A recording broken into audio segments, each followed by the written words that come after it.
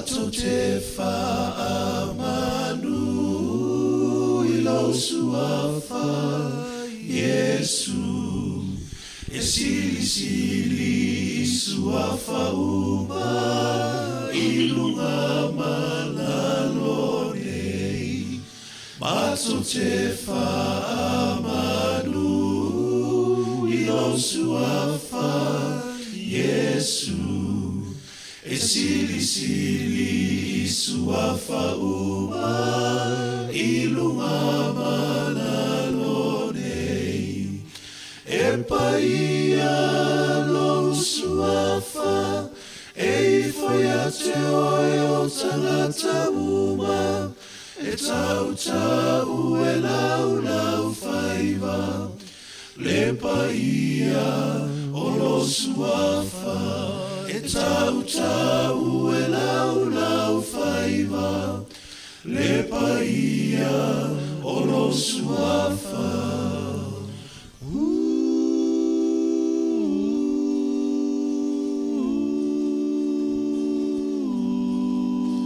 Matotefa afetai ilo wanofa telemai Lo maliu pua ngā ua mato wolai Matotefa afetai ilo wanofa telemai Lo maliu pua ngā ua mato wolai Epaia lo suafa Eifoia te oe o tangata uma E tau e lau faiva Lepaia o lo suafa E tau e lau faiva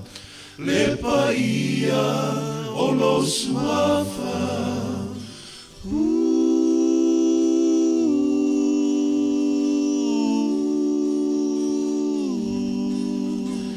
Esisi o matolima ilo suafa Yesu Ia te oe o levi inga Lepaia male mamalu Esisi o matolima ilo suafa Yesu Ia te oe o levi inga Lepaia male mamalu Oe ole papa ole tanga Waola I o mato wanganga Pea tu maufa atua Seia o oile ngataanga Oe ole papa ole tanga Waola I o mato wanganga Pea tu maufa atua Seia o oile ngataanga Epaia lo suafa Eifoia te oe o tangata uma E tau e lau faiva Lepaia o lo suafa E tau e lau faiva Lepaia o lo suafa E tau e lau faiva Lepaia o lo suafa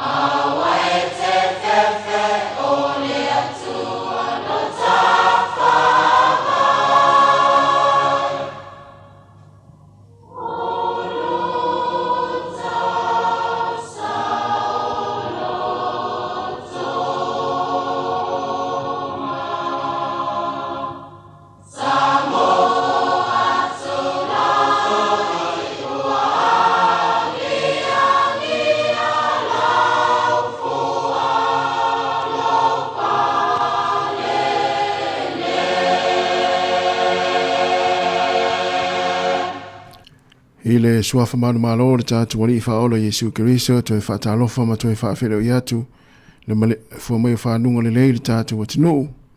Whaftai le atua ia ui fo le nei aso i loto, so i fua maso mātou wola, talofa lava.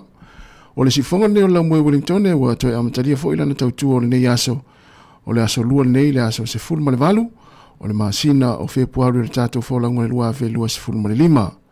Alo maia, o le tātou sauringa loto le nei tai au, te ia le sunga i le whawhengainga Reverend Whapepele Taitu Ave o le Kalesia Valley Church of Nazarene Wainu Yomata usimaya le whawhonga.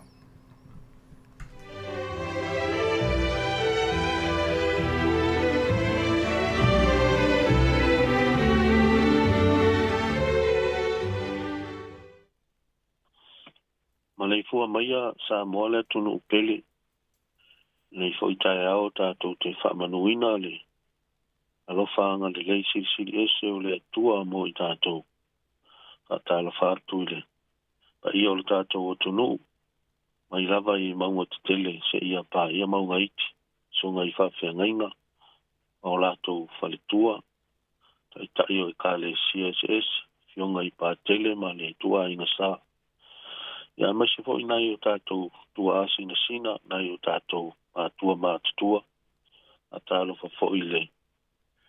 Si u fonga le lau mua, so ngai atasi ma le pūlenga o le tio whaasala lau. Ma lor so i fua manuia ma le langi e mama le nei tai au fau.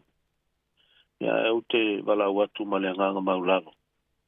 O maia se i o tātou mua i momoli lapalapa o malo ile.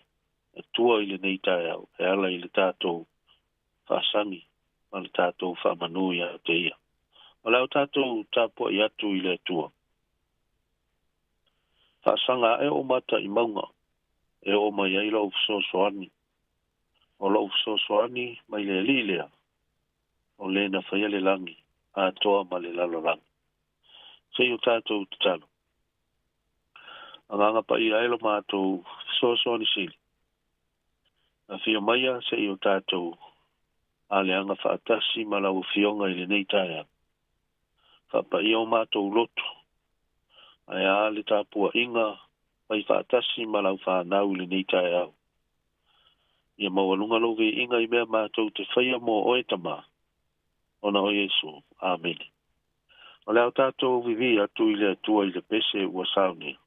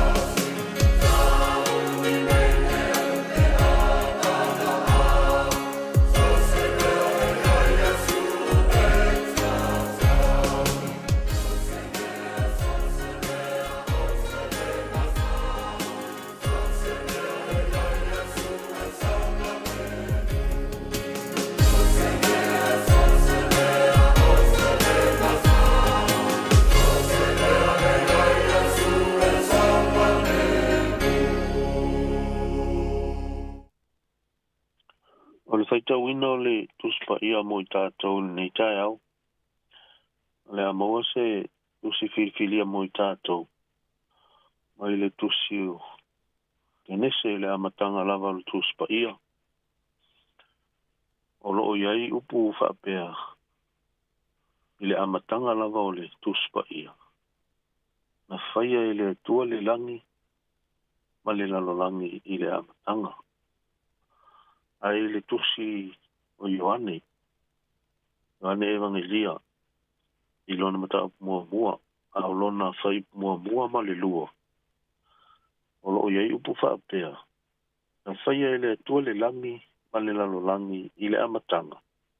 O ia lava sa i le amatanga. Na ia whaia mea uma lava. E le ai fo i se mea e tasi na whaia. E le i whaia e ia. Ia o upuna ua o filifilia. E whaasoa tuai se mawhauwhaunga whaaleanganga. E tai ana ina ai tātou le nei aso fo ima. Ngā luenga o le awhea ngai mai tātou. Na whaia e le atua le langi. Ma le lalolangi i le amatanga.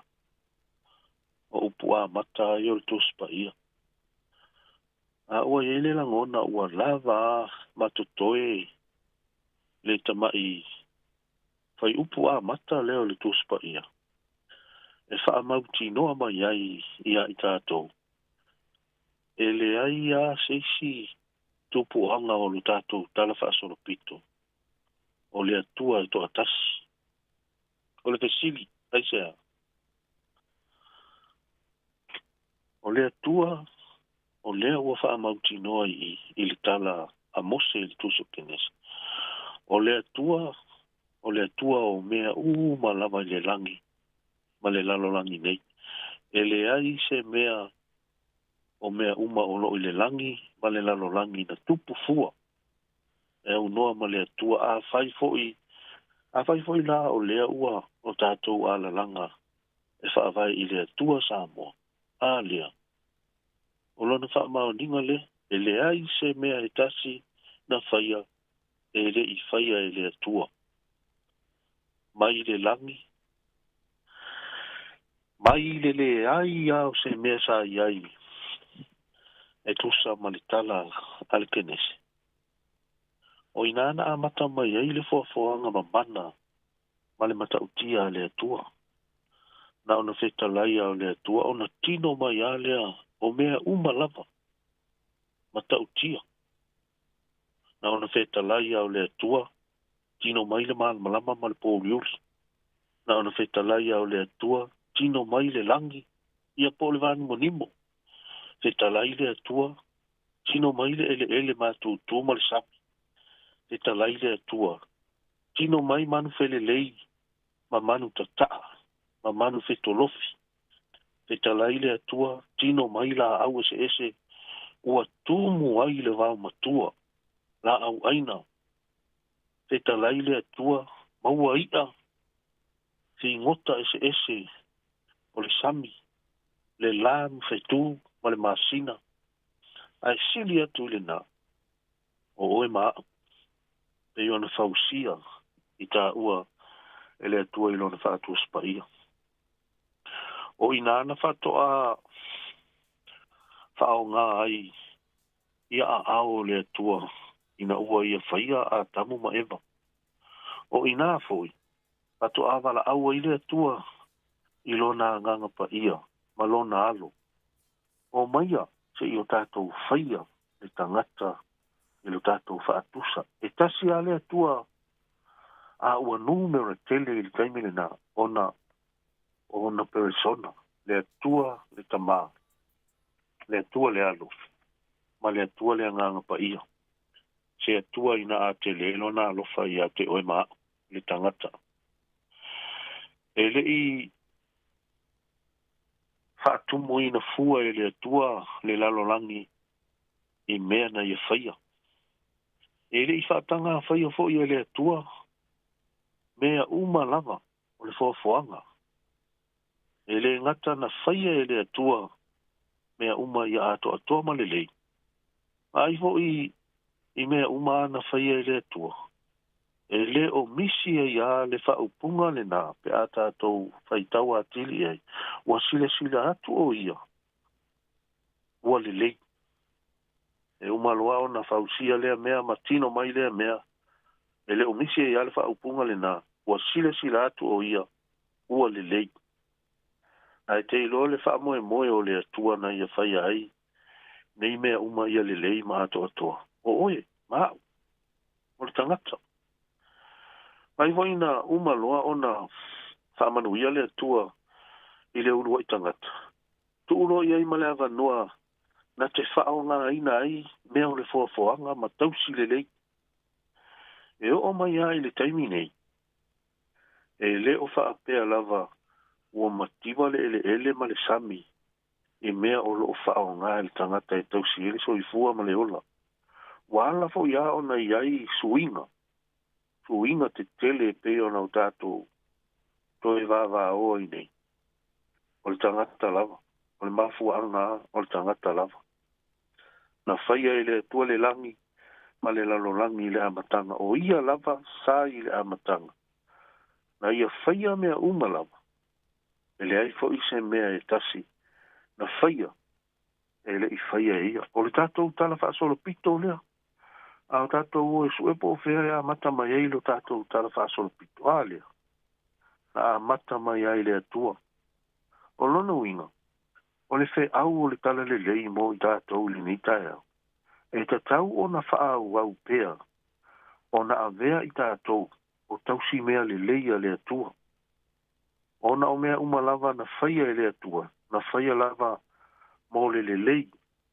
Ma le soifua manuia. O oe mau le tangata. Ia e sao ale upule tātou te. E tātou te whaatale sua i te leo taimi. E le leia le atua. E le leia le atua ma ato atoa le atua. Ato atoa mea na te whaia. Ai e wha le tonu a tātou. E tai. O loo ata nia lava fo i upu a mata i o le tuspa ia. Whaatasi e mali whaamatalanga i oane. Lo tātou so o tanga vava la lata sa i mali atua i le amatanga. O le so o tanga la le nā. Sa ata tau o na tu mau pealo na ato atoa. Malona pa ia. Malona mama. O ai la le ki. O le ki ia o oe maa. O no Yesu. Ameni. E o tātou te talo. Aftai tele le atua vi i o oile nei tae au fau. Pa manuina lo suafa maanu malo. Aftai le nei aso fau. E malo si fau ai maise o le ola fau. Aftai au fa manuianga. Aftai lo nganga pa ia e musu ia o mātou loto. Ma fa malosi ia i mātou tama. Aftai lau tuspa ia. Au mātou whaitau iai. O na o mai lea o langona ola. Ma langona fau i o mātou loto. Mātou te manatu ai i lau o whima lau whina ngalo whaasino mo i mātou. Whawhetai i mea umalava o lo e fōwai. Tau se ilo mātou ola i lea aso ma lea aso tamā. Aftai au whaamanu ianga. Le nei tae au tamā. Mātou talitono e mātou o le whanau e tumu i lea ngā māsa sei. Whamore mole, sei a whama ngalo lau whanau le nei tae au. Mātou mana onga tamā. Alofa mai le nei aso ma fuafuanga whai a lau whanau. Pea ngai mga ruenga i le nei aso. A mai se foi o leo atu o whanau ia o onga. Ia malutia le ola male soifua i o ao alofa tamā. Talo whaapitoa mo e o loo. Maua i ngase o le tino. E mana tua pea. Lau au auna. Le tamā le toia ina. O lo mātou tamā i le ngā luenga. Sunga ia au whanga. Mana tua pea ia mātou te talo whai pea tamā. Tu ina atu ia te oi o au whaola. O ai ui lava o fō mai o le neila lo laki. Ai mātou te talitonu lama ma whātua tua. O lou mana whai venga. E te tupu ai mea mātou te ofo ai. Alofa mai. Lea ngā atu i mātou le nei aso i whi au mga luenga. tātou tu upo malau fio, e manuia i mea uma mātou te whaia. A manuia i le si ufonga le lau mua, ma le ngā luenga whai pea i le aso, ma le aso. Ma walunga ailo vi inga tama, ona o Yesu le li i mali whaola. Amen. Amen.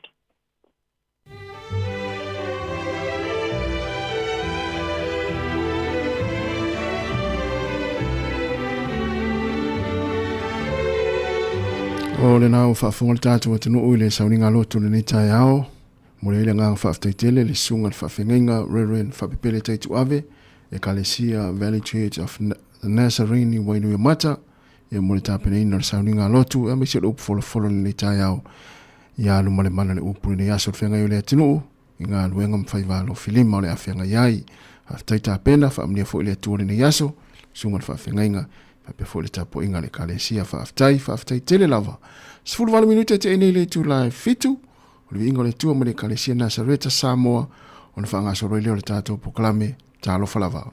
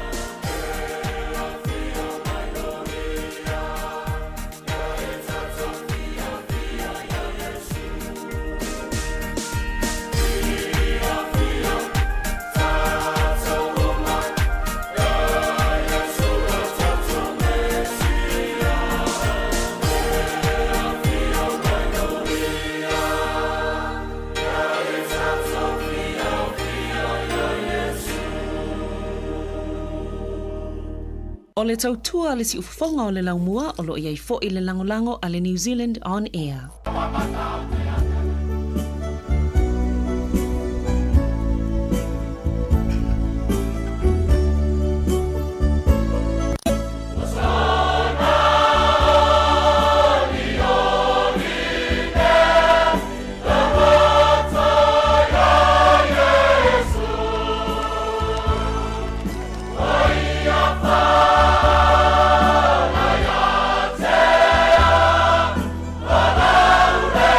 Hey!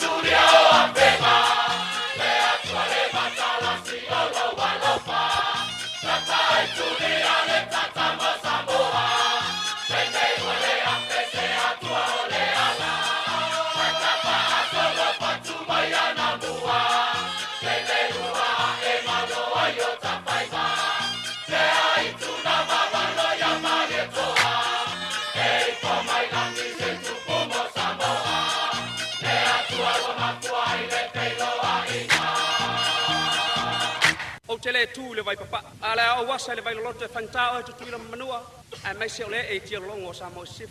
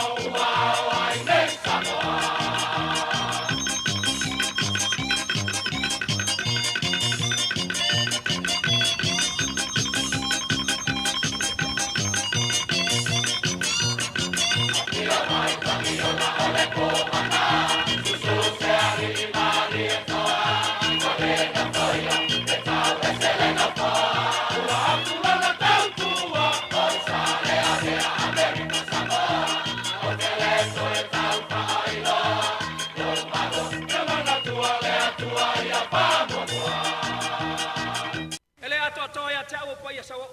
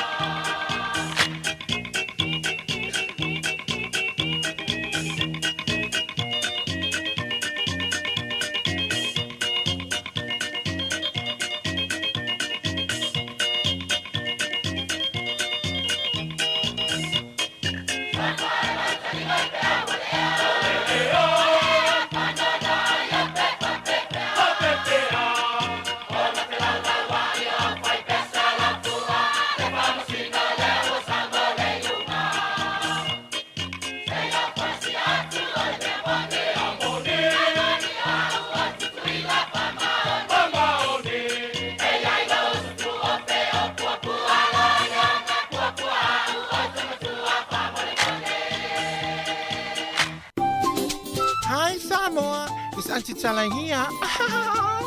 Instead of Fifi Falong, ile atau le tayao. Laugh of the morning. Amat sa may apple feet to the bambao, sufong alo mua, atau le tayao.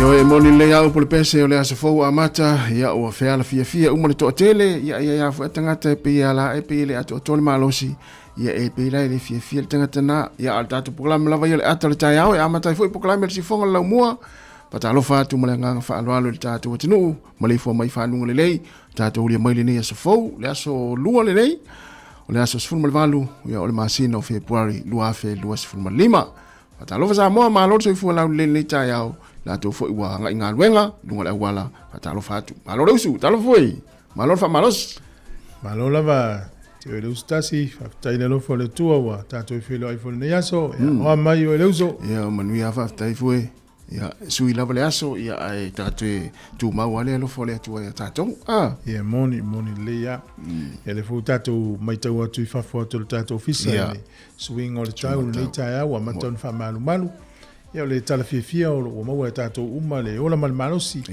ia ai foi le tatonu e inisio tatou ainga ia po e pele ia tatou ia o failangi foi longa po faina foi ni tai ia mele ia a fia tu proclame ma falo tele tu fa ma fanatu o no proclame la vai le atel tai ia sa le ia yo tatou foi ia wala usinga luenga malon fa malosi ola ia tawa fa se talo ia nga ia nga luenga Puya tu ele mora wala ma ngai fu ngalu nga amato ni yaso. Aki mela lu ti ol fitu tao ya te fai el tato sa nga lo tu tana i tato fa salongo el tato lo fai fa tasina ya fai misia o fai sa talo ya ngale le pui fa na ula onga ya mo fa ngalu nga le yaso. O tato mai tau na lete. Pe yo aso ia se ai fa lo fa la vetu. Terminate. Oh, so le pe o le mea fua le wha le e a fia so i fua i aso o maso e o no whaingo fienta to maua tala i lunga o penga ata whailangi mai ima o langi New Zealand, Australia, el Pacific e pe na o le tate whanongo tu luta pe e talo whaina ni tangata talo whai o lato a inga le ngata o ma i o wha lavi lunga le awala ia ma lu i tau so i fuanga o le mwhai le tangata o na manu malo ia o na ya na le o tu instala pa wa le ya malo sa yo e matala malo la vale tawata i le ta fo ya le na ya ai le tato maftanga lava ia le proclame al taio tato fia fatasi tato tel no fia fa so fia ia ma fea fia yo tu ia le la male ata ya mana ia lo le ni aso tam fa ia mo sa ata ile aso male aso vai a po ale aso e tele ata ia e mo fo inalo le fia ma e fatu pu mai fo ia te o tu lo le tai au ia ni si tai mi ala na le fia te le start ia na o le ma fo le fa tainga fa pe ola va vai mai i lo wata tai o ma na o tele le fia ia lo fia mo wa le ile ko fio te mo wa ala vai mai o le lu po o na le te vai tu tai au ma o ta fia tongi ai se uno el famo moi le na taiwan sa tato o el famo vai a sole stona sia fine ia pe le na o mai tawina na o malol famo moi tu ali o lo matua sa el famo moi si o ile si tu fusia tu songia tu el na to fia ai si lo matua na fika o ele aso na va pe o le temia tu to tasi na o ai si tu li manuel ho ia ma walo mala me ma ia pita ia sa li o oe ma va ai le oe tonte le isi lo matua sa ia ole sa ole ia tu fu te fa ma ni la tala na ia e mai le sipito e mai le tau au e mai lo tau au ia o te fa pe tu ai tu ia o i so le talo fai ia nei matua me na foi la te fa tu fu te lo tapo kalame o wo ma mai le to ina ma lo matua ia mai la le no mai asu e mai ia le so ana su e mai uma matau ai su mai foi la wa e halu langa na sai ia to tuangia sa fengai mai se uma to fia opo ya foi ele ta wala tu mai se uma to fia opo ya foi tatia a wol fe ia me visi ya inga so de ya se tatu matalo foi tatu tu ni ta ya o le sua fa manu malo le tatu ri fa ora Sāmoa fatalo fatu ya ona le tu so ngai fa fengai nga foi la ngol tala le o ta ia kalesia i so ta fata vai taulanga mai se pa ia o kare sia te tasi o tato atunu le tele lo tato atunu na i mitua tausi tonu ainga o lo whaalongolongo mai le tio, le tasi o le tesi ma le tasi whamo, pe fo ilungo tātou pinga te whailangi o lo mafuta, ma yele toa telo le tātou atunu, awanga ia toa fo le toa tele fi au mga aluenga le tai au, ia whaatalo whaatu le proklame le ata le tai au, ma le tautua le sifonga la mue Wellingtone, nai ainga fo ipe on tau e tofue, wa fea i whaanoanoanga o le wala upa ia le atua i ainga, ia loto tele pe tātou whaatua tua i le tua. Tātou mafuta i le tautua le sifonga la mua, tātou fia whaatasi le nei tai au, ia, ma tātou mafuta i lau fo i proklame, ma le tautua o le nei aso. Sifonga la mue Wellingtone, le oto e lua se fulu ma le tolu minute, o na talo leo le tu live ma le tua, whaasoa le tātou Facebook, ia pe tufa foi, ia e mai moa ia iau a inga, subscribe fo le tātou YouTube le nei tai au, ia, mai moa ia iau o maupa anga, ia ma tātou mafuta i lau foi, ia le tautua le sifonga la mua, mo le nei aso. Tātou wot whaafiafianga nei ma le matangi mai sae, e te talai fo i whaafiafianga le nei tai au, le pokalame le ata le tai au, sifonga la mua Wellingtone, na o tu i le au mai, o le ngona ar pese, ale matangi mai sae. Tālo whalawa.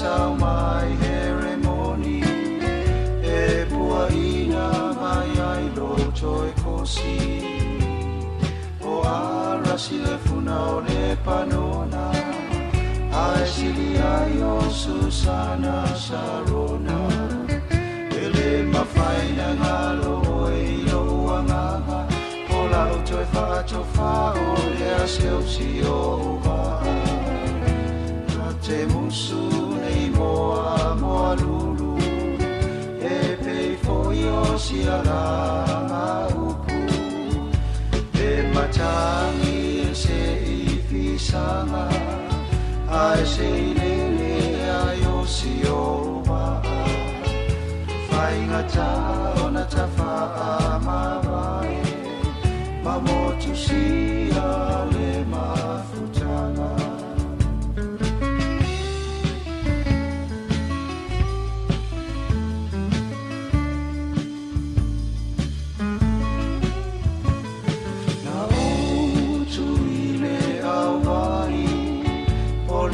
tafe malu ole naia ma o tau mana tunatu ile suiti ona yo foliga pe ole sa mai ceremony e puaina mai ai loto e kosi o arasi le funa o le panona ai sili ai o Susana Sarona lele mawhaina ngalo e o wanganga o lauto e whaatofa o le aseusi o umaa o te musu nei moa lulu e foi o sialanga upu e matangi e se i fisanga ai sei lele ai o si o maa e whai ngata ona tafa amawai ma motu si ale mafutanga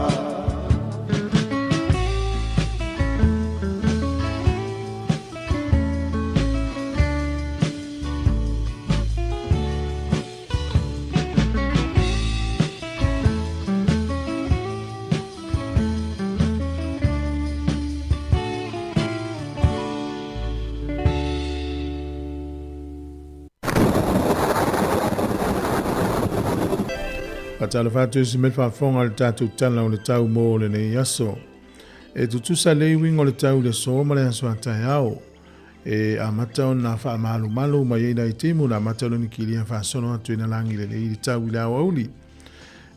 tusa le mtai au la stofi e matualangi le lei lava le tau la stofi o le aso freile fa pena fo yo na yai na fa malu na timu le tai au na matele ona langi le lei le tau e langi le lei le tau le aso to nai e tusa le tau Wellington fa pe kapiti o manuotu whanganui mutau naki e fa pena Hawke's Bay e langi le tau Hawke's Bay to uluti munga i taupo ma Marlborough o i rapa i nei timu na matelo na vai le mantele la fa solo i la uli o le malulu o le ea i le solo i te sifuru whaanga i lunga le sifuru mariva ea ma whanwhana lo i le lua sifuru lima fa solo i lunga le tolu sifuru le i Hawke's Bay lufuru iwa i rapa lufuru iwa whanganui lufuru valu lo i manuatu ma whanwhana lava le tau le wa matau na vai wingalangi le lei o le tau i Aukilani o le motu i saute matele na timunga le motu i saute i le so o le malulu o le eolo i le sifuru luanga i lunga sifuru valu e mawhanwhana lufu lua whaasolo te lunga lusu fitu na iai kala estete o le o te lengo le tunu nei aso i matele na langi le lei le tele o vaenga o le motu i matu nei o le motu i saute e ina i timu o pia le nei aso i whaiti lia lua sifuru ma le lima le fole vela e mawhanwhana lufu fitu le vela o le angoto i fole lai le so Wellington e lufu tolu minute te alvalu na nei le fiafi e o soa ele na tai au to e se furu tolu minute le fitu i le tai au a tai au o le fua le manulu i Wellington e mauna nutua oi o lo ia i le se furu tolu anga ia tu i lunga le se furu male ono e a mawhanwhana lufu fafa solo i lunga lua se furu fitu tala o le tai mo la toi whaangota le nei aso sua le tai Wellington i le te ale tite o le se furu i le tai au nei. Pe le tai to i lua se furu toru minute le lima le fiafi to i sua le tai to i se furu iwa minute i le se furu tasi na nei po. Po li lua pe le tai to i se furu iwa minute le valu i le tai au nei sua le tai i le lua ina au auli to i pe le tai i te o le valu na nei. Tala na o le tau ma le tala o le tai swing o le tupe tasi tala New Zealand maula o tupe Australia e valu fulu ma le valu sene o le tupe Amerika e lima ono sene i le aso nei. Tasi tala New Zealand maula o tala fiti e tala lus fulu valu sene. Tupe Sāmoa le o me i le titi ilunga le tala lima tolu sene e ma le tupe a tonga po le paanga tonga tasi ma le lua fitu sene. Lua fitu. Tasi tala New Zealand maula o tupe Sāmoa e tala lima fulu tolu sene. Whafta ilava e amanuia na yaso.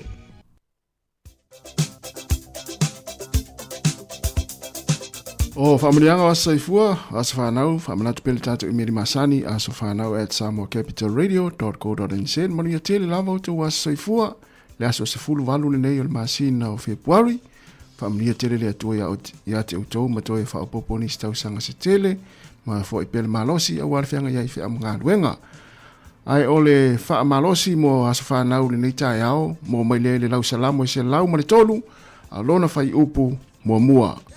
Salamo se lau male tolu, a lona fai upu mua mua. Lo wanga ngai, ia e whamanu atu ia Yehova. O mea umafoi o i tutonu ia te au ia whamanu i lona suafa pa ia. Lo wanga ngai, ia e whamanu atu ia Yehova. O mea umafoi o i tutonu ia te au ia whamanu i lona suafa pa ia. Maana ia telele, malosi o nei tae au mo as whanau. Manu ia tele o tau asa saifua, o le pese nei malitia maa mo o tau.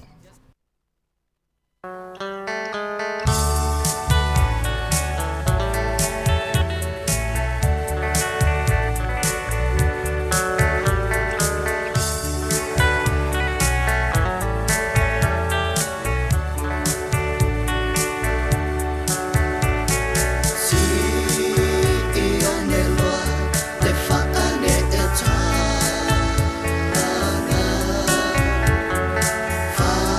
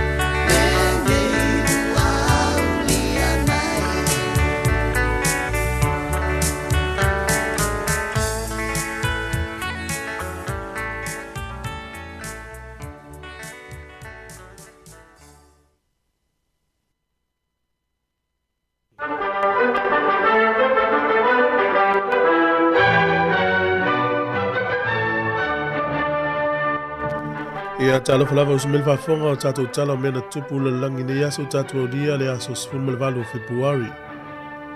O le aso nei tu sanga e tasi iva, tasi, o lo maua i whamamonga whapea mai, o le ulua i aso nei na whaiaini melea o le meli, i whaavea i whaonga i waalele, po le ea mail. Ia, na umaila lea mai i le nuule o Alabab i Peretania, ia ma kiliva solo ai e pea ma le 10 kilomita le mamao na whemala nga i meli mua moe wa ave sa valele. Whameli whamtalanga e ono afe 5 se lautusi sa ave ai i le valele sa ave i meli le aso nei te usanga tasi iwa tasi. O le aso nei te usanga e tasi iwa o tolu na whaavai ai le tangata lea o le kovana leo si amani Sāmoa Dr. Wilhelm Heinrich Solf. Ia le komisi lea o ele masuafa i Sāmoa. Po le Land and Titles Commission whaavai le so e le kovana si amani le Sāmoa. Ia o Dr. Wilhelm Heinrich Solf i tausanga tasiva o tolu. O le aso nei le tausanga e tasiva lua iwa na fato amatalia ai i le tufanga whaelonga le Amerika e tau le Academy Awards ia lea o lona ingoa Filipe whaula nickname o le Oscar. Whawaina tausanga tasiva lua iwa ma le tua ila tau e whaia mene o ata tifanga ia le whailawa i tausanga ma tausanga uma. O le aso le tausanga e tasiva tasi tolu o le tangata le swawhaia George Louis Becky. Ia po Louis Becky e lo mai. O ia sa tusia ia por tustala al tusilea Samoan and Pacific Stories. Ia whapeala na maliu le aso nei tutonu le tunu le usini. Ia i loa ni tangata ia tustusinga. O le aso nei tusanga e tasi iwa tolu o ia o le povi lea o Elm Farm Oli. Whapea le urua i povi nei na malanga i sa waalele, whaavea i sa waalele. Ma le urua i povi foi lea o lo whamauina ia sa tatau ona sua susu i lungo le ea. Ia pe milk fo i lungo le ea ia o ngai o inga lava la wali ia whaia ia su enga mafu ai o le aso nei le tausanga e tasi iwa 5 fitu na whaatino ili whaasalanga o le wha o le oti whaasalanga muli ale tono New Zealand ai o le tausanga tasi iwa o na tasi to a whaalea o ngai na New Zealand tu la fono le o le sale le oti ai o le aso nei o le tangata isua whaia Walter Bolton ia tulou masisi o ia i le whalipuipui le Mount Eden. Mafua mai o na maliu waisi o na to'olua o nofa wha ona. Ia po se vai po se mea ina maliu waisi o na to'olua. O manen whaamsino ngā sala le oti. Le lan whaatino le sol tau sanga tasi iwa 5 fitu o ia le tangata muli muli ufai. Ele whaasalanga lea New Zealand. O le asolo le tau sanga tasi iwa 5 wha na whaavaya ile e kālesia le tau o le Church of Scientology. Ia o le kālesia leo lo lotu elto o tele o tangata i o mai tifanga e i Tom Cruise maisi. Ia e teltonu la tau i le whatutuanga whaasai nisi. Ia leo mai le so e te nai lava o le Science versus Christianity. O e mali yenga to tele o tangata whaifi au kirisiano i Amerika. O tauna o marte me ngā lue whaatasi e malevaianga leo o le sai nisi. O le solan whaavai le kālesia leo Church of Scientology tau sanga tasi iwa, 5 wha. Ia o tātou tala nātou e maul whapoponga le tai masani, whaftai. Malo whaftai whafonga mai o leo to e 2 minuti o na tale o le valu, whafonga i tātou tala mai Sāmoa pe a tale valu. Matala whawar si fonga lau mue Wellington e whafonga iai. Ia, malo whaftai. Wa tfalonga o misi le aso le na ufalonga tu iai, mo le tau sanga lea, mo le tai mua mua avese povi ilunga le valele, ia matau le susu, alfahai o le povi oli. Le tiri no pe va fena ave fa tu fo le le ta tu le te mine ua fa fu na vita vale du ngol vale io o so na ia le la e bo ave fo me ola du ngol vale le ave fo me tau ave ia ta vale la po ia o te le ava ngo fela wa du ngol vale le ia ma lo le spo ni ta ya io ona le la valtanga te fa tu ta ya le o fe mga luenga ya fa malo la valo sai fa manu foi le tu ya on as fa nau te le na yu ta to muto tau si le fo ki ma TV ni ta ya on fa lo mai ya lo te le tu lava fa manu ya tu ta po inga ia manu ya foi ya fa nga malanga la to le malanga ni ya so mo Sāmoa po stadia po se atu no langi ala I maftanga ainga o se singa o ngā luenga ai manatua ai malanga I Sāmoa lau vai atu sole o fai am fai tio matu mai a fai tio ngā tangata I malewa alele tātou I whaleolo tele ato le loa nei tangata ia tele fo I ato vulele o malepelepe tu lou lava le tai au ia mon ona maua me le I se aso le ai o tele I mo se ta ua I ia whaftai ana I ia whaina ta ato I ni stangata le sa o e lai whaani melina tau le fia e la tau ato ia matahala lei ia vaila ato na tu ele utupe a ule vei lalo a vei sa o moi a ua fo ine I whatamala lau silisila I la ato na e ua te mi uma pe fafa I te ua e sasi lau vai wale la maulu tono le masini le ato na I loa ele tangata whainga luenga le au kilani po fia lava ili malai vale te ua sasi lau silisila ia e o tele tali tonu melo le avisa se so stangata malanga lau mai tau ina lana ato fatoi fo ia langala tele tangata o avisa te loa ina avisa a vusi ato Ioe, no avisa ino le tasiva I valua. La mafua. Tutu sama ato. Io te ngā mela. Ai le ai fo ini li pine na whaamau ai. Na fo ini whailonga ai. Mela ma le whaile li pine no ai se ie po las whailonga ia une to. E te tango to ai mama le ato e e mamafa le ato le na ia vea. So le te ofo so le. Ia waso ala, ia fika I po tōris full tausanga. Ia tōris full ia tu mai lan tausanga le nei. Ia o matua te ofo so le. Ia awha tōris full tausanga te loai tu sal te mina nā ua wa tōris full te ofo te ita ia le ngalo so le seso. Ia malo, e tō te rena I tato uona e. Ia mafuta mai fia whawhiro e tō itas. Ia mana ia, patalo whatu le sunga pali sina leo, ia le whalitua Sevelina Vaua, malo whaftaile mafuta mai. O mafo Eric, mahalo whaaftai, manuia le nei tai au, le sunga whawhengainga, ia pasa tapo I, ia anofo inga sa wainaya, o le sunga ia le au anaya sa moe mai, whatalo whatu mahalo le usu, sunga Epolin Masua, mahalo manuia ngā luenga le nei tai au, le sunga tai malanga ia tapisori le maiava, manuia lava ngā luenga le whengai le nei tai au, talo whatu le sunga Lona Lote, whaaftai, whawina Tanielu, manuia lava le nei tai au, sunga Saulo Whaea, manuia le tai au, ia lusa pule soisoi, ia mafuta mai Amerika, manuia lava le nei aso, whaftai mafuta mai. O le sunga aso walu tau whafo, whaftai tere lava, ia whatalo whai le sunga ia Epi Iosefo, mahalo whaftai le mafuta mai. Lusa le fionga ia tofilau ese, talofa ese, manuia lava le nei tai au, ia o nati vo a, whatalo whatu whaftai le mafuta mai, David Afamasanga, ia le sunga ia malutafa, mahalo le soifo manuia, sunga wale le mati, manuia ngā luenga le nei tai au, sunga Penny Leota, manuia lava le nei aso, whaatai le mafuta mai, sunga ngafo pula, sa alua tele muas, manuia lava le nei tai au, ila sunga le pas, o le sunga ia Alfred Aerobic, whaatai tele lava, se lesa ia fata, whaatai tele lava le mafuta mai, tarawhatu le whatua alupe Molinowski mai Australia e Brisbane, o Aaron Sila, a Fetala Marina, ia whatalo whatu le sunga ia Sauvaonila, ia o le sunga Margaret Van Rensbeck, ia o ma le sunga ia Augusto Otero le tātou lisi. Ia o le nā, nisi nā leo mafuta mai le tai au, o le la tātou pese lea, ia o na soro lea ma tātou tala mai Sāmoa. Le kōre na li.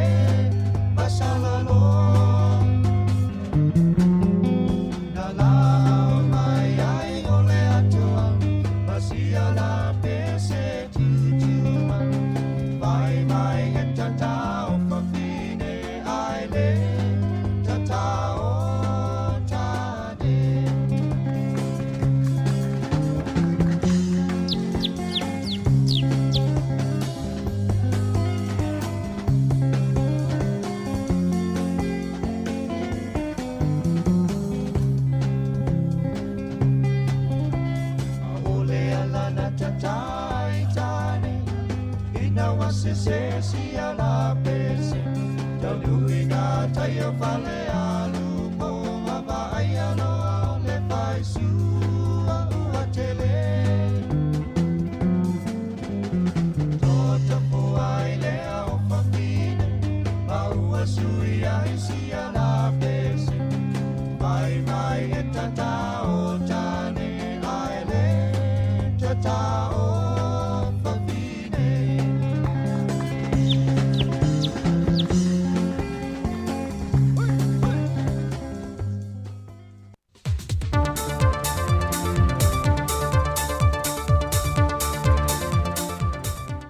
Ta alofa lava, o le isi wha opoponga le ni o telefon mai Sāmoa, e mea lo te tupu si o tātou tano o se mai ele whaafonga. O se teimi mulmuli mai o na wha atoa mai leo report e wha te tau se mata opo, na awhia i se tina o lo tāo whia mao tanga se ngasi ulu mtotua, na awhia mai i se la au malosi mai le whio ango ale sā i le asoan na whi. O le au nanga mtanga luenga o leo e tuana i manto, na mua i tadi atu le wala au ona e iaia latu ta vale whale mai, na o latu au maia le tina na awhia, mai le no whangan tu poile wha lave anga i le mautanga se ngase. Wha maunia mai le ia taua sa muelu a whamasanga, o le sui kom sino mtanga luenga o leo. O se teimio le so, o le amo mei se wha opo ponga po se atoanga o le mata opo. E au ngā mena tūlei mai le sa i lingo le tau salo le Pasifika, e wha tupu manatu e tui nā tuaini whautuanga i le ofiso tangata tā whau mai mō mai le atu noo, mō nisi tau wanga o tau salanga i le lumanai. O te tau ana toi sila silai, i le toi ilo ina ato o ta iala matula fono, e lima teita inai le whaafuina, o le whaamasino ina o tau wanga ai mai se lona whaatinonga. E se whatalanoanga ale iata o le Sir Jerry Prant, ma le autu Stella, la ia whaailoa ai, o le tolu se fun ma le maluele neo tau sanga talu o na whaatau teia tau wanga tau salo le Pasifika, mai o Sāmoa e ana le tau wanga, o i nei fo iolo o ielo na ofisa whaatonu, ma le pūlenga o le tau wanga. O le tau wanga o le tau salo le Pasifika i saute, sa iai mua lo na whaingoina, ai na sui le tau sanga lua fesa fun ma le whaale tau salo le Pasifika.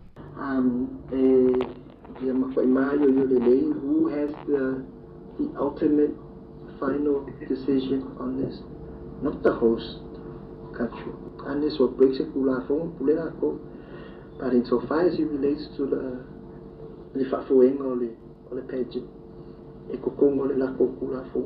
rules and regulations. Na tā ua le iata o le sā o se tau wanga pito i sili le nei o na umi lo na whaatinonga, taru mai o na whaavaina tau salo le Pasifika, le sa mōri mawina le atu noo, le o atu i le lima i tū la o whaanga solo pe lava, ai mo i la tua whaamasino, e o atu le se fulu i tū la, taru mai le te mina whato atau nuu i le tāpe nanga le awhiawhi, ma sa matua la ngona i nalo lato vai, e le umi ai mai se foio le au mai moa na whaatasi i le apo. O lana mai tau le telo vaenga na whai mapoloka matari tali, e pei fōringa mai o loo whai se whaatai ta inga, e le pei o Sāmoa pe a whaatau teia tau wanga whaape nei, o le tuwai lava o le luai tū la ma whaamaea. O Sāmoa e ta iulu i tau wanga tau salo le Pasifika, ma e te toru tau sanga e tui nā tuai isi a te no, ma toi foi mai i a Sāmoa.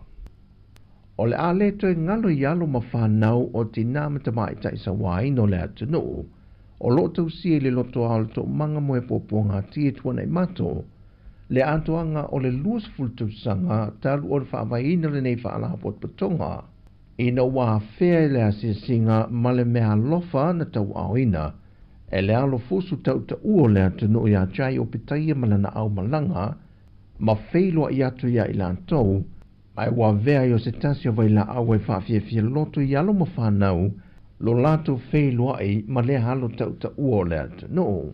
O pusa o lava, o le utau tau mawha ma pusa o mea ta alo, sa tui nātu i whanau, le na whaatai e le pūlenga le tok manga moe popo ngā tia, le anga le lei o le alo le atu no, no lato wa mana ia inai, i alo sawai no le atu no. E le misil mtanga wengo pūlenga o wafo le atu no, e le tui nātu leo ana tupe whaasili tau sanga te itasi, mo le tala whaatatau o tua le tupe. Lea olo o aia i lalo whainga whaavai ala malo, e whaatupe na ia ati na e whaata atia i lalo le tala whaatatau o tua le tupe, i tau sanga te itasi. Mai o le tau sanga neu tui nātu e le pūlenga o wafu, le silia i le 3 miliona tā la, e tui nātu i le mtanga luenga le NPE o lo o ao ina, ia tupe whaasili mai mtanga luenga, ma whaalapo tu ma oti e le malo. Mai o whainga whaavai le malo e te tau o na whaamatu i tau sanga whaade tupe e mtanga luenga uma, le 35% mai i ana tupe maua. O lo te ena ele sui komisina mtanga luenga leo papali Mona Lisa tia i keti, tua inga e whapea e leo le leili ngā sesenga o tau mafa mo i lanto o lo turi whaasalanga le to ese. Whae loa pali e silia i le 5 se la wafe tā la le tupe whaaluina mtanga luenga i le tausanga e tasi, mo ainga e toru le aso i le tae awa wa uli ma le hawhiafi, mo le whalepui pui tā whaingata ma vai a ata i sa vai. Ese mai i le nā, ai waso whaapitoa, e whaunga ina mai e ni manolo tausia i whaatoanga pāng tā. E whae longa i nai se aso whaapitoa, e meise o lo whaawawina lava porkala me te tono le to ese, e a o tau i nai i lātou a mā ngalo, e mawhai o no lātou a matai nai se pisinisi, e to mai maanga waa tau lātou wao au ina. Whai lofo e papalii, e le whaavaea tua inga o lo whaia nisi o le atanu, e wha le au ngai nai le tausia le lei, e le mtanga ruenga male au whainga ruenga, moi lātou o lo tuli whaasalanga i le to ese. O tala fauia mai Sāmoa, whaamanuia le tue ngā ruenga o le yaso, whaasoi fuia.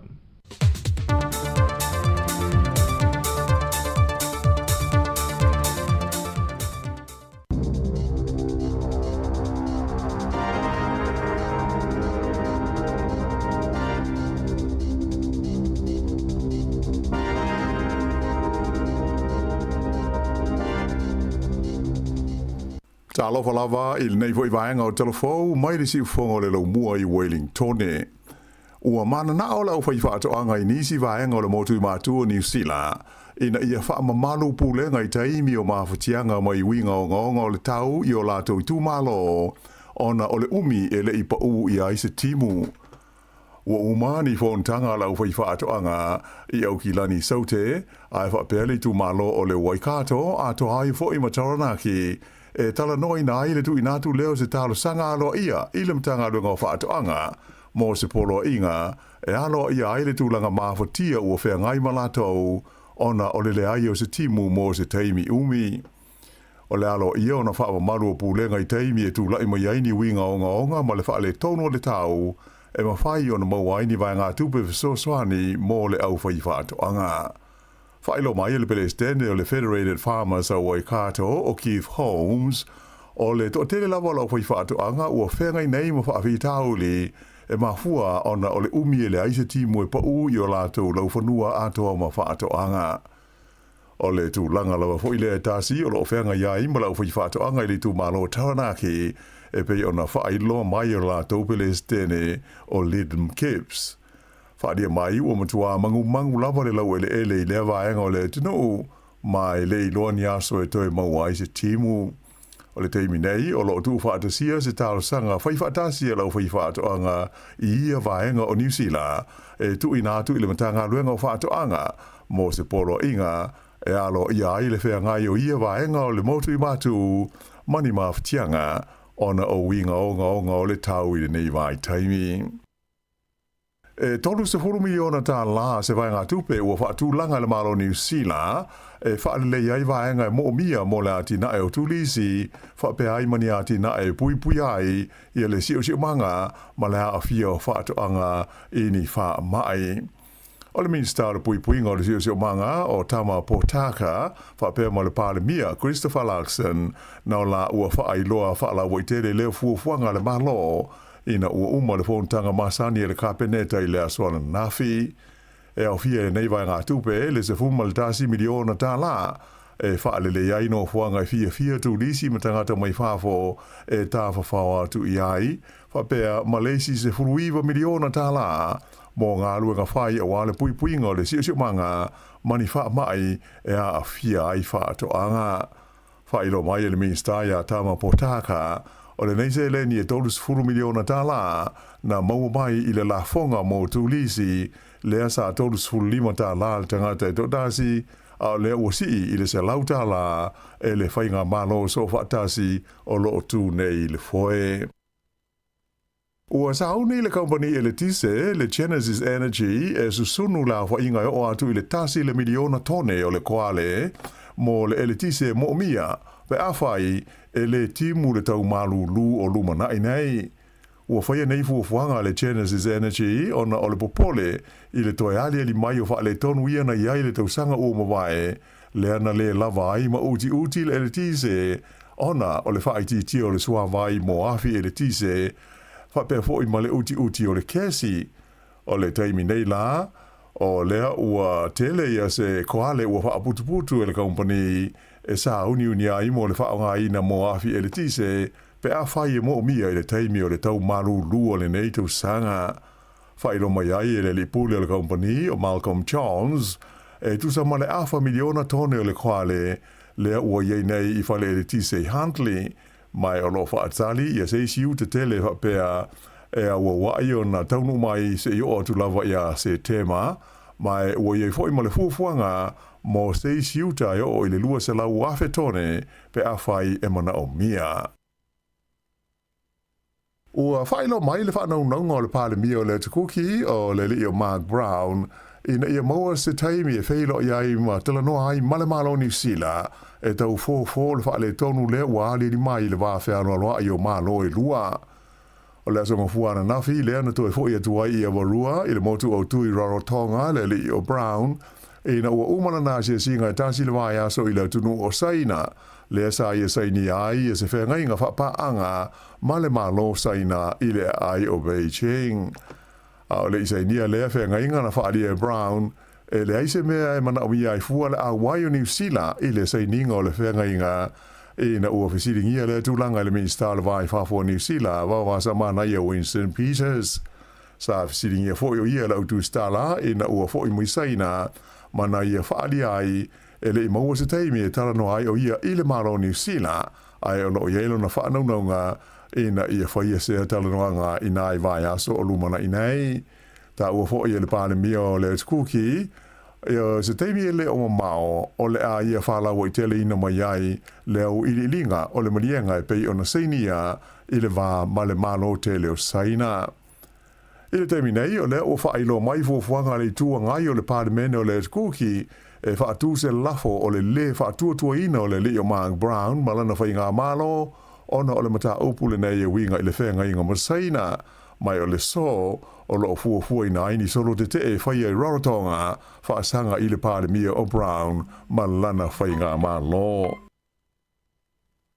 I Amerika, ai titi mai e to se fulu la whai o tangata ua mariri wai ona o lolonga mata whenga whaafusei na mafua ona o winga lolo wana a fiai i ale tūlangi saute sa sae o le tenu i le whae unga le vai aso.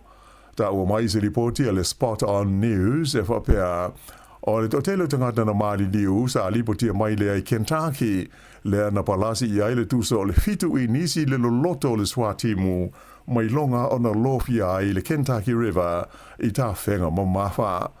Ua lapota ia ma whautua ina ai le kowana o Kentucky o Andy Beshear i a tangata ina ia whaetete ma ia tautua nā ia winga whaale tonu ma le lolo wale tau o loa awhia ai lea vaenga tele o Amerika.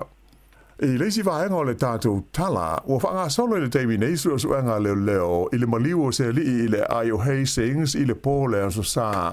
Wha iloa e leo e wha pēna lipotia mai pe tuksa o le afol se furu i le pōle sa e ani tangata o lo tau i fusu i lunga o le tele i Hastings na manua ai se ri i le misa sa awinatu i le holamai Hastings ai na umailo naola i se teimi muli ane o lo wha atau sangi na mai e leo i le apitanu u ma malu le tunu e fe so soniatu i ni wha amtalanga i tusa o lea wha lave.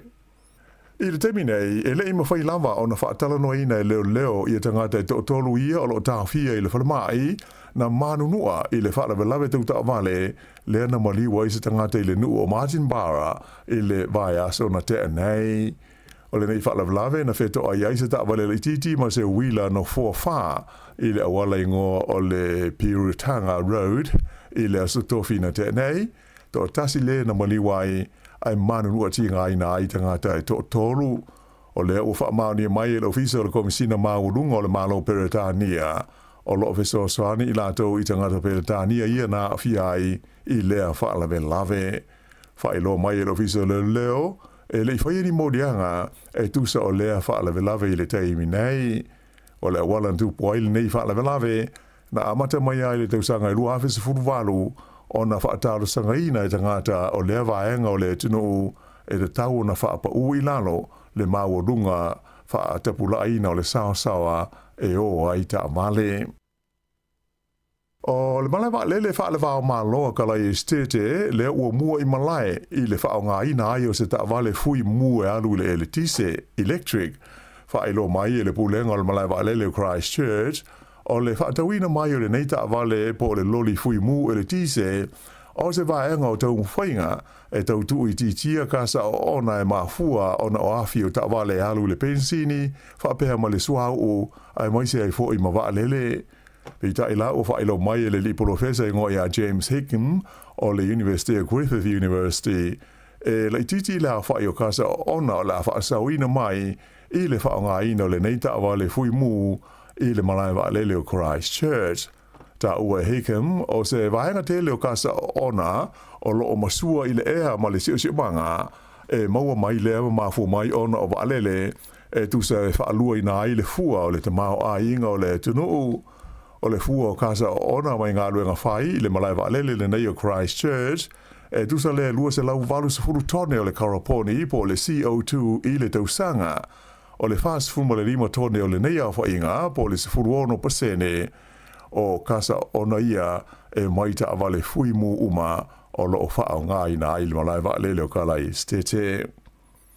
I le Ayo Palmerston North, ua whaasala ina i le se fulwha masina e nofo wawa ai ai luna whale, ia se li ina wha mao nia luna solitu la whono, ona o le Sāmoa ini te maita i whau po ni papes se lua.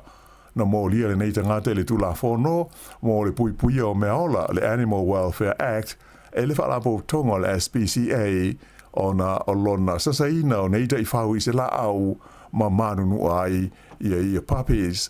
Ele ngā te les fulwha masina ua whaasale nai o ia, ai ua whaasa fo i le whaamisnonga o na te whaia sana te i whau mō le umi e fitu tausanga o lumana i nei.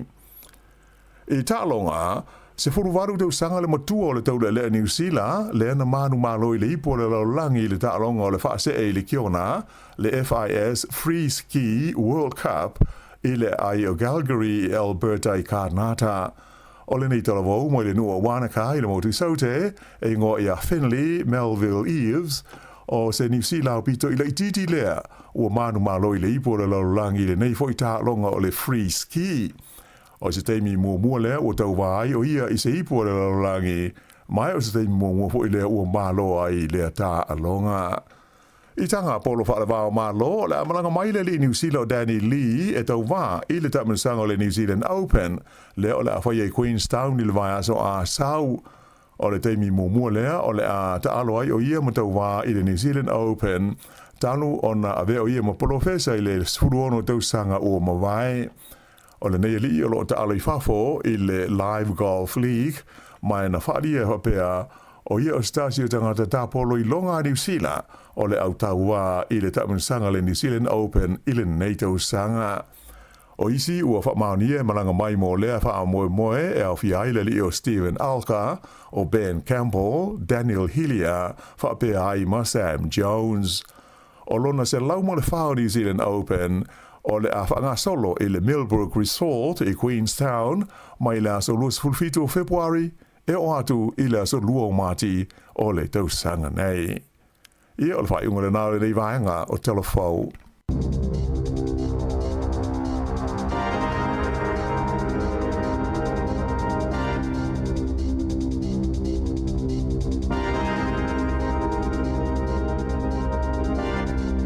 O le nau whaafunga le tātou atanuu i tātou telefou mai Sāmoa, e pe ona tāpenina le sunga ia tā se Salam Sam.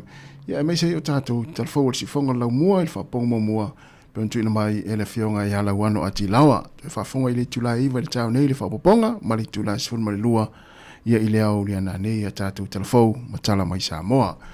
O le ua lua sifuru minute ua te nei le tula e valu, ia mnatu fo il taimi nei o le ua tele na ngai nei mātua e momoli nei whanau a onga, ia ili nei tai au, ia o se tala malata mai le tau lau mone Wellington e, pe o le vai atu pe o le ua amata ona whaatimu mai whawhatu le tātou fisa whasara lau, ili nei taimi o le tai au, lono winga o le whaamanatu maasani, ia so timu, ia nei matua tautua nā le saonga le mū, ia le anga i fo ia moli nei whanau a onga, o mase se e fo le awala ni taimi, ia ai tu atu pe ia te oero whafoina le taavale, ia whapea fo ina e whalongolongo mai whanau tonu le taavale, ta maiti, ia whalongolongo mai le tau whaia onga le whaia tu le taimi nei,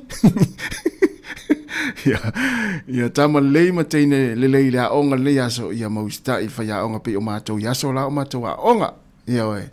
Ia ai o nei taimi, ia fifia lava le ua fatas mai le tofine ia ana solo, ia mate baba alua atu tato puklame ma le tautu o nei aso.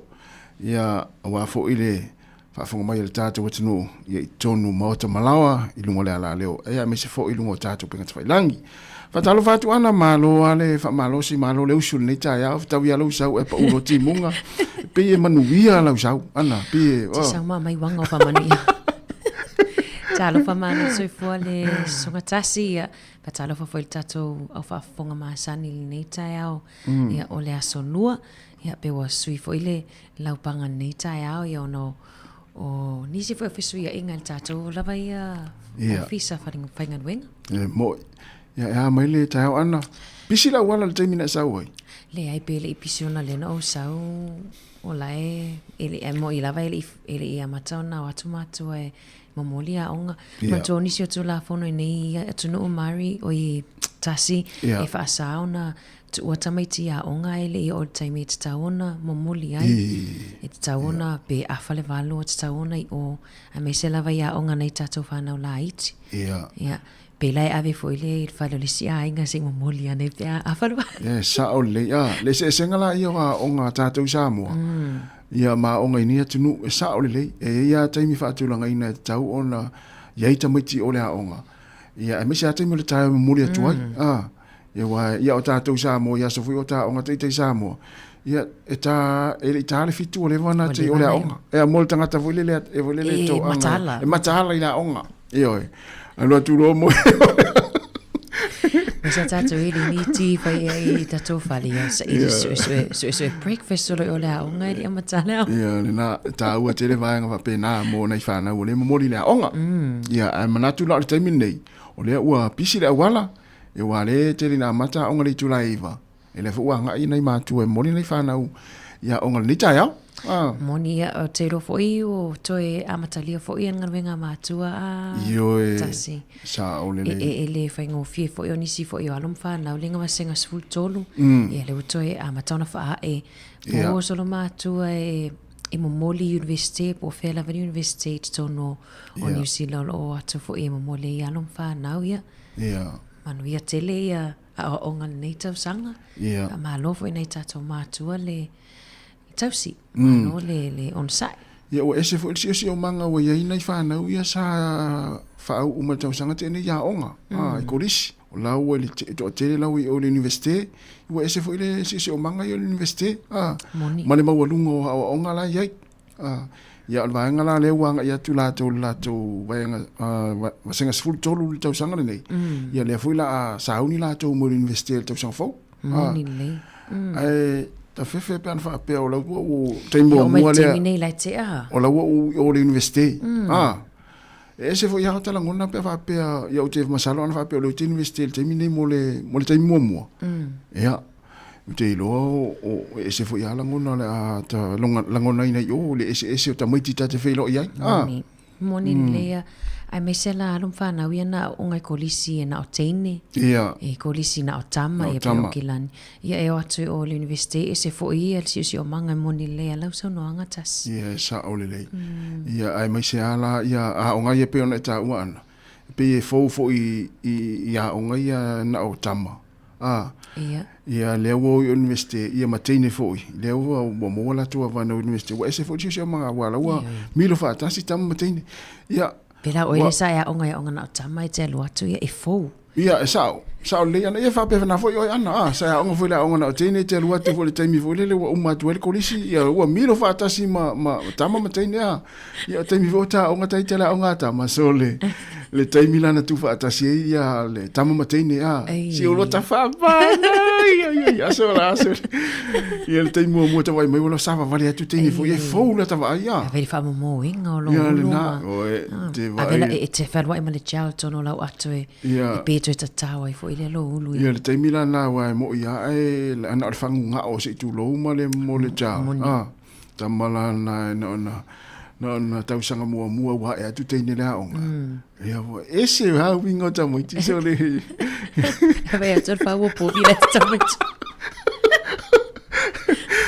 va io atu mati polo tu no ato so le ma ese fo ya la ngona male ia teime a on fa tasi tam teine ia ma teim fo le tu ese ia monile ia le tu langa na ia ia ole nei tai au ia manuia lava o ngara fenga ima nei fanau nei matua fo yo lo fa longo mai lo ki mai le TV as to ina masilo matua ia tono le fale ia salo lai malu lu al te minei to foi ona ma fana ia la e ma vaenga e ona i plani keke foi le wana nei matua tausi ole malu tai au tas ole malu tai o se wo le lo po ia misi malu tai wa ia mari ana na usawa na nafi na umaloana yo te lo pe fetawile na umaloana tu lo wale ni ta na umaloana ai la u meleni ana nafi le ta o usaule le ngaluenga afto to te na fore ono quanto mi tipe ai meleni ka ta li matai o usu mai foi nei ele i ta ina le ono ele ia fare ono so le va pe mana ia le ai le meleni tu lo ale ta ia o le ia te le pe fitau ile to inga ma to fitau ia te rota si te mana tu ale si alina e ta te watulo e watulo ia lana o fainga luenga mani poni pai poni keke ai fa mai mena mo te inuti ai tua ale ala wasa ala ia we io tau samin meleni le ta le ono mana ia tamana pe booster foi len malo se wala ile suka tono meleni suka le lei ia ola le tio vai men na fio e fia mo do tali e fia tum tu ia melana ia melana le matali na fima foi le ma el proclame atalta ia ona o lu fia le ngangol meleni mana vai le fa fonga me tatu atu nua tas o le vai lo ta mai ata le lungo le Facebook fio e mata e le fa mata rango le atu le talongo ni tipolo le mata le tu fuena io wa le na umai mo i lungo tatu Facebook le fonga la mua ia mata noanga na nafi wa talonga na pe o le ta alo ia tu fue o senta fa no me senta io e fa mai ia leina na sana e so poi foi le lo wina tu le vai fo le leina ia lo no winga sala o tiri lo i tu la fono e se mo ofisina ti ana pe ta ma cherry si so cherry fa matala li si vai ai mana il tu la fono na fa matala tu fo na io mana ia fa mai na tanga te ma ia ma fo io so le ti ho poi ia me se tu la fono ia te longa tu la fono la no fa nga yo le mele ta alo i te me ta alo mana ia te le fofuanga ia nga lai lo fali ia tanga te ta alo ia ale la tata tu pese ana mai lo pese le e ni se onanga mas ni se facilitanga fia tu natu ia ona i fuile se facilitata utar no ai ia le ta mo tata tu no se fonga la mo Wellington ia ma le sunga ia fale lupe and Rennies ia ma le pese o le faleo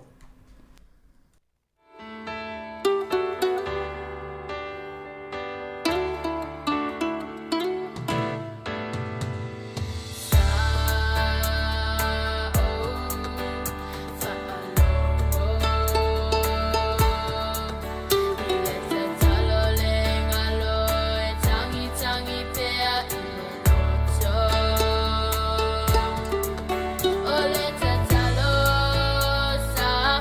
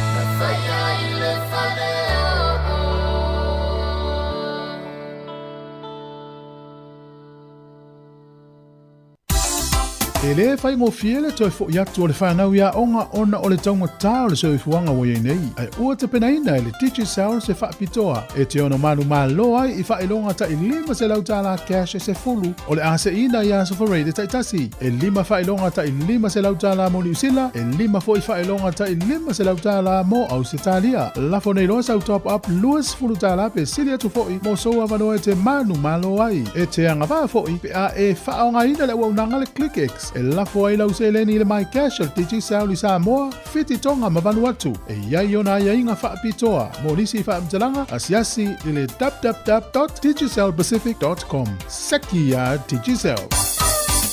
Whaasila si langa tā ua. E tusa malo mātou tu langa e vea ai ma ofisa whaasara lau. Mātou te tausisia tu la fono ua saunia e le Broadcasting Standards Authority a whai e fia whaia sau whaasea I se mata upu na e whaafonga iai I le Sāmoa Capital Radio e re tau na lafo mailau whaasea tustusia I le tuatusi Limatasi Mangavin Avenue Porirua Wellingtone pe ole I meli mai te alu .moresi@samoacapitalradio.co.nz e re tau na whaia I le tonu le luas furuaso whai ngā ruenga talu na whaia le whaasala launga. A whai le o whaamalia ina oe I se whaai unga o tu inatu e ma whai o na tu ina sao lau whaasea I le te mana whanonga kai pāho po o le Broadcasting Standards Authority e maua nisi whaamtalanga I le wha ngā solonga e whai alo ia lau whaasea I le upenga te whailangi bsa.govt.nz whawhitai. Le stat whasisilanga ia o le whasisilanga mai le kolisi tu Spaia po o le Wellington Pacific Bible College. E whasisila atu ma le whaaloalo lava o le aso se fuluvalo o Februari o le aso o le a le stalaisua fo I lato e fia urufale mai le kolisi tu Spaia I le tausanga fou o luafe lua lima tausanga nei. O le taimi o le stala e mai le afo le ono I le afo le valu I le afiafia na nei. Mo I lato fato auru fale mai le kolisi mo le taimi mua mua. Fa amona mo le tau ao mai lo laisene po o le tusi fo lau. Po o lo pepa whanau mo fa amaoninga. E lua lima ta lai tutongi mo le stara mo le tausanga a toa. O le aso luas fu limo Februari toi amataida ai le a onga al kolisi, mai le fitu I le afo le iwa I le afiafi. O le fale a onga al kolisi e whaia lea I le malumalu o le Life Point Church, o le toatu sionos fultasi, Hopper Street, Mount Cook I Wellingtoni. Monis whamatalanga wha mole whaafisota ai e seta I le iwa fitu ono, fitu iwa, po o le o lua tasi fitu o, valu fitu, tasi tolu, whaafitai lava. Ma le isi wasilanga nei o le awhaia se whailo inga le au whaasara lau Pasifika ma tangata lau tele e whaatatau I polokalame o le soifua malolo ina. Ai o se awa noa e whailo iai ma au whainga ruenga a le iti o Pasifika. O le aiai fōi ala tātou au whainga ruenga ma o se awa noa e whailo iai ma le au whaafonga a le siufonga o le lau mua. E tā ua sau whina ngalo e whesoa soani. Ia I mātou e mauai ni whaamatalanga o lo e mo mia. E whai ai le soifua malolo ina ni whaiunga I vaenga tonu lava o loo mo mia ia mawhai o na whesoasoani e tau siai pēr lo soifua malolo le lei. O le mafu anga lea o le whaatisinga se ia au mai fina ngalo ai mai se lava tangata o loo whaafonga mai polokalame o le soifua malolo ina. Ma o nei fina ngalo e whaalelea tiri ai le tautua ma unanga o loo tausia ma vaai le soifua malolo ina o nai o tātou tangata Pasifika I te tonu o New Zealand. O le whaatasinga o le awhaia lea I le astonai, o le aso lua se furuma le lua Februari o lona winga o le astona nei.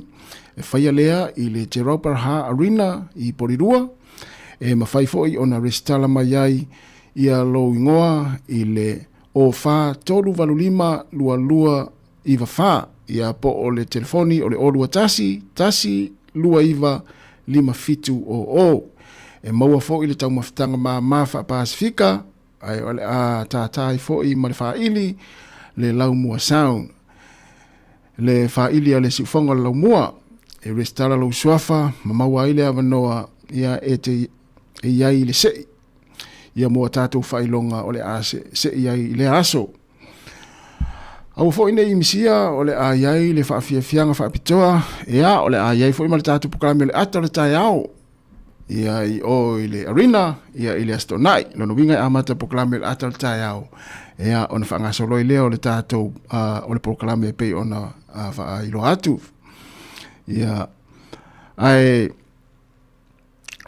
fia mna umia e le stala lo suafa ia ona e text mai lea le numero nau wha ilo atu o le olua tasi valima fitu o ia ona wha mawina lea ia mo le astonai ai mawhai foi ona le stala lo suafa i o le arena ia i le astonai pe a e taunu atu ia o le wha silanga na wha moe na e o le whailo inga ale au wha asala lau Pasifika lono winga e la vea ai toke lau Tuvalu o Kuki Airani ia o Niue ia matu motu umalawa le Pasifika ia mai se ai o le sifonga lau moe Wellington o le aiai umaritatu o whainga ruenga o ana vaenga lea mana i o le a mai mofo i la tau pe a wale mo i ale mtamata mai lungo o le TV a tātou a me se au num tufu e tasi ale la alo atu live le tātou ata tai au la loi la sto nai mana ia fio mai ia mo vele faile numero tātou Sāmoa wa le foi lo ia isi tātou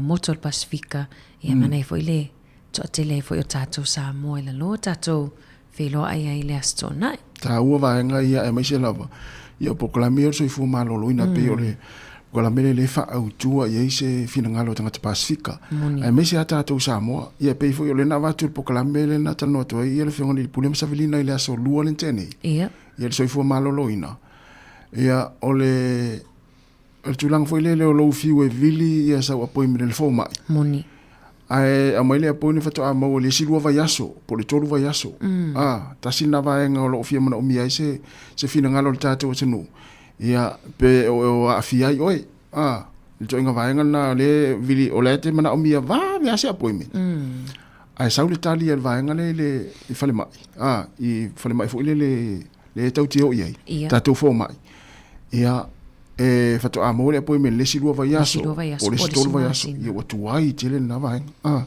vaenga na le na va tuai le facility ia ai stanga to le o lo afia vaenga ia fiu tau vili se appointment ai tuai no maua ia mana foi lo vili mai ia na fa maule la lo swafa ia ona avele le vaenga lea ia ona fa lo le soi fo mala lo ina ia atu ngalunga ia o tatu tangata mai se lava tatu Sāmoa moni le pe o vaenga na lenga lu e ia tatu tau tua fo i tasi ni vaenga le po vaenga o mo mia le tatu tangata Pasifika ia mai se lava tatu Sāmoa wow e tele vaenga mo mia tātou a me se lava i le soi fo malolo ina ona o nisi o pōlenga tasi nei fo inisi te ua faso matamuli fo i e fia fasoa mai a le la maula wanoa mwhai ona tātou fasoa e o fo ia tāua tasi e fo i lava tāua whaafita au li tutono tāua ainga i le vaenga lo soi fo malolo ina ia e tāua ia lo finangalo whaalia e le asto nai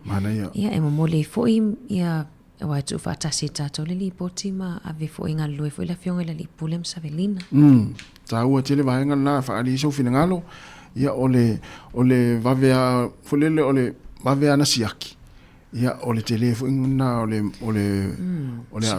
so ani mo so fo malo le si tato tinu e me se lava na yo tato matua moni ia il vaenga na malo te rola batu tafsilia tasinita ya manule lava le taimi ia mana ia on mali o le tato te fatau mai lava mai inai business fale lo Sāmoa tas vaso lo te elena mai tato me foi o German ban ia po pani fo ia le penu pise penu male suka susunu tonu ia mana ia va te ai mai tafsili e winga German ban ia ole tatu tau mafana German pan na tau lai fa te Sāmoa ole ingoa le fa ingoa o German pan o fa pea o tamatua e ala o fa pea ui le lo pole taimi le o pu le sa mani Sāmoa le fa ingoa mai le pani le German pan o ingoa pani e sa mani e mana e fu e sta tu ingoa Sāmoa e fa ingoa te loa te le ngola no fo maltato atunu o maltato fa fonga tas. Ia po ale ngata fo ile German ban.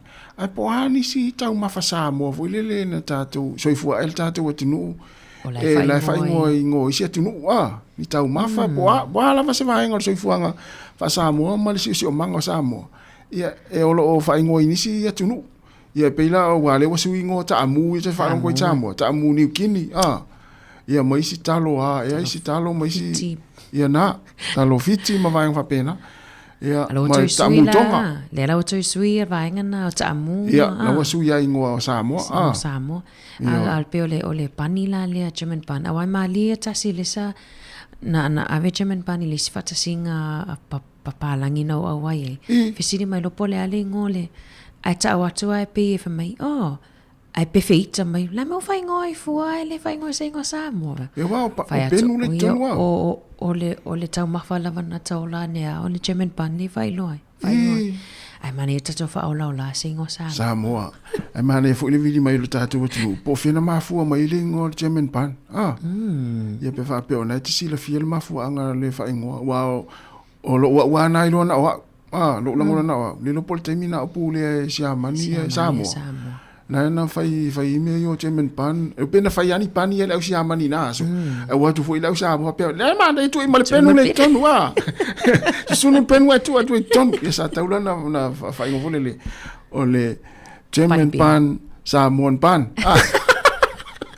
German and Samoan pan ia le na ia ma le foi pula sei ngo ta un fai ngo ai mana ia ta sin mo na ta mana ia ta tu lena o le si tam ta upu pe fa pe ele maua le fa Sāmoa German pan e mana ia lua tato fisili o le fisili o le vaenga mata upu le walia e mai inisio a onga tasi polua to tele matu o faitio ina onga ile ai o se fisosoani e maua mai mata upu foi le pe afa pe puli pe sawaina la tu whanau ia onga te lo tasi lo se mata upu foi le mata upu masa tu inta tu tala noa ai o le vaenga la le wa le lo matu pe e nisi la sanga me faiona sa ile fisosoani la tu ono wa paule mele ya la tu le ave ese mai lo la tu walum whanau mai le onga ave nisia onga Isforinga mai ele o yesef soani ele onga il maftiango nei matu i la tu whanau ia muni o faitio ina ya la ia onga ai te lo mam fa mai atu le wita to wala tasi le wita to wala le ton fai mai taro fal wala oi ma no se fo ngia yo tamba no vai cuia na yo mangi al le que o pe mai anda mo sibi tinga so ya malo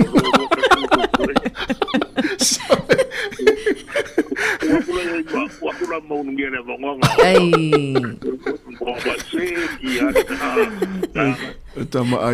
tama ai German pana ya sola tamba yo no ngo video koi Ele que mangi la kikianga eso ya nga padua le que panginga nga fa ino ilo German pan o que se mangi la wo que le ya la fa se mangi sa mo ka lo ete le yo ananda ule le eso la padunga pangis ni kinga eso wa ho ka ko le ni me o ye video ai ma padulima me wera nga ma nga lu pangi o kikiro ka ko le kinga ma ko la nga lu pangi le ki sa padua pangi me la nga ko vi de ko ni au ba ngolo nga ko fa mai de dinga o ka si sa me nga ida ma de ngi de ngor ka o ni me ma ko me nga ida ma de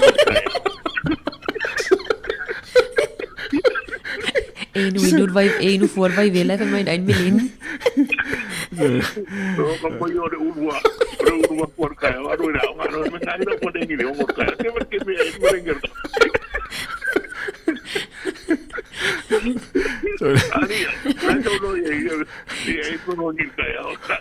sa lea o ngia no winga esta una mena po fa alisa fa men ein milini tama ya ngia sa den matuale tu ya se malo so ya fa palo tele palo ta foi ele ya ti ule tanga ta ngia so malo o me o vida ko se ven ka por ali ka a lo me ga ina me de ka oye oye de ngor va ya wa ga yo we Malo ngia. Mana le tayau. Ya lo fatu. Lo fatu. Ba ila ye tama ya na. O tau ai mai foi tayau. Le wa ma tau ai nga ma ai le tayau. Yo. Oi, ole fai mai nisi. Ole ngo le pani sa ai, ole jam and bun. Ale wa su ye tatou le jam and bun. Ya, le lua fina ngalo ya le fa pe mai sunga ken vai sangote. Ole ngo sa ole pani, ole jam and pan. Ole jam and ya tatou ti ai me vela i fo i ngo pani nei. Ya jam and yo le fa sa o mai vai sangote, ole jam and pan. Ele o se jam and pan. Oh, sole. E maliela wa le sa fa matala le sia le itua tasi le sa sia simil tato officer. E sa fa mai le jam and bun, e pole jam and bun. No mo si amu mo le pani. No ela wa fa popo tato le penu. Ia, ai la le olo e fo le pani fa pena ta te vai ai na o si amu to tonu. Ia mo le pani no winga la, ia langa le pani le to tonu e le penu tonu. Ia. Ia le upe sa le poli ngona le pani sa ia sola. Jam and bun, le wasu le jam. O le fa mai le sunga fa fenga ia antere sa. O le pai penu ia sa, ta si le ngo fa ngo sa mo le pani le o le pai penu. Ya na foi mana ia le ngola. Wala tala fa ngai wala le pani mo le penu le ton. A me ele eso millennial na. O lungi ele so se me out fa ia me lungi ele sa. Ele te no tau sa mila u millenni le ono tai. Ya, o na lo ta beta to leina. Ya, it fa so mai o fa o pe le vanga. Ya, o vanga le da tsara fa le no pe ni ma tu o lo fe o ele o maoni so ani Italia la tomta upu pe ao ya o mai se la vai tamai ti pe a puli. O vanga foi le las ave se mai tamai ti sia onga ave le sia onga. E man tu ta si e o atu foi la onga. O la foi ai tama leanga na ave e tamai ti e puli a. Ai si la sanga i lunga atu em fai ona fai e ma tua e pe afa pele o mai se tali mai le pule a onga ma le a onga. E ma fai ona tu si se la tu si le komiti fa foi. O le board ia pe fai ona tu si sa o ai le matanga luenga wa onga. Mana ia. To fa o la ta ta puna lo ta to la. Ta lo fa malo soifua.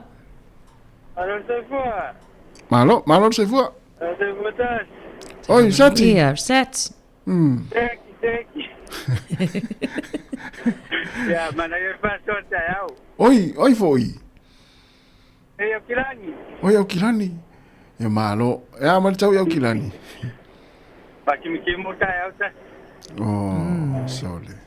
Ele se kim kele. Ya, mana ya. Ya, ala le va ngale ti fa so ye. O le ngo le pani. Pole. Ole ka ko pagi le ko fa so ta au. Ya mo ta dia fu ya. Este le mo ta ole pani pe ole pani le fa le pen. Le ka ko le pai pen. Pai pen, ia. Ia. Se foi lang ka unga lo ele temen pan. La uia ilo le temen pa ile ka pagi veta. German pan.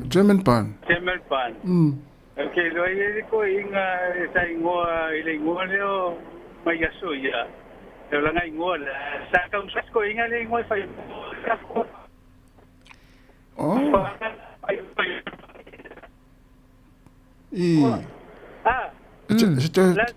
La solo ita. Ole mau atu lau ya la fa so mai. Te lo ele to ina ngole ya mangi ya. Sa ngole asa faila ko ingal pangila asa suela se ngo. Ala ka fa ngole lot pangila ka ko le temen pan. Ma fa ngoi le ngoto. Ma na foi lau fa so me le ta fa so le mau ton. Ma ole te fe wal tavale o ele te kiliva. O ele masana sa wai kato. O ele masana sa wai kato e fa me yo kiliva. Sole. Ona la te nunga wala. Ya le wa to fo yo kilai. Mana ya le mate fa longo atu na ebe ya lo ta vale ya fa sta tele la fa so mai ya mania fo le yaso ya fa so ya o si so le po ana pues tuanga le fe lo i kiliva fo ye sawanga i kato i la fo pe ya lo tu ya lo ta vale no ya kilani Mana ia lana whaasoa a tasi. Ia, mana ia fo i Whapeo le ingo le tangata sa whai le pani. Ia ai o whaasoa rungi e whapeo le au le leo le teine na. Se fai mai an li tangata urungi o teine so le. Teine sea mani le na palua le. Ia o sunga ropeti fai mai o le sa o le ingoa James Bones. So le ia o le atifanga. Ya lo tal pel tato le na mana ifo mta pule tal no le fa am tala ana mai so fina ngalo kaya fi el to telo nei ma tu pe o le ai ya se tali mai po se so ani mai ya o ngalo o ngai nei fa na moni le mani fa so mai pe fa pe o le o sa waina po puli fo ya nom fa na ya o ngai wa fi we tu ile o ngai i tamaiti e fa ya nom fa na Mane fa so mai a tonu fo so ani mai inisio ma tu na mawani ala to so ani mai si vainga. Ai pole ala le ora ba le sili la tu lai mai. Pole ala le pe fa ilo ala e fa ya onga i matua. Pe fa pe ola wasi la fie ele a onga o lo yaita mai ti fo ile le o lo fa ya tau fa afefe ma tau fa mata o inisio ta mai ti pe fa ilo ala ele a onga na i matua ne vainga le tupu o le a onga pele ya. O le maali ia tasi nei foi atunu uma polisi foi poi a inga ia an matanga luenga wa onga e taitaina ma lima taitaina i foi inga luenga onga whainga tā foi o nga luenga whai a onga mpule a onga ono e tata ona sa wawali ta ia la ia mai le matanga luenga wa onga ia awa bea tate alu atu tate complain pe fa se a si tamaititi e le mawhai o isi lato e inga e le mawhai ona e alu atu e tala noa sa o le matua le tamaititi le sa waina lau tama. Ia. O la tau e whai fono ma taita e a toi fono ma le matua nana e o ngala na tama lea. Whamai e pui foi la tau i tamaiti e whai ale a miole le puli. Ia tu mea tātou Sāmoa isi taimi le te teke taimi. E sa o le ia le hana le mea la pui e la tau tamaiti e le o le leia mi o tamaiti e puli le a. Le whai na isi whanau. Ia la pui la ma tire ia la le fai o tamaiti o vanga whapea e le se so ni fai e mo la tuna e o lo afia i vanga whapea na ia lo talpel tātou leina e te wala mai ai ia tātou tala noa po le afo isi vanga o lo e fia tala noa mai ai se vanga tā ualava ia lo e fia tala noa mai ai tātou pokalame ia tātou whaasoa i lau foi le ua to e whamino te o na tāro leo le tū la e iwa tāre iwa whaafonga le tātou talafou ia matala mai Sāmoa. Ya ola wa fa Sāmoa ya ui o le pani. O le pani penu. E se le pai penu. E se le pani penu. E tau tarafea ngai e pe le tarafea ngai sau tō whafo. Ia wa o German pan. Ia au. Ala o wa ai le pani. O le pani e le penu tonu. Ia leo il tātu wala au leo tom whai mai. Tā lo wala au. Ma lor sei fua. Ia, sai fo manguia lua sa se lua lau sunga utorwa ia me se fatua ia ana. Sai fo manguia le lua. Ia, nangi mai nei tai au. Wa man nei tai au no fionga. Ia, puga lo fale li o lo manguia la faftai. Malo, tai. Ia. Ole mka pule ki ngai lau Facebook o ngai o le YouTube o ngai on mai. O le te Australia po le te nei Wellington le lua? O le o kongu mai. Oi, malo manang manuia. Malo fo on sa. Malo la varka wa i fo ma. Va vero mga sa kupu lo wakali. Sa kupu lo wakali i long kausanga longa lua kolisi. Ya o faisi umi wai ura o ngaleli. Ia. O le mea o kupu o le kamaki foi o le whanga o le mangol map. Ia, wa avea la le mangol map o ngā makua o ronga mama meua la ko kamiki kipe o skaidi whape ngā ia onga. Mo. Ia. O le mea o kupu o whaifa soa koe re. Okay. O whaifa soro a koa i kamiki ki lea whaskaidi wha mongol mapuia nga isi kamiki Sāmoa i rea onga. Ia. Ia wa whai a koa i lala o e pe koa wha e koa lima i a rea wari i wha ngau Sāmoa rea onga e la vea i mora wakari. ia o ia le sifi foi le e ngofo mai me ai ka meki e ngofo fa fefe a ia fai dole wa le lavala ro kri on sa ia ka ngokolo mo kri fai dole me e fa wa kali lo ide il mai a ka meki ki le sa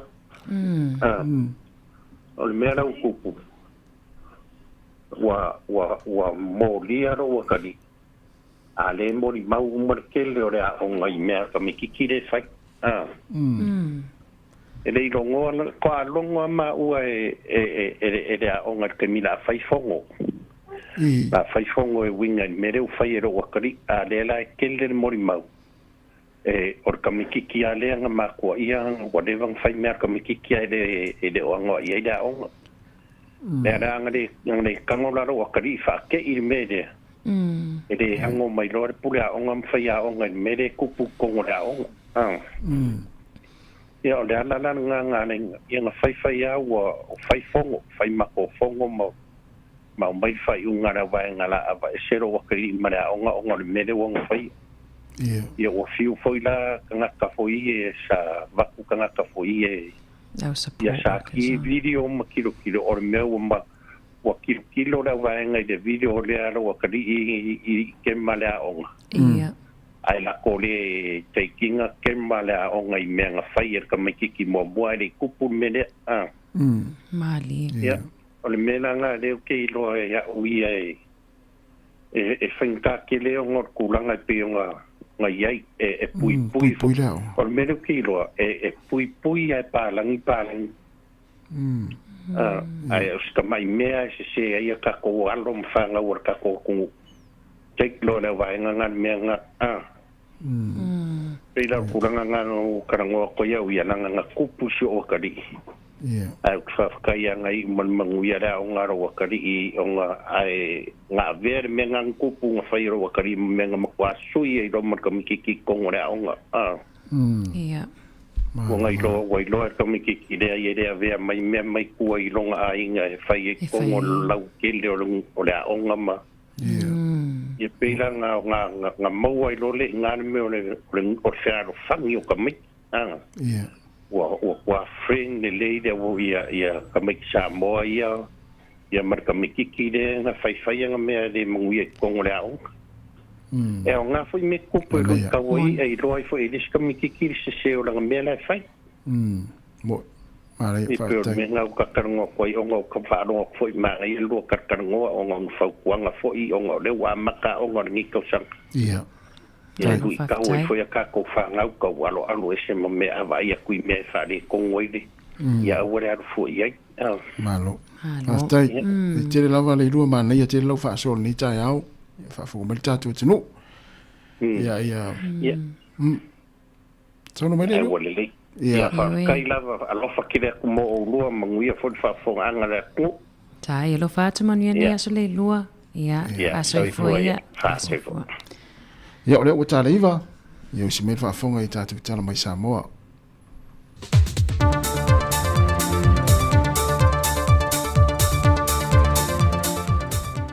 talofa lava o le isi fa opoponga le ni o telefon mai Sāmoa e mea lo te tupu si o tātou tino o se mai el whaafonga. O se teimi munmuli mai o na whaato mai leo report e whaate tau se mata opo, na awhia i se tina o lo tāo whia mao tanga se ngasi ulumato tua, na awhia mai se la au malosi mai le whio ango ale sā i le asoan na whi. O le au o nangal matanga luenga o leo e tuana i manto, na mua i tadi atu le wala au ona e iaia latu ta vale whale mai, na o latu au maia le tina na awhia, mai le no whangan tu poile whaalave anga i le mautanga se ngase. Wha maunia mai le ia taua sa muelu a whamasanga o le sui kom sino ni tanga luenga leo. O se teimio le so o le a mō mei se whaopo ponga po se atoanga o le amata opo. E au ngā mena tūlei mai le sa i lingo le tau salo le Pasifika e whatupu manatu e tui nā tuaini whautuanga i le ofiso tangata tā whau mai mō mai le atu noo mō nisi tau wanga o tau salanga i le lumanai.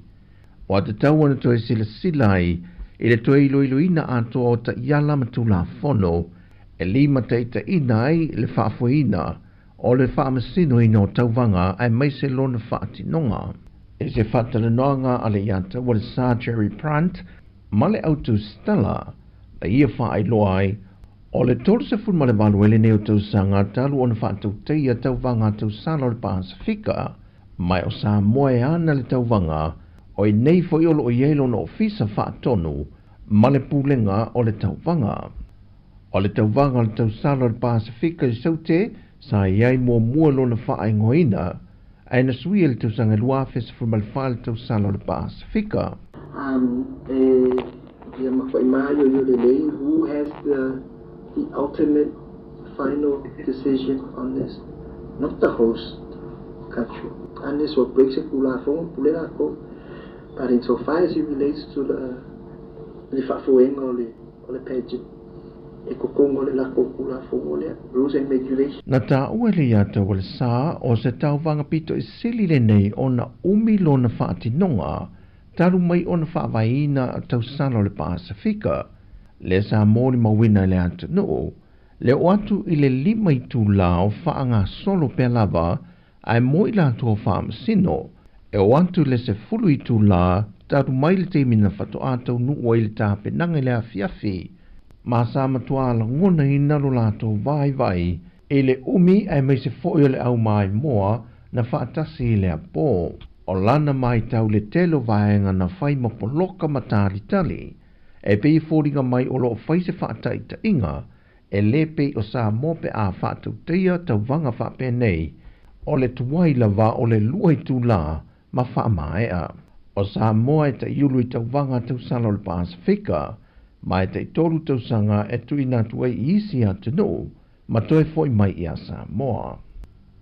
O le ale toi ngalo i alo ma whanau o ti nāmata mai ta isa waino le atu no, o lo tau si le loto ao le to manga moe poponga ti e tuana i mato, le atoanga o le luas fultu sanga talu o le whaavaina le nei whaalapot patonga, ina wā whea le asiasinga ma le mea lofa na tau auina, e le alo fusu tau ta uo le atu no i a jai o pitaia malana au malanga, ma wheilua i atu ia i lantou, mai wā vea i o se tasi o waila au e whaafia loto i alo ma whanau, lo lato wheilua i ma le halo tau ta uo le atu no.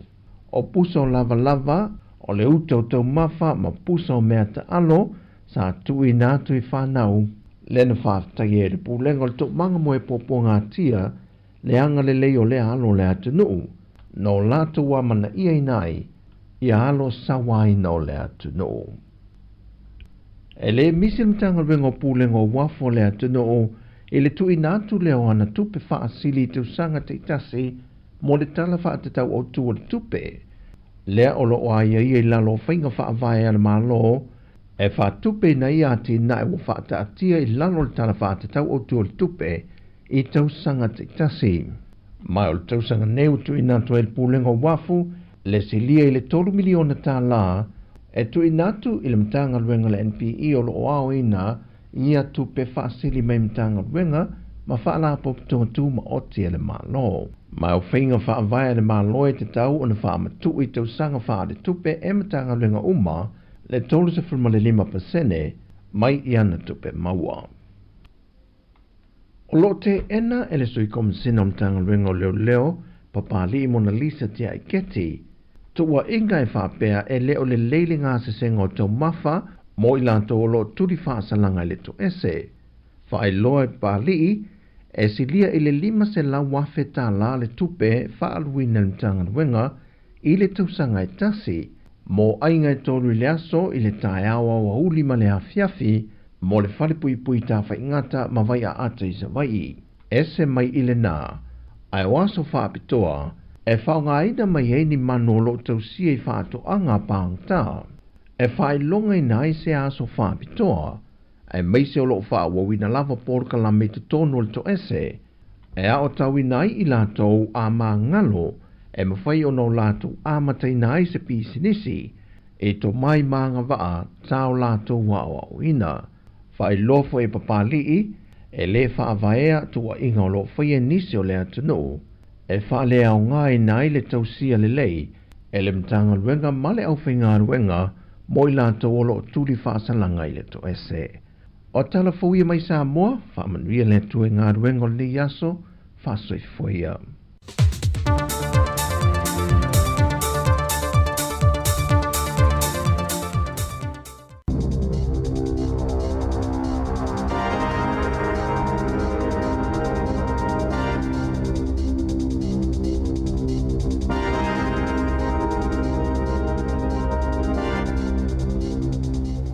Alofa lava il nei foi vaenga o telefou mai le si fongo le lo mua I Wellington. Wa failo mai le partia le Labour fa pea o le fa ma vai ai o te ngata na avea ma fa auru lunga o le mtanga luenga le soifua malolo ina o mafua ona o le ma fai e fuafuanga le malo so fa tasi o loo ye nei ona fo ia fa fita auli tele o lo fe ngai mo le nei au nanga ta ua le malo. O le asforede te wai le fo ina fa ma vai ai le fa tonu wa o le soifua malolo ina o le te mai tai fo mai e ngo ia Diana Safati ai fa to atasi le vai aso talu ona fa ma vai le CEO o le Health New Zealand ia fe pulea ai maji apa ona so ma ye le ma fa ma vai nga le fa tonu le soifua malolo ina lo tele po le vai ngo le Public Health o le li fo mai o Nicholas Jones. Ua se so nei mea mani li poti fau ua tangi ai le matua o umi o taimi e whaatali ai tangata mo tango fitinga I vaenga o whaalawe whaafosei po le Emergency Department ai maise lava I le tonu o au ki lani. Whailo mai le sui so upo le Labour mo mata upo tau le soifua mananoina le tamata I fo mai o Aisha Verrill ua manino mai o le anganga o le whainga malo ina ia tutudi e se mai tangata whainga ruenga o lo te yuru I vaenga ese o le matanga ruenga o le soifua malolo ina. Te tonu o ia o se whainga nei e mautinoa o le a te le se a whaina e tu lai mai ai mo le atunu o atoa. Ua whaino mai e le minstau no whaafi I a wawasa manai o Winston Peters I a le tofia lea o le lii ingo I a Chris McKenzie e a vea mo te whono fau o le kompania le malo e ta ua o le Ferry Holdings Limited. O le nei kompani ua whenga I nei ma whiutana inga mo le whaatawina mai ni waala upa sese fau se lua mo le kompani o le Inter-Islander e whaao ngā I malanga inga le vau motu au tu o New Zealand. O le lile o tofia o Chris McKenzie na ulu I ai whiutana inga mo le toe whaatawina mai e le malo New Zealand o mea tō tino tau no whaafi I le whaai unga o le vai tausanga e lua afe. Whai lo mai fo le le minsta ia wawasa manai o Winston Peters ua tofia le tamai tai ngo ia Heather Simpson e a vea mo tei whono lango ai whape ai le li ngo ia Greg Lowe e a vea mo se tasi o whatonu o le company fōle nei le Ferry Holdings Limited. Ta ua le minsta o la tau ia o tofia ia tūlanga o ni tangata e iai anga waa ma tō mai whaapitoa. Ua mana na ola o whaiwha ato anga I nisi vaenga o le motu I mātua New Zealand ina ia wha mamalu pule ngai taimi o mawhatianga mai winga o ngonga o le tau I o lato I tūmalo ona o le umi e le ipa u I aise timu. Ua umani whontanga la o whaiwha ato anga I au ki lani saute ai wha pele tūmalo o le Waikato ato hai fo I Mataranaki e tala noi na ile tu inatu leo se talo sanga alo ia ile mtanga luenga o wha ato anga mo se polo inga e alo ia aile tūlanga mawhatia ua whea ngai malatou ona o le ai o se timu mo se teimi umi. O le alo ia ona wha malu o pūlenga I teimi e tūlai mai aini winga onga ma le wha le tono le tau e ma whai ona mau aini vai ngā tupe fisoswani mo le au whaiwha ato anga. Whailo mai le pelestene o le Federated Farmers o Waikato o Keith Holmes o le to tele lava o whaiwha ato anga ua whea ngai nei ma wha tauli e mahua ona o le umi e le aise timu e pau I o lato lau whanua atoa ma whaato anga.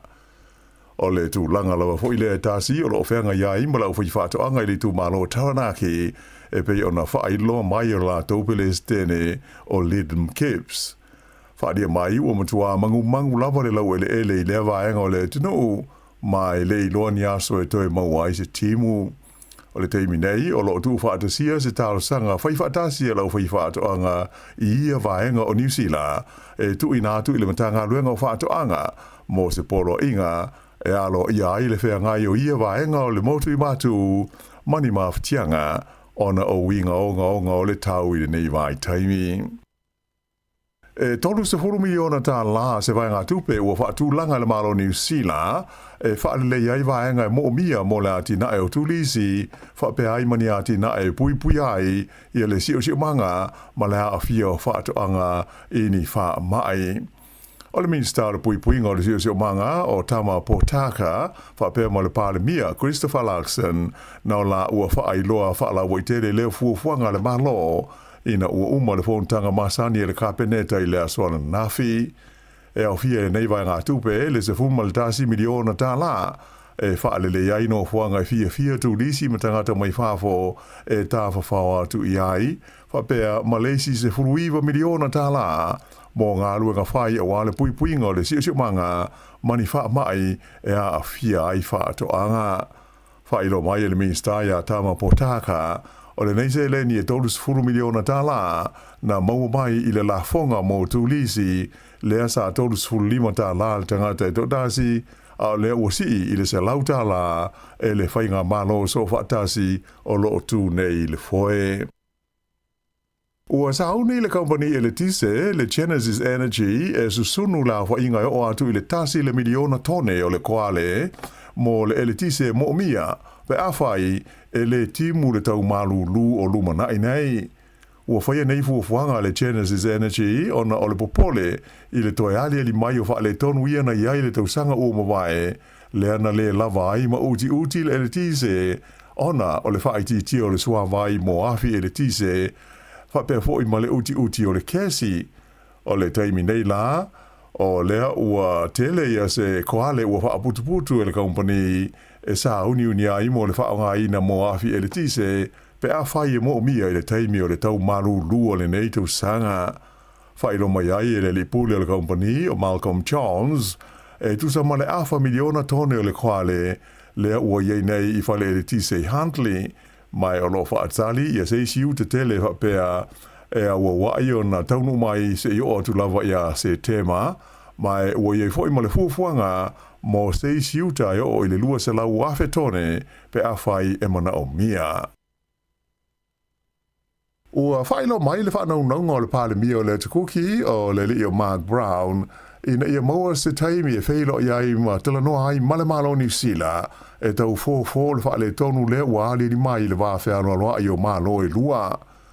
O le asonga fuana nafi le ana tu e fo ia tuai i a warua i le motu o tui Rarotonga le li o Brown ina ua umana na se singa e tasi le vai aso i le tunu o saina le sa ia saini ai e se whenga inga whapaanga ma le malo saina i le ai o Beijing. A le isainia le whenga inga na whaali e Brown e le aise mea e mana omi ai fua le a wai o New Zealand i le saininga o le whenga inga ina ua fisiringia le tūlanga le minister le vai whafo New Zealand wawasa mana ia Winston Peters. Sa fisiringia fo i o ia la utu stala ina ua fo i muisaina mana ia whaali ai e le imaua se teimi e tala no ai o ia i le maro New Zealand ai o no ielo na whaanaunga ina ia whaia se tala noanga ina ai vai aso o lumana inai. Ta ua fo i le pāle mia o le tukuki ia se teimi e le o mamao o le a ia whalawa i tele ina mai ai le au ililinga o le malienga e pei o na seinia i le wā ma le malo tele o saina. I le teimi nei o le o whailo mai fuafuanga le tua ngai o le pāle mene o le tukuki e whaatu se lafo o le whaatu ina o le li o Mark Brown malana whainga malo ona o le mata upule nei e winga i le whenga inga masaina mai o le so o lo fuafua ina aini solo te e whaia i Rarotonga whaasanga i le pāle mia o Brown malana whainga malo. I Amerika, ai titi mai e to se fulu la whaia tangata ua mariri wai ona o lolonga mata whenga whaafusei na mafua ona o winga lolo wana a fiai ia le tūlangi saute sa sae o le tenu ui le whae unga le vai aso. Ta ua mai se ripoti a le Spot on News e whapea o le totelo tangata na maari liu sa lipotia mai le ai Kentucky le na palasi i aile tusa o le fitu i nisi le loloto le swatimu mai longa o na lofia ai le Kentucky River i ta whenga mamafa. Ua lapota ia ma whautua i nai le kowana o Kentucky o Andy Beshear i a tangata ina ia whaetete ma ia tautua nā ia winga whaale tonu ma le lolo wale tau o loo a fia I lea vaenga tele o Amerika. E leisi vaenga o le tātou tala, ua whanga solo I le teimi nei suenga leo I le maliu se li I le Ayo Hastings I le pōle aso sā. Wha iloa e leo e wha pēna lipo tia mai pe tuksa o le afol se furu I le pōle sā. E ani tangata o loo tau I fusu I lunga o le tele I Hastings. Na manua ai se li I le misa, sa awinatu I le holamai Hastings, ai na umailo nao le se teimi muli ane. O lo wha atau sanga ina mai e leo I leo pitanu, ma malu le tunu, e fe so ni atu I ni wha amtalanga I tusa o lea wha lave. I le temi nei, e le ima whai lava o na wha atalanoa ina e leo I a tangata e tolu ia o lo tāwhia I le whalamai, na manunua I le wha lave tau ta vale, lea na maliwa I se tangata I le nu o Martin Barra, I le vai aso na te nei. O le nei wha lave na wheto ai aise ta vale le titi ma se wila no wha I le awala ingoa o le Pirutanga Road, I le asotofi na te nei, to tasi le na maliwai ai manunua ti ngai na I tangata e tolu, o le o wha mauni mai e le ofisa o le komisina maurunga o le malo Peretania, o lo ofisa o soani I lato I tangata Peretania ia na fiai I lea wha lave. Wha ilo mai e le ofisa o le leo, e le whai ni modianga e tusa o lea wha lave I le teimi nei, o le awalan tupu ai le nei wha lave, na amata mai ai le tausanga I lua awhisa furuwalu, o na whaataro sangaina I tangata o lea vaenga o le tunu e le tau na whaapa ui lalo le maurunga whaatapula aina o le sawa e o ai ta amale. O le malawa le whaalewa o maloa ka lai estete le ua mua I malai I le wha o ngā ina ai o se ta vale fui mua e alu le tise electric.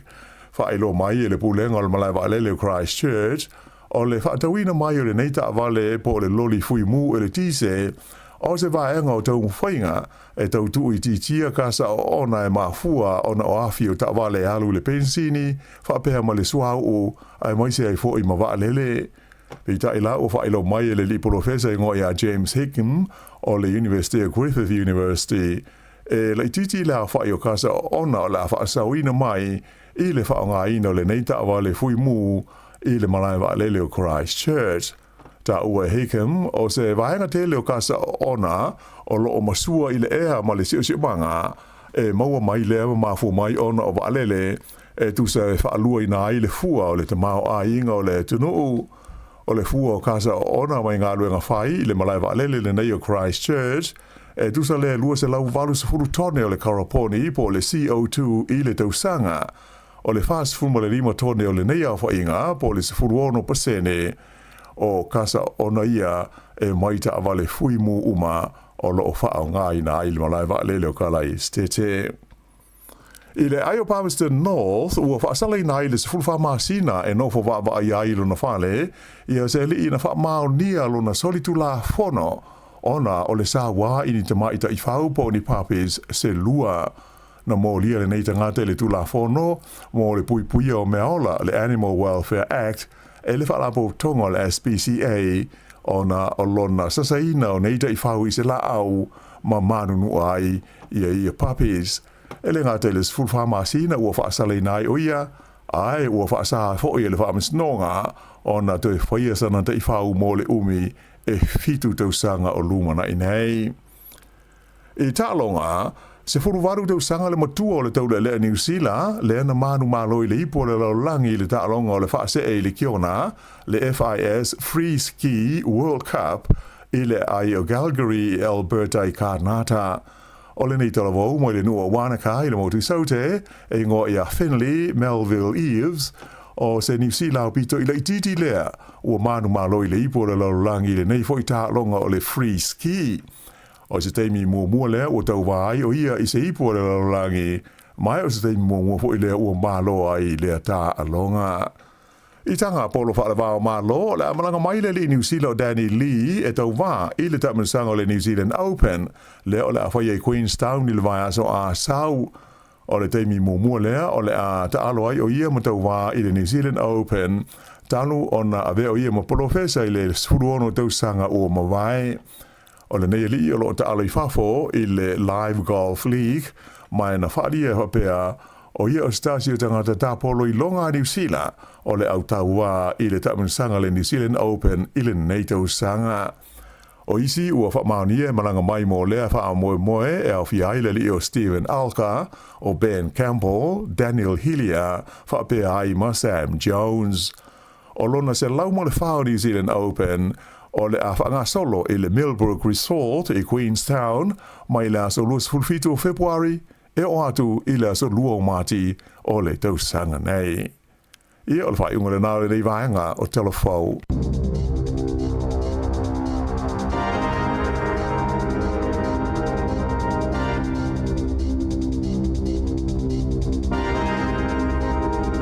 So whafunga ni tula sifun male lua I tātou telefou ma tala mai Sāmoa le whiongala wano ati lawa ma le sunga I ata se Salem Sam. Lua sifun 5 minuti o te enei le tula iwa o lo tātou yei proklame le ata le tai ao o lo manga lua tu male tofine ya ana solo ya ua fo le tātou tautua o le nifo yaso te fo I tauno mai ya le tamita ya Savilin Kasiano ya ua tātou proklame o se fo maloloina le tula sifulu ana. Io e malo lava tasi ia fa malo fo le tātou au whafonga tel tonu le ua ma hea fo ia le malu tai au le walo atu I le morning tea. Le tasi o amu ia nei e se le se vai atu ai e mo ini lo vai titiri lunga. E se a peo le tea le ilau mileni. Ia na wa ia le millennium na fito e millennium ni tai au le taina le afale ono. E tau sia oi. O me atato mo li alfe au le tato tinu se fo malolo ina tato walu e fape. O ma fo anga o fo le lo fa anga ia mileni. Ona lima le o mileni fa tau le version te ni le fale le atato le fale le green city green. City green. Tango fiel mileni sai le sfroile ya. O tu aufo ia le si au asi ana fa pe te sa vale tu le mai ia koloni la wali. Ia tai fa tai fape la walu la ta la se o la wali o te I le te saula la fo le sa vali me fa mo la o kolori tulo fape la wali e te le tu la mileni o mileni ave tu tasile sili e tasile sili fape le talo alo ya se si la foi popo lo foi popo fa tami lo foi tatu lo foi popo tatu nga ilunga ai pe o tau ngo fi mai tami nei tasi po la lavo ma mai tami no o ilunga sfulu lima tala tau mileni ato ya ana o le tau mileni la so foreign te ni fa tala mileni mana ia ai te vai dai tangata mai sa o tono falolo le fala oina ele ai tangata ele sa fa fuma se ele se mileni io o le telefo tangata na fa tau ai na ala na tumutumu o na o mileni na o mileni ana o te fa tau o mala o mileni ele uma io ele mala o mileni ai le faina tufa wai pala itono le sa ele tufa mana ela na o ele fa tau ata si ve tave te alo atu fa le si ainga la e lua mileni na lo atu la e sa malis mileni mana ia to inga finga na ana ia fa mai le sta malo matunu o fiso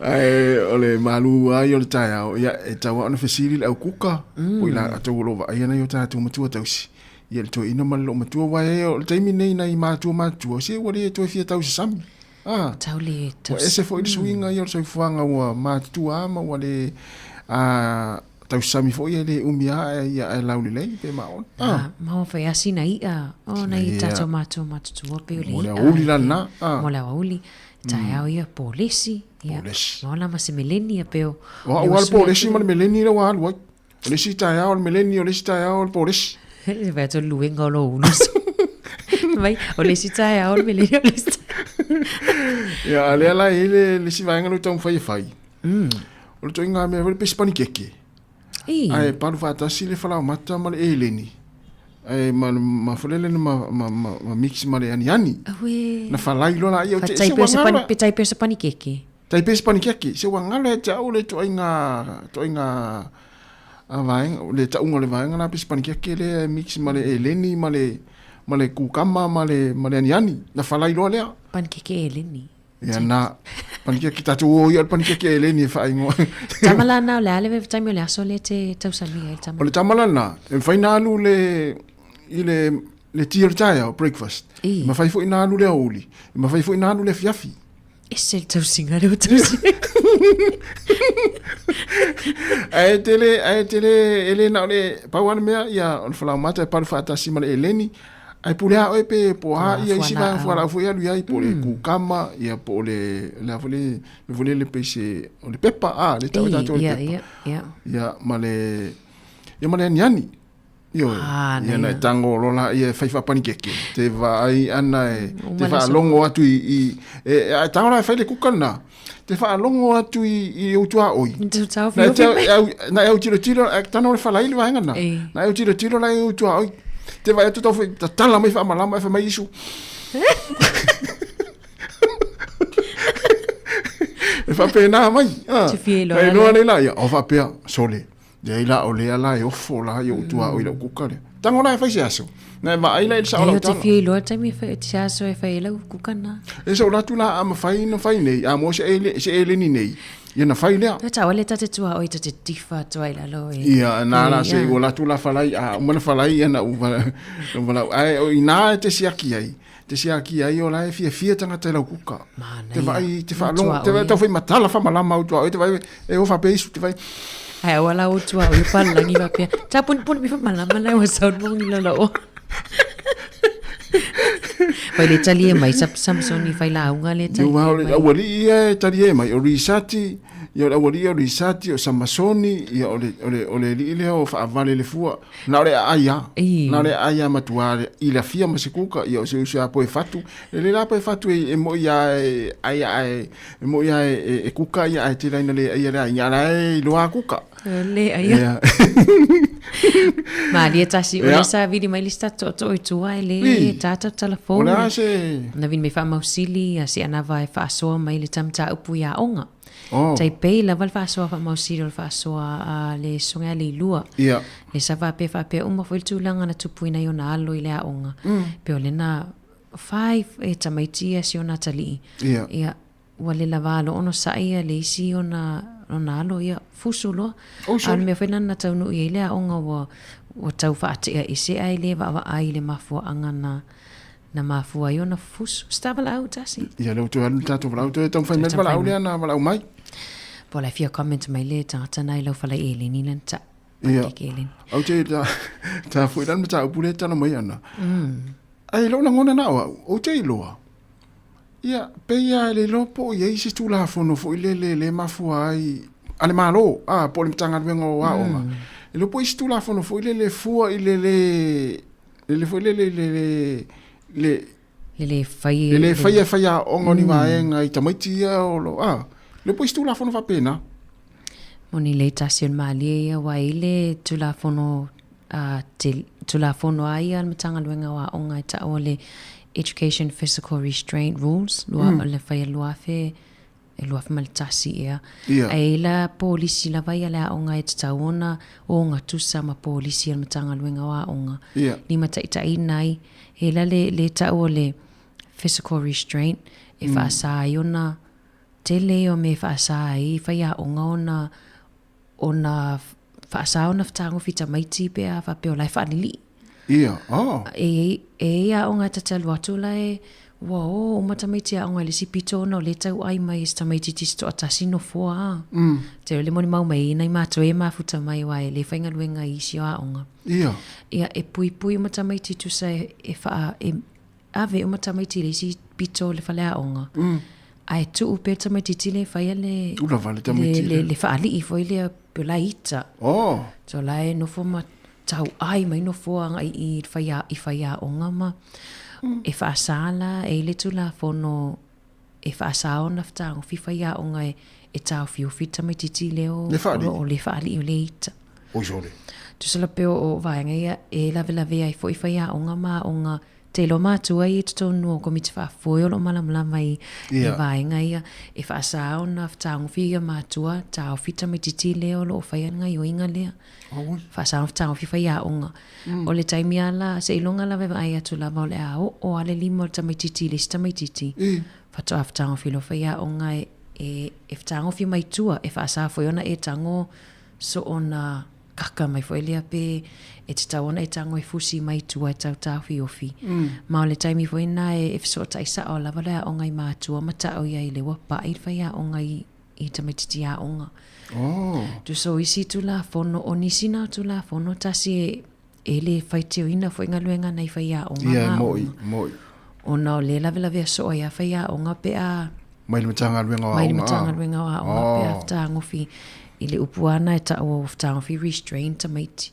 So ia le na la leiti o ala fa pe fu ila ia no inga la o fa ia o ngai policy fu le mo policia o nga le an matanga luenga wa onga ia i le va la to matamiti a onga ia ta fu la ona mala ma tu va nga le lo no winga ta una ave fa se ai o i le matanga luenga wa onga ai le o i fa ia onga a wai le se o le tele yo e le onga le ni mwhai whanonga lue e taimini tasi la vea e o ale aluator whaia o ngai e whafua se i ona aluatu pe si i mai tamai titi o lai tamo e nunga lau wala e la vea ia tu sai ia whamai o le ngai o inga le tata ona wha o ngā po se last resort po se ngai o inga muli a wale asisi ngai o inga mawhai ona whai au le lai whina watu lea o ngā whape atu o lena tamo e nunga lau wala o le saunga le mu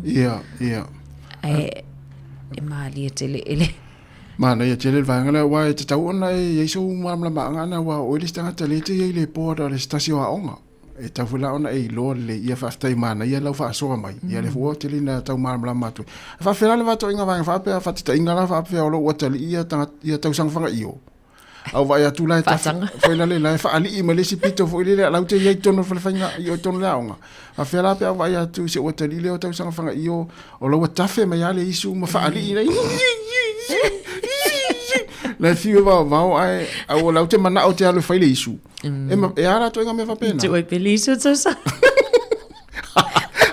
foi la o ta lo fa to ia le tafe le isu o la fu la uta mata ite yo ta mala ta uno ta lu fai si o ta tali le tangi fali e fai no ta lu i fu le e ta ofi ai e tanga e to matu e pe tu e sa o lo tonga na e vai na lu atu e pe pe le fali o vai ti sa wa o e mai fa fuma ai pe o fai a onga matanga ta fai nga luenga pule a onga e na fa mal vai ngale tu la fono na mo la to e fa sai mato e fa sai la e foi la ia trainings it's ta ona fai a onga i le vai ngale o le physical restraint po la li tu ai nga ta ofi it's ta ona ta ofi ai awai o lo tango foi le sita matiti lungo lo tau au la e fa ali i matangi ia o le si foi nam ta upu e avel matanga lunga wa onga pe o le tele o pa pui tu sa po so watali leila mo fa ya pula o i lo atali fa vela pe o tameti ya onga research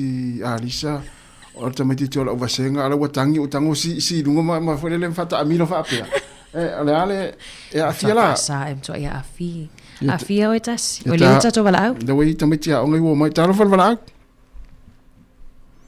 au hi talo mali lo soy fue lo va se e lo va se mai de se lo ya mo sa ole ya wa mai nai pitoptonu mali wa mai oltina matua oi e vangolo sa wanga o linge ya mangu ya taskai me ya va pe foile tina matua ya ana e manga yo le kau ya anga ka ko le kalango fo ya ka le fa pong mai malo nga lu ya malo fa tai me sili nai mo ai o tina matua ia le fasili nga malo si ya wa fo tau singo nai fa nau na me fo nai fa nau nei le lo fa tele tu nai tamai ti nei mai ato e vili mai ato e vili mai asi ma to tina ya mari lo fatu o fiu na ngata ale ma to fira inga le tau sa elvasan e al masina te nei nei ana ma to foi da stadio fiu e vili lan telefon ia e tau o wa ngai la ko ma ku ia wa ko ka me ki atop se de wa na ve ngai la ko ma ku malo manga ye lu por kalame manga ye fu lu por kalame le aso ngafi ia ka fa le longo kwa ya ile ka longa fo nge ki polo Ia wa sa e o e tangata sa e whaia o ngā fwoi sa e a o ina fwoi lau ni ti poloa. Na senta, le tūlanga leo talo e tū fwoi le Ia stalo. mea whereta o le cold suit e apura ea. E mangkua fwoi tasi o le mea lea ngo I ike ia tu fwoi le lua se furukau tanga kaluai. Ia. Ngo wa aia kwa i le kama whaapea e peia le se makua kama. A lea wako a lia e mai ua makua. Ia. Le wa fia la tu fue de kalonga le wa rusta o le mengo ike ia le lua se furukau tanga kaluai. Oh. No inga wa leva na e mai tawina mainga. Wa leva tasi. Ai fa se kai e kele I pipi ia de ngā kaini. Le manga ia kele ma lo ngā lulu ma lo fo ia manga ia fo le ia de kau de fa longo aku inga ya ke uko. Ia. Wa mai te fale tua tasi o ngai ka mai kida o nga. Ia, o le ale tūlanga. Ia, o le e o nei tamaiti le aonga mali. Ia, o whainga luenga lau, ia whainga luenga. O ia tau fo. Ma kua si kene. Le sa lua. Ma lo. Ma ia ngā whai mai ana ngai alu skama o pala kaisoe. Ngā luenga, ia. Wa le ia ngai ka ngaka whainga luenga. Kau sika kua ingo kau kare soi fuanga. Ia, moi. Ia, sa o le ia. Ia. Ja, o le asau fina ngalo tatum ta upumari. O le asau whai ngoi no le German pan. Le asau ilo, o ina wha, le alma fuanga whai ngoi Sāmoa le pan ni le o le German pan, e le whai ngoi singo Sāmoa. Ia le foi o le German pan, po le jam and pan. Ia, unga o sala la wai wa leido ngaka po le Spanya siamangi, po le pangi fa siamu. Ia. Ia, wa pa Sāmoa ngā pangi, o le pangi siamangi, ma le pangi ma le siamu. Ese umama o ngā pangi. Ia, wa po le alava. Ai pa wa le me kaudi, o le mea lai kokong o le pangi. O le penu. Marciamo. O le penu. Marciamo. Awai te yugalanga ka fa penga o le German pan, ia. O le siamu ngai kokong o le pangi, wa o le siamu popo. Ia, ia ai kau ko ise sila ko malako wingo wa kau so ke dei fe mai o le German pan. Ia wa o tona o tanga ngai. Ia na ngai foi fa pe o le savai pan. O le ha? O le savai pan. Ai ale pani, ai ale polu. Ai ale pani, ai se pani fa ingo ya polu. Na le pinga. Ia o le pangi nga ama ka mai savai. Ikala ang aya luis ki su elunga le a fuiringo le kukul le fuiringo le nga fe o le kanka su o le kukul lo ia ngala aya luis su elunga nga ma wo le menga amaka mai le pangi le le pangi le nga fa ya ko fa nga sa vai pan wa le pangi nga amaka mai sa vai ke aru lai le website nga le www.vcv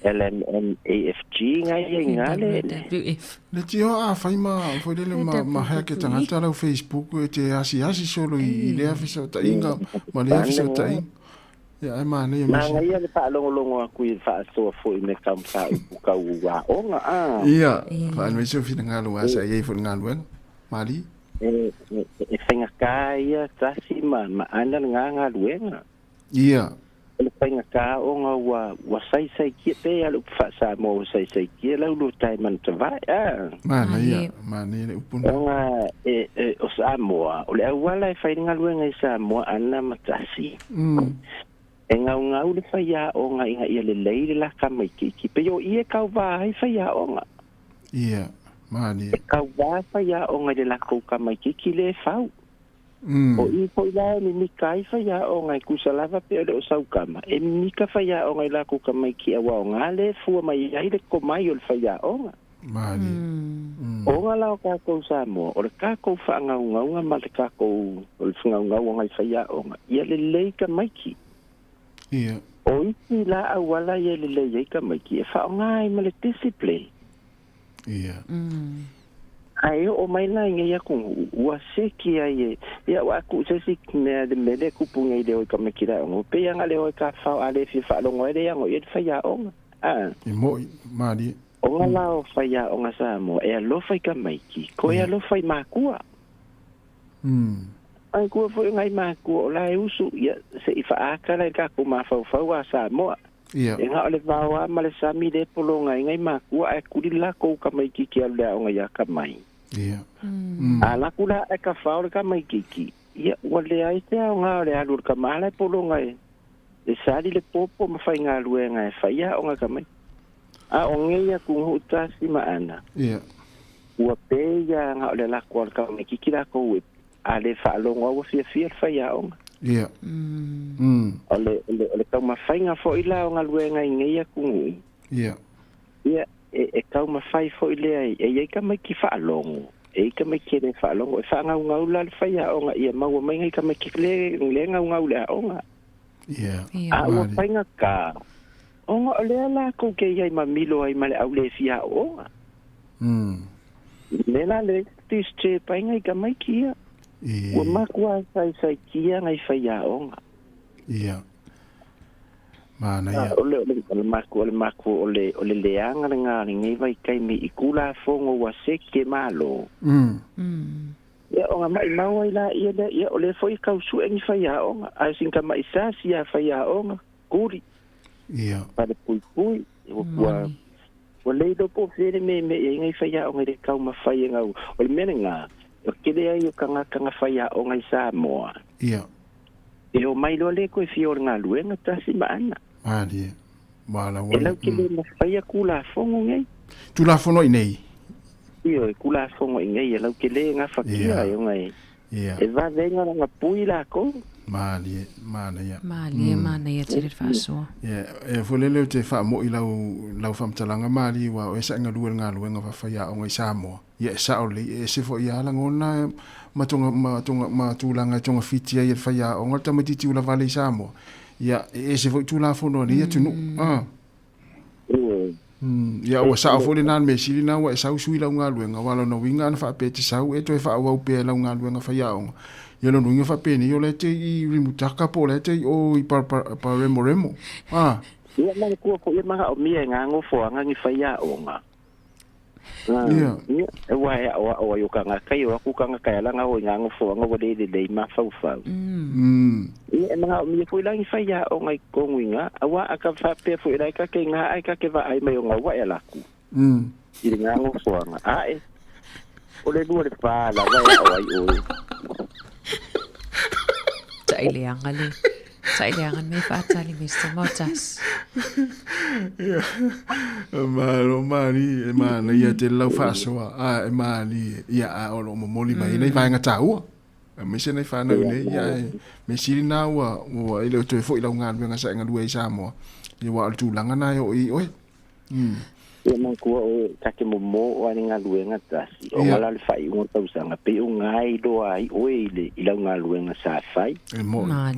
Yo pe man ko ai fo ia la so o ka nga lue Sāmoa tasi wa fai do la le flau nga ko. Ia ku ma ku ma me a hima a. Ia fai do la ia le si ai nga nga ngu usa o ia ide nga ke ma ko puli. Olea. O le pua akele. O ko se pa ngo anga ta se la kusilo makuai o la ko fare le wa ave ye de pua e la ko le ko lua la ngol pua e ka ma e ma li o la le no ko pua fa ko pua anga ka ko lua la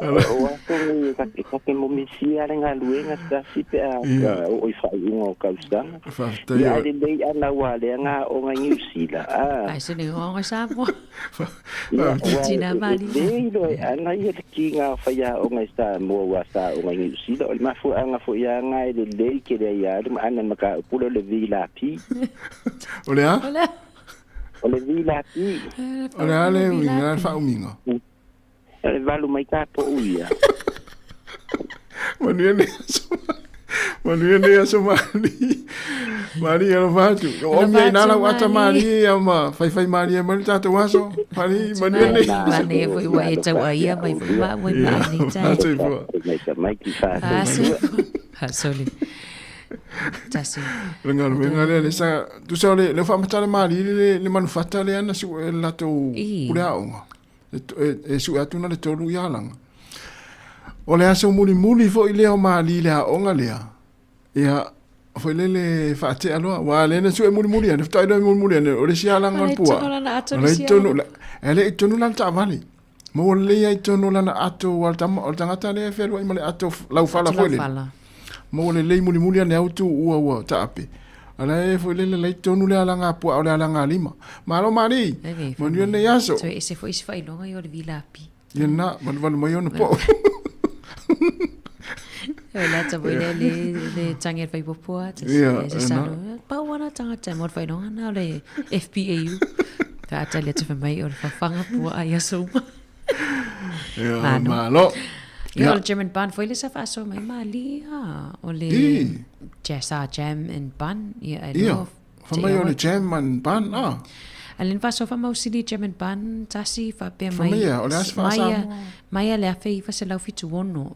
Te mo mona sa tau samia i le German ban. Ai fa mai na te langolango ina lo finangalo tasi le lopo taimi le opule ina sia mani sa.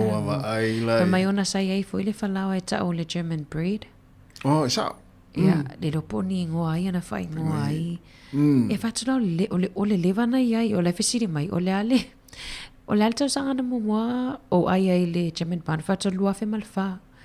So le na li fa to ai na fia di pa German ban ni o German ban na fa ai sa mo. Whatever. Na taola fa ta ita i on meale sa ta mo ta ita le o nga yasola. O German ban. German ban ai na in milin.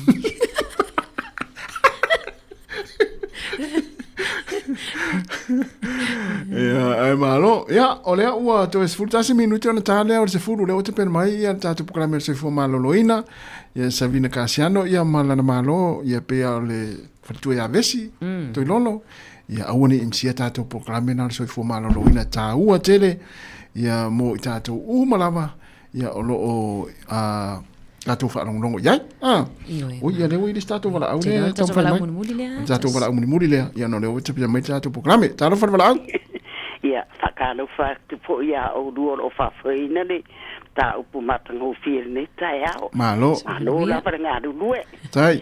Ia, whaftai po i mole hawa no tō mai. O te whia whaasoa tūtūlanga ia. Ia. Nai whanau po i e o ia o ngama tūri mai. Ia. I whale. O le mena tupu i le ilma whanau e le o le ma whanau wha ia maua. A le whanau ala utama. Ia. Na o la ia o ngā sairunga i korina. Ia. E le mamawa o i ilunga i nā tone. O le mela na tupu. E le iloa e a fo i a tuturi mai. E fiu siri atu ana stangisi. Pa alua lona tuturi mai. A le mafua anga ala na o mai. O le taimina. Taimai wa au tasi fo ina le ia tulo na la vele ta wale fo wa tala nga pa tatou fo ya inga ina maoli e mo e la wa au tasi ta mai ti umaia ona lauli fa mai au la vale o to le nga coconut o fai so la te fo ina le wa ti ai la loto o la wa ta mai ti to lua ya wa fai lola wa mawan mena wa fufusu lo turi mai lo le i fali ya ole mera na ma faia tu lo na lava na ma no fole le lalo ma su ina awa le taimina ya o te pelo lava sa ya ile ole nga matu ainga sa fai a o ia te fara ide uma e faile ulo la ista male ulo sa pasui ona fa abele fa tau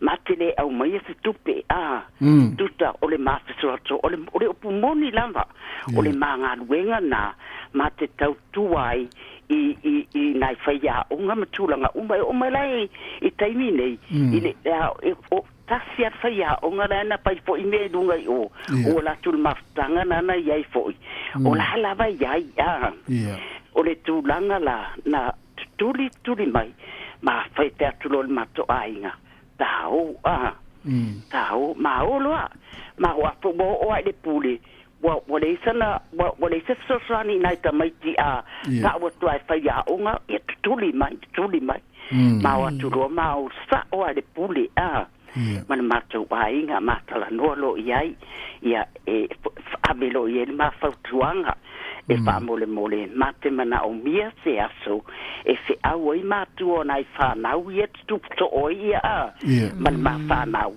ia ma tu tala no fa tasi ma fa ia onga ia ole upumonia tu o mai lo le avanoa fa mai a ta lo la de taimi fona le lanza ta mai ti le o uli ona ma o atu lo le o le mela na o te tatu ai le mea na fo le mata upule pe ona lua ta ua fo i tulanga uma pa tai atu lava ia o lua taulanga langa i mele lei e o mai le taimi na fai ai lo le matu mastanga na tala noa loa pato a malama i loa ma le pule mama nai matua i o whanau e tatu puina le whawhita uli awa fo ile o atu ta mai tele malama fo ila tau ia awa a bere matu mastanga le na fai matu ta mai tina fatu puina ia fusu o matu di me mala whanau ma fai a onga ma le pule na maua mai e ina se awa onga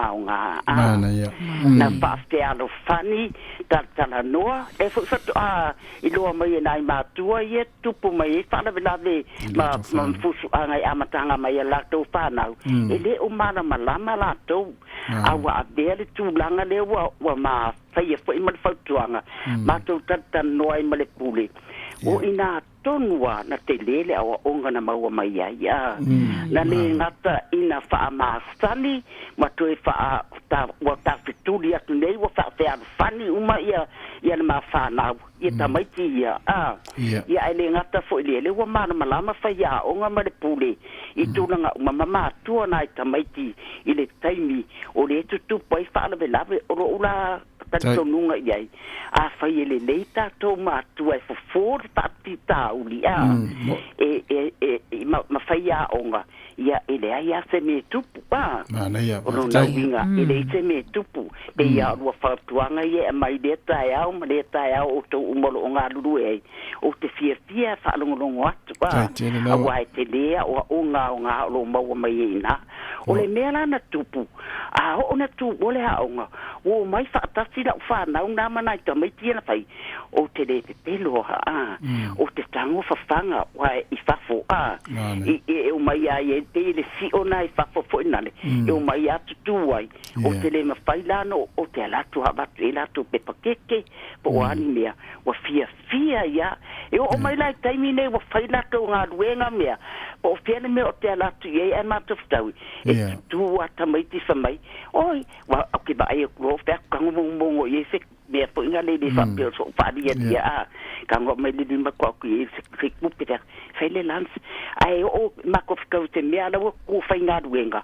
fa mai real are you remember me fa mai po banku aku ia ngadi dua ko o ke de kai au ngo kango le u mai di mai mo fa kwai foi le fo ku de ka ko ma ku I le fainga le o le maka upu lea fa pinga fo inga fe al fangi ngai fa ngau no fa tai o sa uka paso aku lea o tatou wa e mawai a fai le na malama ka ko mele tupu kawan ka ko o le a onga ka ko e tarkala ngoa iai ia ma ia ko kupu e ka ko fa ngau au se ia mawe la ko le ngo fo pe al fangi ba le mai do fa ku le lu kwa o ia ma ngai en ka upu le lu ke faia la ko ingai fa ngau fa ai mai se po ima ko ma ko mau ke mai ngia wa onga I kar ngom fa la ke le maka upu fa pe ngai ia fa stai ke le mo le ava ngo fa manguia le ko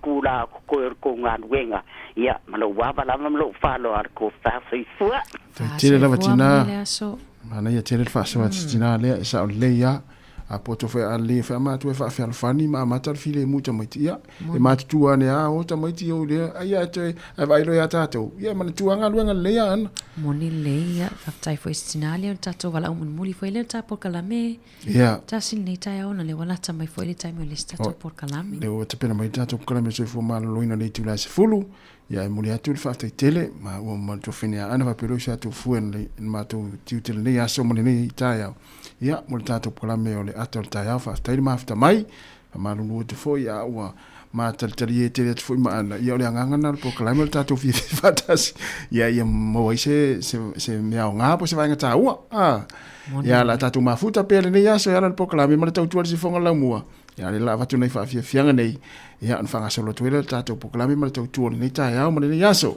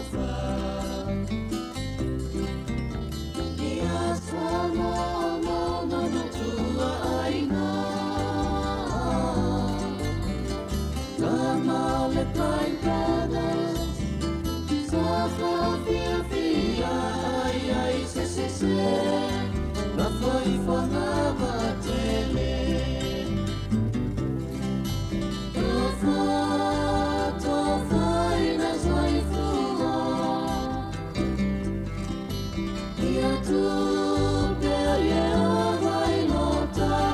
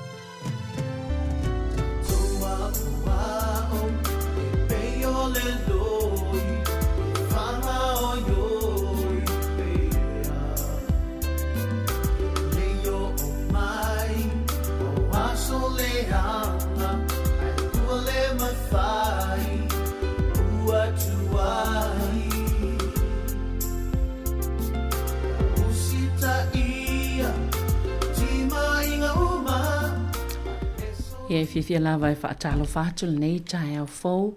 I le mamalo lau whaafonga. Ia po ila ta umalava lo mwhai o na māua mai. Le tautua māsani le si ufonga le lau mua. I lana tautua peona iai. I le nei fo ia solua. Peona māsani ai po kalame nei le si ufonga lau mua. Ngā lue whaatase ima le vaenga le soifo malolo ina i tutono New Zealand. E awina atu nisio o tala po o whaamatalanga, whaamaumaunga, au nanga mai fō mai, whale mai, ia whaapea fo ila tolo ngā lulua i tutonu o au nanga ese tautua ina le soifua malolo ina ma le soifua laulele o tātou tangata e whaelo atu nei mta wailunga o nanga o le Teo Pasifika pe on tātou ngā lue whaatasi ai. O le tau nei ia e fia lava e whaelo atu le fo i ua mātou whaatasi le tau nei ma le vaenga mai le au onanga le soifua maloloina a le net ia le afionga ia le lua po la taivao vesi le lua toi lolo ia ma le afionga ia tu ua tō paulima ma vaenga mai ava le o whaatasi mai le nei tai au ia tātou titalitanoa ia matu ina tafoi au onanga ia po onisi o lātou Pol kalame o lea ua a nga iai mafuafuaina ile nei fo i tausanga. Fia lava i whaatalo whaatu malo lava le soifua ia o lua fionga la lelei nei tae au. Malo lava le soifua lau fionga le tamaitai o le maota Savilina. Ia whaatalo whaatu le pa ia male malu Sāmoa mai se foi o le fionga i le Faton silio le tio si fonga la mua mas foi la fenga venga ia fatalo fatu ia fionga i patele mtamai tsa o sunga epikopo wa ofsoswani nenga tsa foi le sunga fa fenga nga moto fatsua la lele pa ia man mamalo Sāmoa tup mai e lom fam fa fonga mai nei tsaya o matango fi e vi ia le tua ia mas foi o lom fana o lava se tasi o lo fa fonga mai e nunga o penga tsa fa ilangi ia ta fa fiol nei la langi malo lava soifua fa tai mo leva noa ia e to leva noa na o to sila fia lava au ia o vesi le lo to lolo mai apahat leva foi ona tu va mai wani pokalame ia nei tai au ia o fio o ia so nei tai au mateo mai mateo lua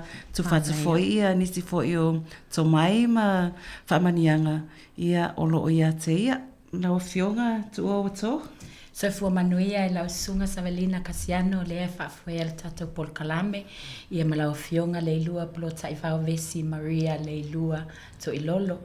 Le mamalu le au whainga luenga pa ia le atua i so se whatawhai taulanga ma le mamalu le au whaalongolongo. O lo ingoa o tu ua wato paulima mawaenga maiava.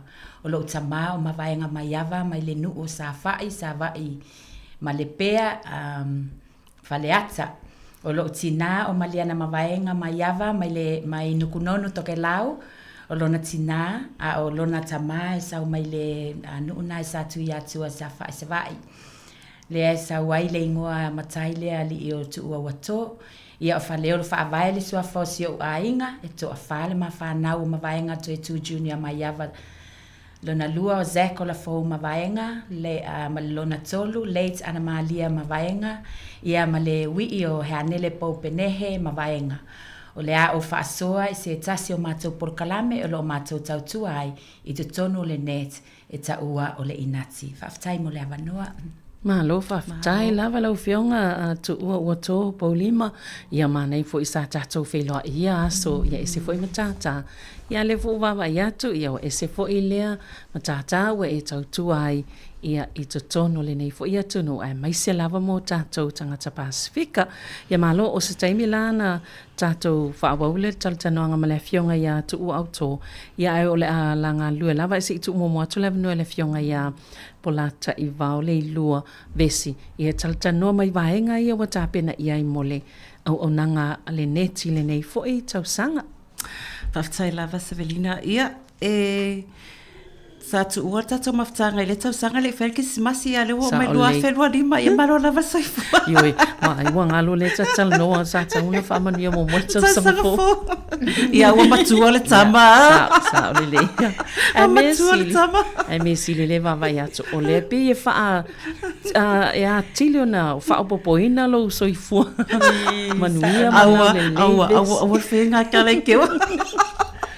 Ia vi ia le tua whawhitai ia on malosi a mai le ali ia pei foi ona silafia ia mātou te ngā lulu i net o le net i tono loa hard mātou te ngā lulu e maainga ma le community e iai le mātou manu lauti po o le mātou vision o le vision lava ia le net e mātou te langolangoina ma whaafai le ina ia whaapapoto ele whaalapapoto ngā le net whanau uma i so se au ngā tupulanga e tau lai lea i tau sanga mua mua o le soifuanga mātou te whaatinoina lea e ala i awa onga lango whaapitoa ma ia tala whea ngai ma tū ma nganu o le whaaperetania o le mātou mission statement net supports and nurtures whanau across generations focusing on the early years. And we do this through education, clinical support, and being culturally competent. O le mātou net, e tau net Pasifika mapapalangi, ia ai toa tele mātou Pasifika, e whaatahua lava ia mātou tūmanga nu, o na o a inga o lo mātou ngā lulue, e o mai i atunu po o motu Pasifika ese. E wha tatai la pe fiso o tai le mātou mission, le mātou manulauti, anga i le plan, i le lua afe lua se fulu, sa whai e ia ni whanutanga i tua te lua afe lua se fulu, ma tu whatasia ai, ia se fuafuanga i ta ua o le Pacific Health and Wellbeing Strategic Plan, for the Greater Wellington region, o le plan lea mai le lua afe lua se fulu e o atu le lua afe lua lima. Ia lea o tātou tū vai mai lua afe lua lima. E to e tū matitilo, pe wha pe i nei fofuanga, pe wha amata o whaataunu uina ia whaamoemoenga. O le framework la sa wha o ngā mai le lua afe lua se fulu anga lua afe lua lima, o le soso o le upenga po le net. Ia tarfia ngai amal mato ingoa wa mato le net o le taiala la sa tai nai ia le plan le mo se fo malolo ino tangata Pasifika I to tono Wellington nei e fa Britania our Pacific peoples are empowered and enabled to live longer quality lives supported by a culturally responsive health system. Ia pe ona ufutama fai fo I wha Sāmoa, e wha amanaina, pe wha amalosi awina o tātou tangata Pasifika, ma mawhai ona wha afualoa ina lo lato soifua laulelei, e langolango ina e ala I le wha apotopotonga o soifua malolo ina, e tala whea ngai matu ma nganu. So sao mātou le sfala apotoponga, le mātou te langolango ina, e le soifua malolo ina, o le pa ia mal mamalo tātou tangata Pasifika, I to tono Wellington nei, e peia ana sila fia, o le soifua malolo ina, peia o nisi taimi tātou te wa ai I mai, wha mai fo ia tupulitino, pe o le cancer, ia po o le totomawalunga, ia o le nunu, o tūlang whapena, ai ngalu ia tātou, o le sivaenga tā ua, o le soifua malolo inga o tangata, o lona mawhau, po o lona mental well-being, mauna langona, o feelings, o isi taimi te whiwe, se tuloe, e whai atu fo le, sawe ai, sawe, whesau me tau mawha, ai le o fia ai tangata, ia na whapele, e le ia sau mai, te e waifa pena e ngale e tatou e te le o le afianga o le mawhawhol tangata I me tutupu o I nālea e tau lai fo I mātou pe fo I launa su mai fo I mawhio mai la fionga I atu ua wato le nei tai au se wha amala malama tu fo I lana ia polo kalame o se polo kalame sau mai lana ia fo I tatou nunga whaaleanga nuu e fisosoani ia awa ia mawhawhonga fo I ma le soifua malolo ina lau le lei o le simea lena matapikia mai I le plan lea ma le fofuanga ale le soifua malolo ina mo Wellington mo Tangata Pasifika o le soifua laulelei ia umi le ola a ia quality wa isi tain whaina leo tato mana o isi lo matua postoi ina ia tato mafuta pia a lai mai lai oi lai tinga ina ai ole aunga ole nei whaamwemoenga mo Tangata Pasifika Wellington ele ngata ina whaafua loa lo soifua ai ia soifua maloloina ia fia te fia whaalong nistina ma wa fitu se fulu wa valu se fulu wa iwa se fulu ale malosi ia ale tolu se fulu fa se fulu ai mai ia luna winga ele o ia se fia fianga pe o le winga na ia nana fa umatola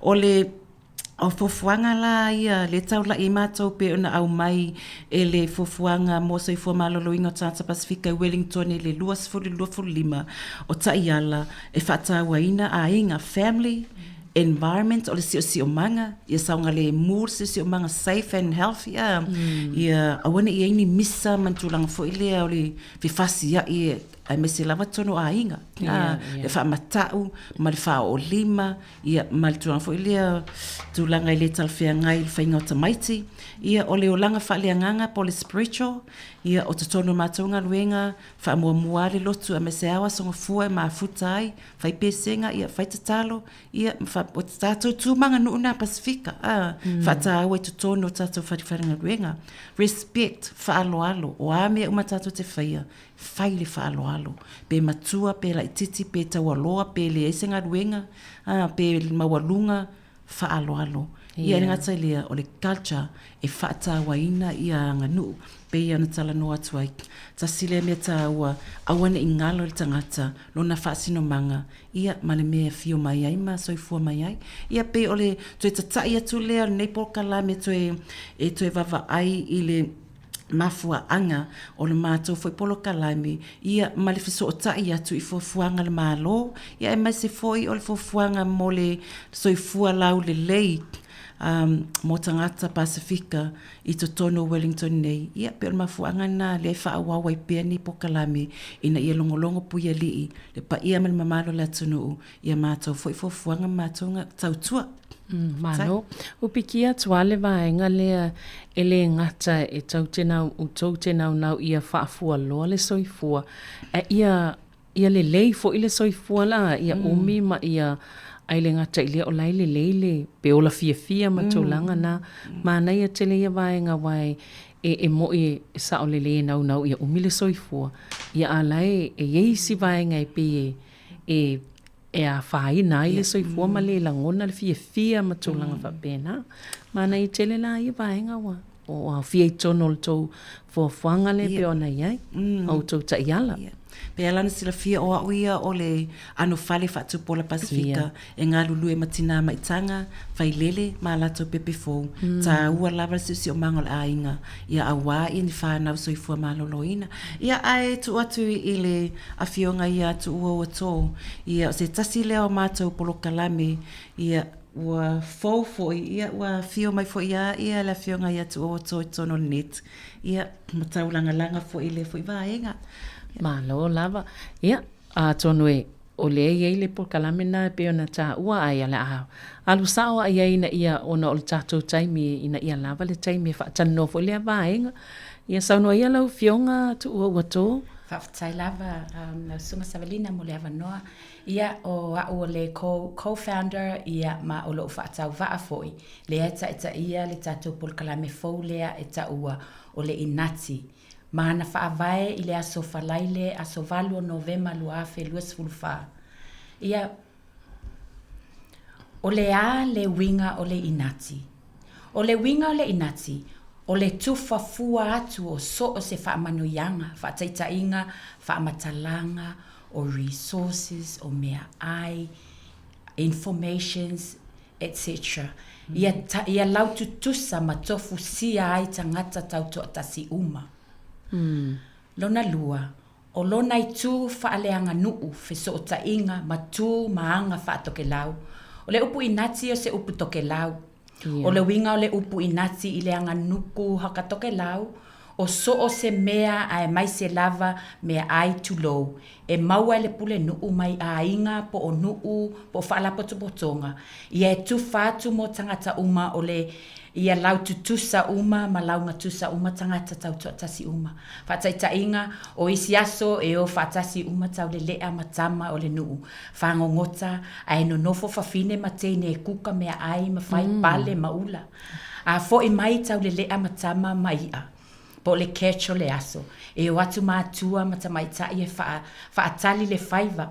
A tau nu mai e o atu la tau whaapale ma whaaula ia ma whawhanga tau le lea ma whaafeinu ile ea e mai la tau whaiva.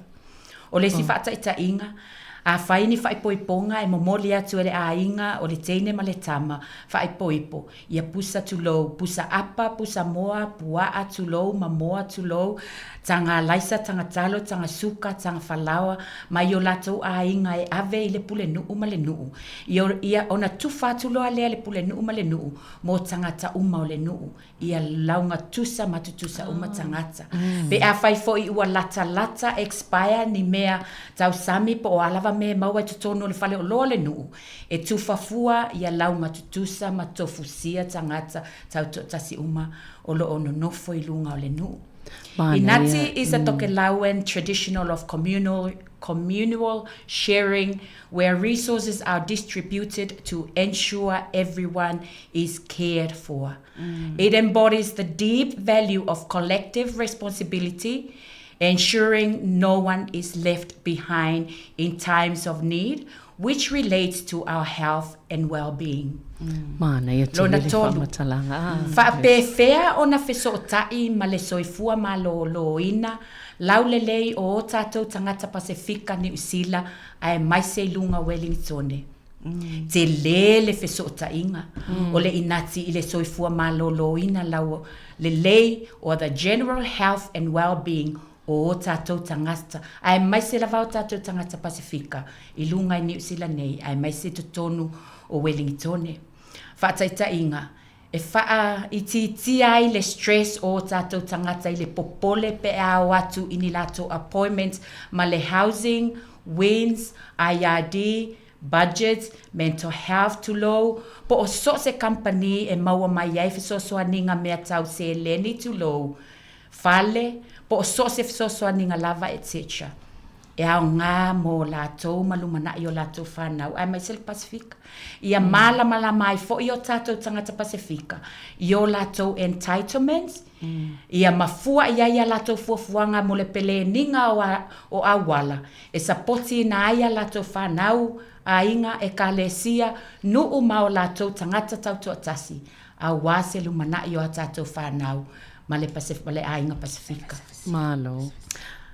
Malo, mana ia le ia se iwa vai atua foi le vaenga le a vesi o le upule inati le mana i mana i fulfalo longo atu le faonganga i le anga no Tokelau o le inati a wai e fuli tatou upu inati o te lelo i vesi pete fifa so le vaenga le sa o le inati a pe o te sa ola e i o matua no ola e faife au i o te whaalongo le upule a ma ele inati o faife au pe o mea le leifo ina e mata e ave le ato se tulou mal tai mal faife au pe o se mea le lei ina ua sa fio mai foi la fio ngai atu o to mato mafuta langa lo le fainga le inati o te mantu se asa te falongo ia upu ai selemana ia foi so fuango tangata o se tulou o to elau ia e wata fialo ia o fa matala mai e le fio ngai atu e tu fa uma mea umele se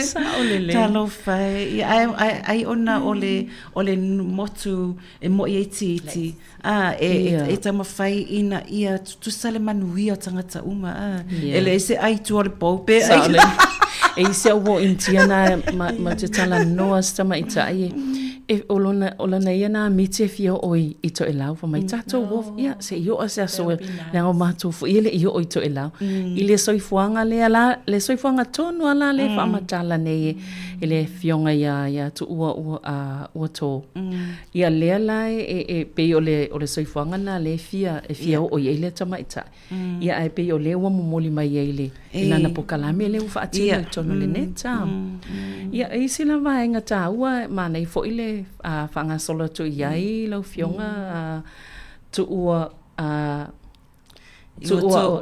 to o le vaenga la lea o ala ninga luenga whaatino sa whaia e le inati i nei taimi ua mawai E pei na o ta atu mua na whaavai pena launch le inati i le aso wharai le aso valo November lua afe lua sifurfa.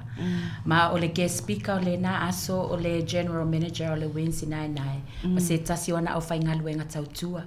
Sa wha talatala noa ai mata upu pei o le child care entitlements, food and clothing grants, and other available assistance. Benefits that whanau are entitled to, example, solo parents, job seekers, and education and training opportunities available to whanau. Na whaatino le inatilo na whaatino i lea so ngā fua so iwa o te sema lua felus fulu lua lo na lua na tato inati. Ma o le guest speaker o le mato accountant i le net. O nā i o vaitaimi o vaitaimi tonu ana o le pisi o tangata e whaatau mea alofa o kirisimasi ia e whaapena fu ia so malo lo whanau wai te tonu a inga ma tangata au whainga luenga. O le taimi fo i lea na o le tele o tupe alu. Ma o lea na mawhauwhau ai e amaile le accountant. E talatala noa maniani o na IT le budgeting ma ta upu le topic o le pole me ta upu nei o le topic o le mea tupe. I peleni mana i efsosoani o tatou a inga a mai se tatou low income people la ma se tatou Pasifika i budgeting po mea tau tupe fasosoina tupe whaftai o le lona tolo inati na whaatino lea i le aso lulu asfulu iwa uni o Januari lua felu sulima ma o le guest speaker o le sunga ia mili tapusoa e whaasoa i le soifua malolo ina lau le lei o tangata i lunga o New Zealand ai maise ni awala e fesosoani ai le lato soifua malolo ina lau le lei e peio na ufai atu i le sootanga o le inati a nga i le soifua malolo ina lau le lei o tatu tangata Pasifika. Malo, whaftai lava. Ia se i wawai fo il tatu talonga ni te hao iana to i whaawawele, whaamulmole lua sunga. Whaftai.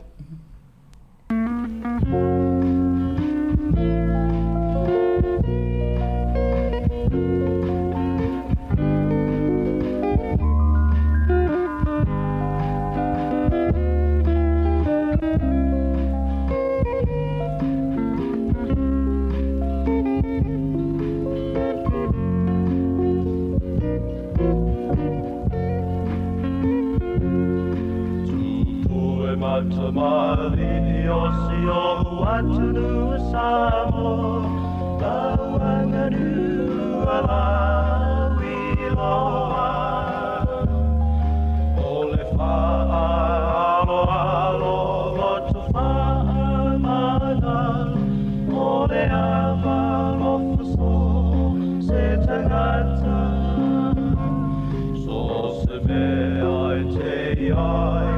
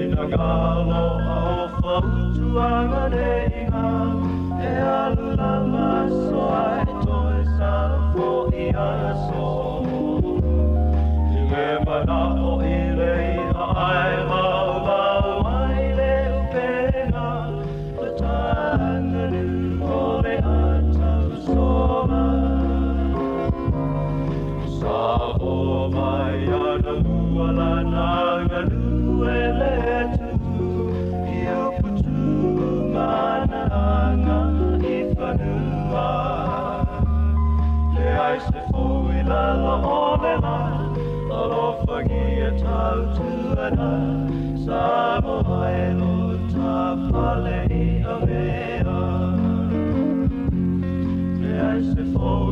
lo ole la alofa gia tau tuana Sāmoa e luta pale ina mea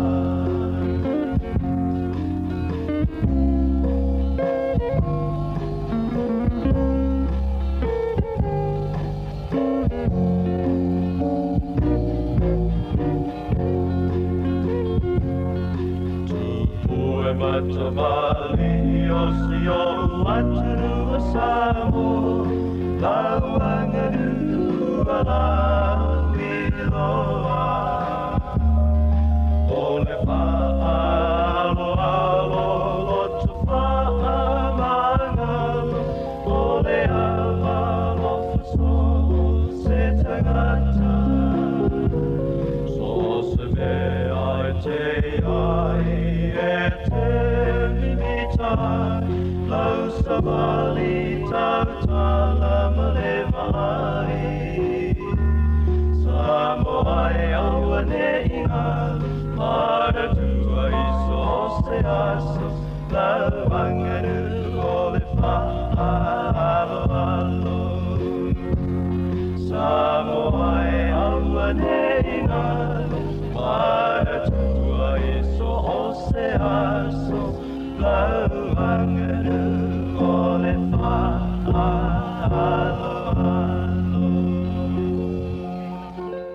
Ia, o le e olo o tau whaafonga mai la tātou po kalame o le soifua maloloina, pe ona mātou tal noa tuai, ma fionga ia pola ta iwao le ilua vesi le ilua toi lolo, ia ma le fionga ia tu ua tōpo lima ma vaenga mai ava mai le au nanga le net, ile nei fo i tae au, ia pe ona tau whaafonga lo whaalaulo fo inisi o vaenga o lātou po le kalame, ia mai se fo i lātou au nanga pe ona iai i tonu o Wellingtone.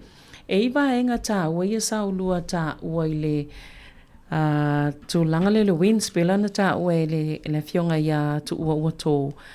I nisa waenga ia au mai le e tonu le tōtonga o le polkalame leo le inati. E a whapeo au leo te aluato neu te awai tonu o le polkalame o le ala e tā ua i le waenga o unanga le winds. A whai o te mo o mia le o unanga lea e tau te maus sausan me au tau te oai o wai te o lato e whainga tāo na o whaatal noa ina lea fo iau au nanga al mahalo e mawai so feso so ani. Ia pe o le tasilea tūlanga tātou te sila fia o malava, pe o te leo tātou tangata ia fo i manana o e o le winds a mesea me tau tupe. Ia, ai o se tasi o le tūlanga, se le stress o e tangata, e le whaatu munga o form.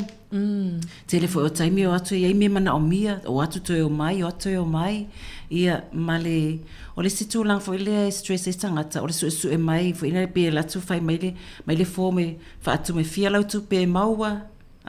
O fe alu ia au tupe o tātou pe mata mumule whaalau mea na fia tupe maua o a tupe totongi ia ai pe o le tūlanga le na sauno ia le fionga ia tua wato o atasile matou ngaluenga matou te o ma matou a inga ia matou te ngalulue ia e ave e va ai ia le e whaila to appointment so soani e whaatumula tau form. Ai se sauno atua ia tua wato wa pe o le tasile vaenga na ia tapanga ia se au mai se si mai tonal officer e kongeti e foi matou. Ia kongeti e foi matou ia la to te sila fia o le matou te tau tua mo le tatou community. To. Tai.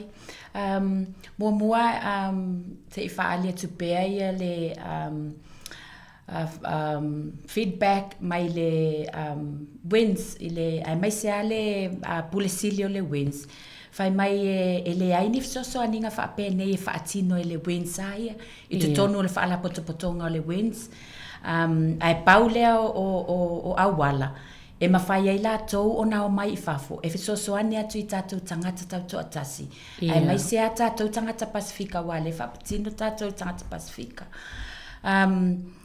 fai mai o awala ia e a fai la potopotonga ia ma communities pe o au lotu fa la potopotonga toke lau ko he Samoa Tonga e awala I kulupu la whape nei whaataltala noa o le setinga fo ila le kulupu e mātou I le mātou whaataltala noanga le naile inati mua e seti mua I le kulupu e fisosoani fo ile nei I mafutianga o tangata ma latou whaafitauli o le matamumuli ma le confident e tala noa I luma o tangata o le taimi mua la e whaataltala noa le kulupu tale e fesili a o le lona lua e whaataltala noa na e one on one e tutonu lava le potu na o le facilitator lava po le speaker ma le tangata lea e iai le una le manaonga mana e maua fo ile fisoso aninga whapea la I le language barrier e maua fo ile fisoso aninga pe atatala mai le na o le avanoa as an approval for mai le client po se tangata o le community e la tu sesio mātou le au whainga luenga fisoso ani I le taimi le whai ele one on one o le taimi fo ina e whai ele one on one e ile si fisoso aninga e whai ele mātou art and craft o na whaamanuianga I tā leni I e mai loa ia o umaua e fisoso ani atu ai fo I tātou tangata o na iau ngā fo I o sesi awala ngā tupene mo tātou a inga low income o le whainga o mea tau lima wa e link fo I anga I le culture link anga I le health and well-being o tātou tangata pe tau tali atu ai lau fesili ia awafo I la e provide fo I tātou mea tau sami e mau te tau mawhai fo I mai se a o le tai ia ni tātou mea tau sami Pasifika ai lani ia tau mawhai fo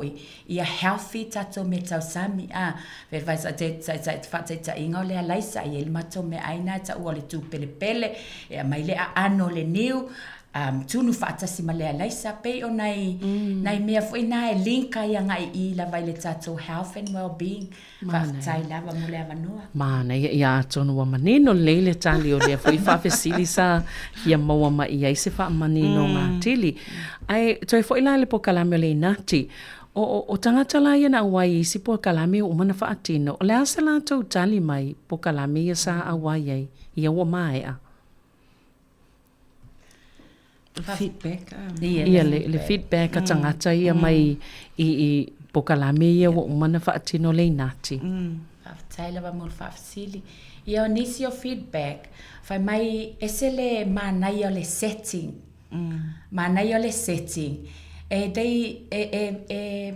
enta mai lo lātou e ulu mai e ulu whale mai lo lātou I te tonu le net il whaitoa they feel the sense the mana the sense of belonging le mata ata o le au whainga luenga whapena fo I le maua e lātou o le comfortable and feel safe at the environment very positive environment and the informations are safe and also not only for adults but mainly for our whānau, our children because o mātou mo te ngalulu e matamaiti 0 mai le maitanga tulo I le 5 tausanga e maua tangata tusa o le polokalame e le se totongi it's a free program o le polokalame fo le nei e tatala wanoanga I tātou communities e le ngatanga o clients le net ai whapena fo ia le tātou communities o lato fianga na e fia o toi o mai e fa o fia ile toi fia o mai isi polokalame mai isi polokalame ma e mana ia fo ia lato polokalame e tautonu lava I o lato manaonga e whaamali e loto whaamali e o lato finangalo I manaonga e mana o mia I lato fisosoani ma e fofoa I fo I o lato whaafitauli fisosoani fofoa I whaafitauli me tautupe ia malamalama ia malamalama I awala entitlements wa e telo tangata e o mai whai mai e la tele I loa isi lako entitlements whaataita inga o le wins e iei la tof so aninga mai le sfulu valu masina anga ilunga I le tolu tausanga I le child care support e totongi la topilia onga moa onga amata mo le luas fuli tula e fa I le vaiaso e fa pena fo ila mai le tolu tausanga na I le 5 tausanga e le iei fo fa manu yanga na e ta ua le free ECE e lua se fuli tula e totongi fo I le malo e mawhai eina a wailo lo walo I a onga fa tai e tu atu lava noa ia te oe e te halua e tu e sa ili you know, to get out of the house. You know, it's good for well-being. Get another fresh air, do your own, you know, whai au whiau, maunga luenga, pesu e sau ngaluenga, pesu e sau course, you know, to develop yourself. Mana ia tele. Ia ai se i whaasolo mai lisi vaenga le fia I loa atili o le polkalame o le inati. O ala isi aso polkalame o le inati le wha oli mai. Ia o le si tatou inati la so o le lona whai lea o le tatou inati, e ta I maasina whai le inati, ma o le a whaia lea I le aso atai au, aso lulu aso sifuru iwa o Februari, lua afe, lua sifuru malima. E whaia le na I le net, po o le hub, o le net, o le tuatusi, numela lua, Dudley Street, or number 2 Dudley Street, Lower Hutt. Mai le se fulu I le tae au, se ipa ia le afa o le se fulu lua I le awauli.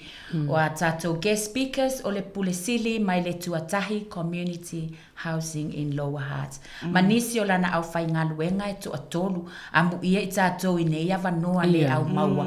Ai mai se ua taunga tā le soifuanga I nei vai taimi, ua tele whaalave tutupu, o na ai o le malama, po o le popole, po o le fefe.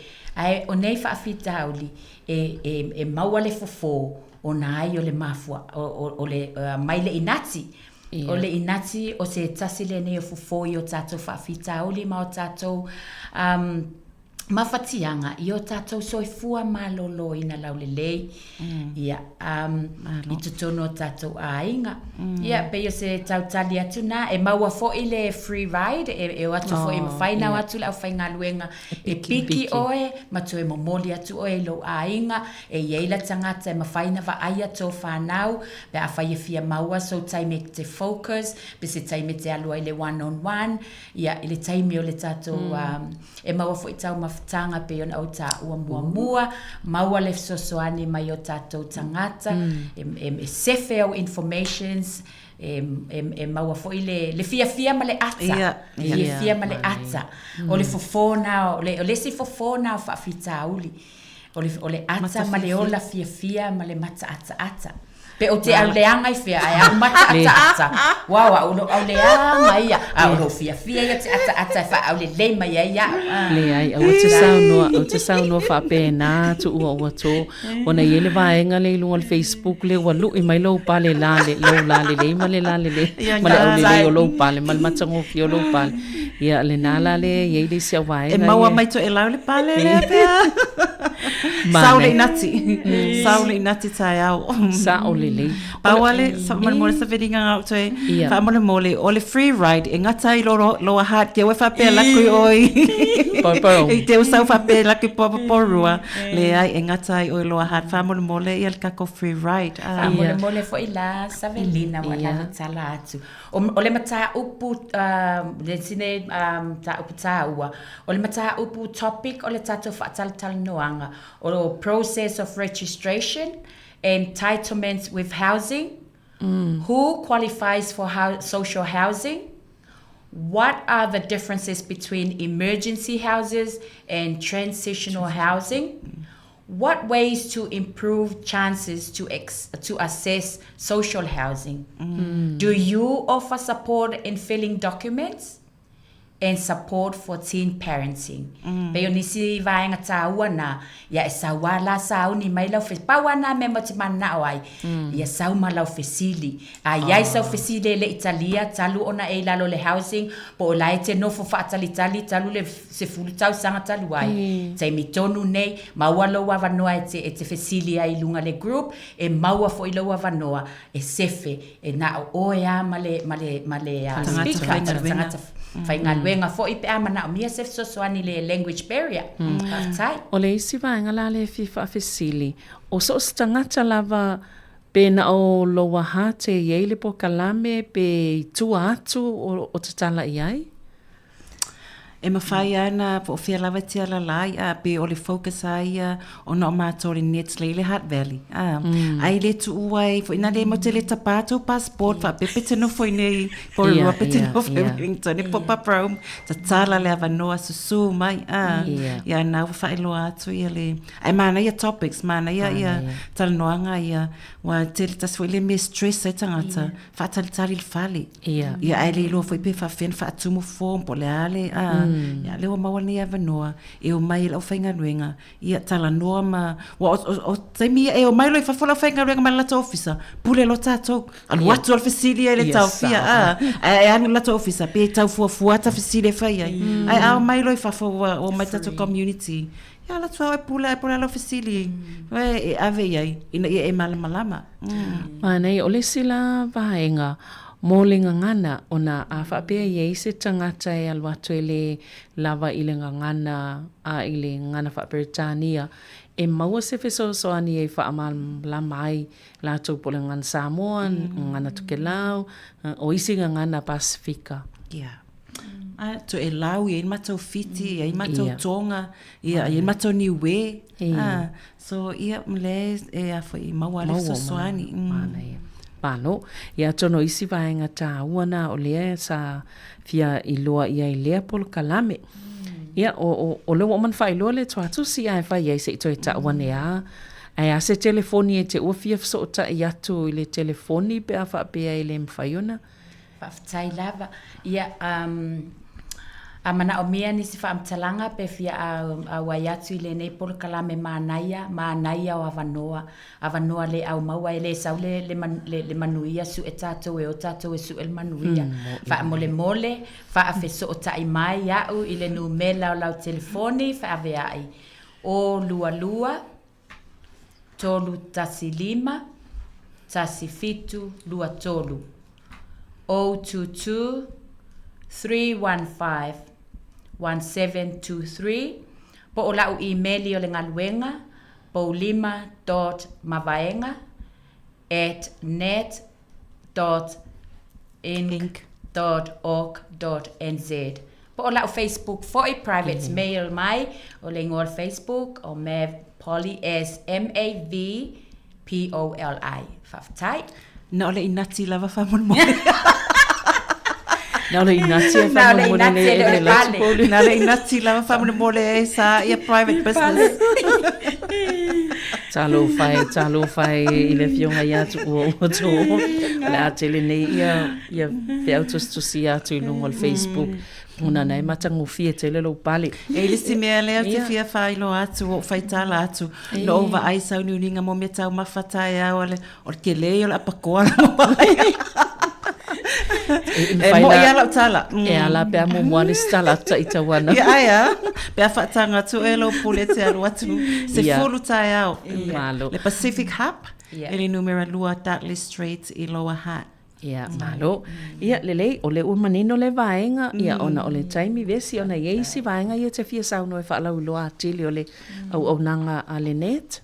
Ia, o leo o mana whawhetai lava toa pe isi si mea toi whisau noa i nati pe ai le i whaumata po kalame. Le ai whawhetai ia naua umatu tatou tufau le i nati. Whawhetai, lava noa. Ia, malo a whawhetai lava ia o te whawhetai fo i lau fionga mo le tali alwala o te suma ia a wafo i nei vaenga tāua po kalame tāua tele ia pe ana tāua e whaavai mo lava i lunga tūma anga nuu tātou Pasifika e se whani mana i whaalongolongo le anga nuu to e lau ai o le tātou anu whale whaatupola Pasifika pe on tala noa toi fo i le tau sanga o mawai ia lea ua toi amataina o mātou polo kalame la leo vai wa e se fululua i tū la wa senga taitasi.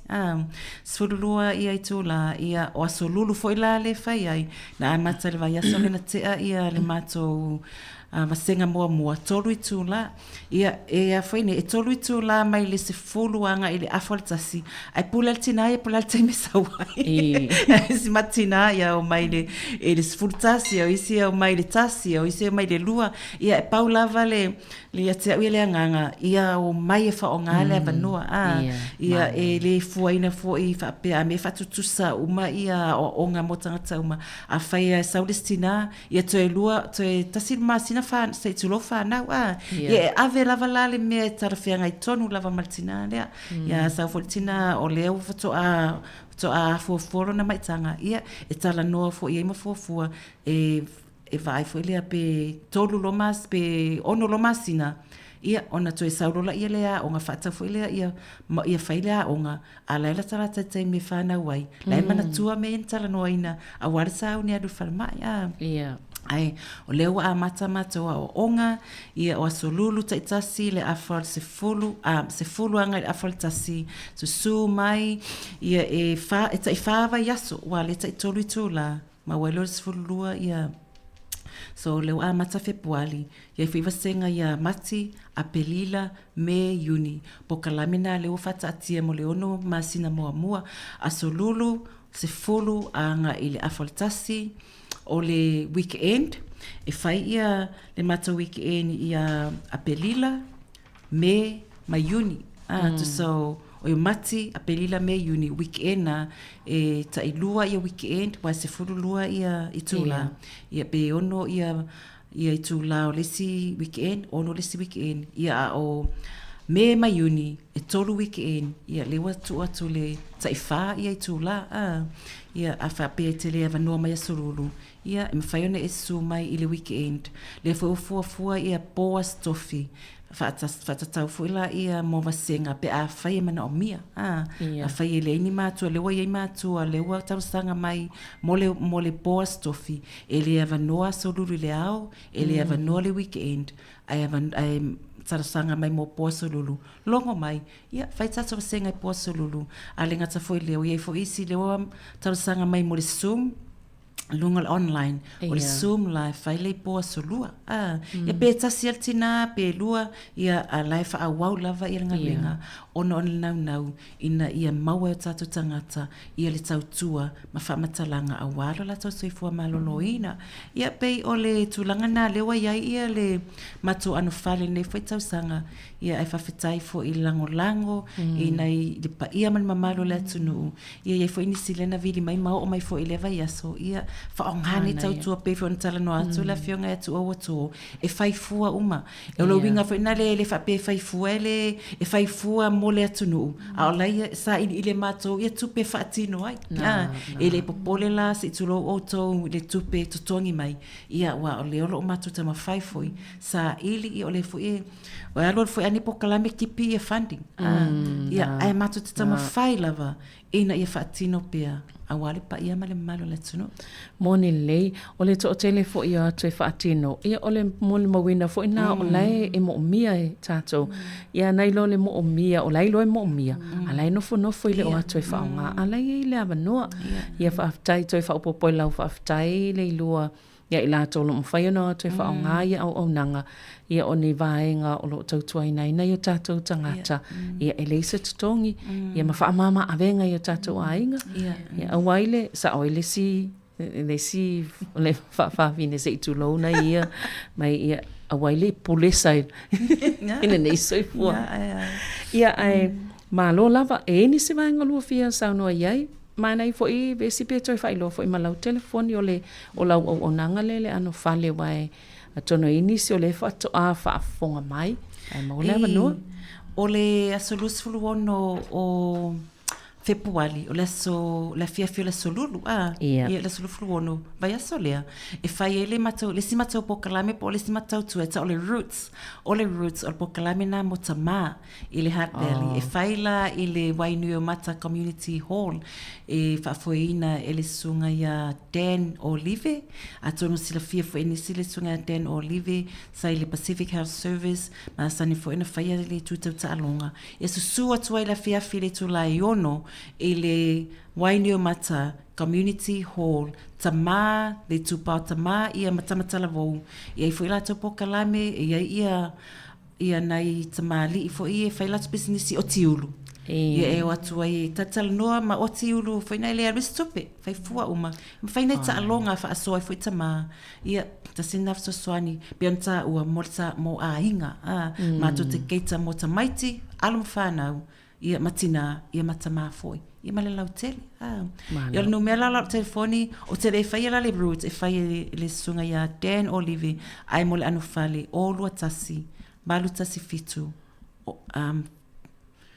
o lua tasi balu tasi fitu ono tolu o lua tasi balu tasi fitu ono tolu o ia lau numera na malo lava. Ia, whaftai tele lava a whai ele isisi vaenga e toi e fia tala noa iai. Ia toi wha amna tu atu telefonina pe no tau whaafonga mai iai. Ale fionga ia tu ua ua tō. Pō lima o le o lua lua, tolu tasi lima, tasi fitu lua tolu. Ia ma le telefonia vesil nasa tau whaafonga mai iai. Ia mō vaenga o lo o pe a tau fia mo mia nei au nangai. Tāla fia ngai le leima o tau. Ia whaftai tele lava ia lua fionga mo po kalame nei aso ia e fulfa mo tātou toi wheloi foilea masina lau fionga lei lua wale o te lo le la wa i mai ia lau team po tau vaenga foi o lo ia o nanga nei mana ia lo mwhaion wha lau i loa ia whapena lava ia e whaftai foi mo le avanua ia whamanuia le atua tata o whafonga ia la foi se upo sala ia po se pati o se upo le to tamali se pati o sala ia la foi nu le aina ia manuia tele lava nei aso tata o whafuanga malo ia ka he tai mo te avanua tulo so whaanga atula te whaato e lau a te loa tato wa uso mai to tele lau to e lau le tulo ni to ke lau ke hoka loki atu ko au te uluhina to ke lau i Wellington nei ka hai ko lava kua ye he kupu e paheala pe he longo mali e koutou hoka longo koutou ke aloloho haka mangalo mai tēnei kau na vai o mai tato hoka o ngā na manuia i e nei he au maua e he ai he totongi kai hoka he tai lahi lele aloha tu lele mo koutou ni tai malo whaftai le walau whionga tu ua wato. Ia o le tato pokalame na ai manatua le mamalo lau whafonga e ele wha moe lea i le te rau paraha arena i le aso tona i nei luas fululua Februari mai le se fulu li tai au e o le tolu le awauli i le te rau paraha sports arena i Porirua. O le pokalame nei o lea a whaise whiloa inga lau whaasala lau Pasifika ma tangata lau tele e whaatitau pokalame nei o le soifua maloloina. O awanua nei e whiloa iai ia au whaingaluenga nei a tātou o loo i le teo Pasifika ia ma i lātou fo i tātou tangata lau tele. E o mai e se i whisilingia fo i po ani o tau whina ngalo e whaatitau. I pokalame nei o loo mātou ngalo iai ma le teo Pasifika e whaalau loa mata upu tāu o le soifua maloloina e mo umialani o tau whina ngalo. Po ani mea e whaalelei a teli ia wa fo ini swinga e mawhaiona whaia i le wha salalaungo nei vaenga. Pe fo lan tau whaafonga mai pokalame le soifua maloloina nei tai au lo o mātou talatala noa tuai ma au nanga ese. Ia mantua lal wha moelna i le aso tona i nei i le aso lua sefulu o Februari, mai le sefulu le tau e o le tolu le awauli, ia o le sefulu lava ia tau le sefulu lua fali tau mawhatanga, ia ona ai pe o le mai ala o le taimo le tau mawhatanga, ia o la au tau whaafonga i le wha ili mta utia le si ufonga laumua o le a whaafifia. Ia le lope tau te wheloa ia naso, ia ai pe o nei vaenga tāua na ia whaamau i fo. Ia le fo i te whaalongo atu a whai whaafonga mai to ke lau, ia mo mia fo ia o tau tangata wai whaatanga noai tau lavanga ngana. Ia vaenga i o pokalame o loo ngalua toa ile sunga ia neve i lunga o le le teo le Access Radio. Ia e whaali e pokalame neo soifo maloloina. Ia manuia ngaluenga le iaso, tātou toi wheloa ai fo i staimi o luma, ia ai whaasoifua ia mole nei taimi.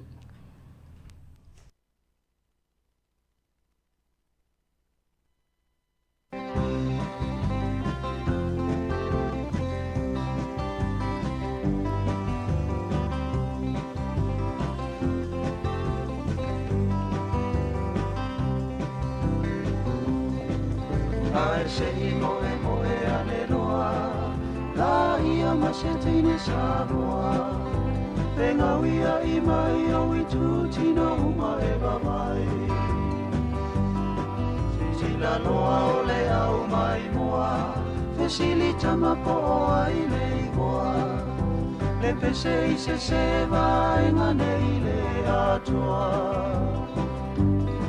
se o fulaula ua ila I se una te uina se tau pou tapa ona vai malima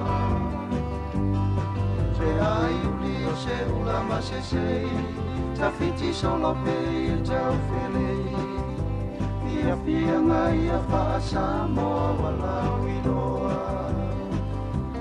Pātima pole au mai moa Me mo ole pese tu sa pele iloa Le au ngā tonu lea O fia ngā wha Sāmoa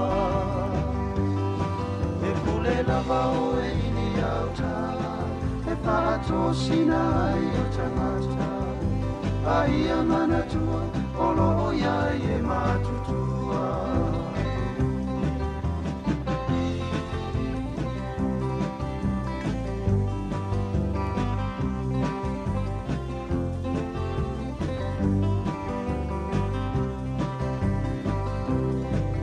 Tula iloa se toe a ina Tanava ai ua sautua lima Ai sa inu I se whaamafua se ainga E whana ua tau whetuli ane Tau mawhai e tau ave I le whare E tupe aia o anga lava o le fia Le taimi la o le tau alunga Ua tau awina sisiwa uma Ai malo e wala au mai lunga Tala o se lo matua Whapa o masasa mai se lo tua Wale o lele o atawhia pale a lilifua Tupulanga e ia e mana tua Lau fia ngai a le sualua Isiva mai whafo Toa angani si e apo Sili la malo pa amasani Fia nga ua masani ai Te ono me ai Te ai se fai ti o mai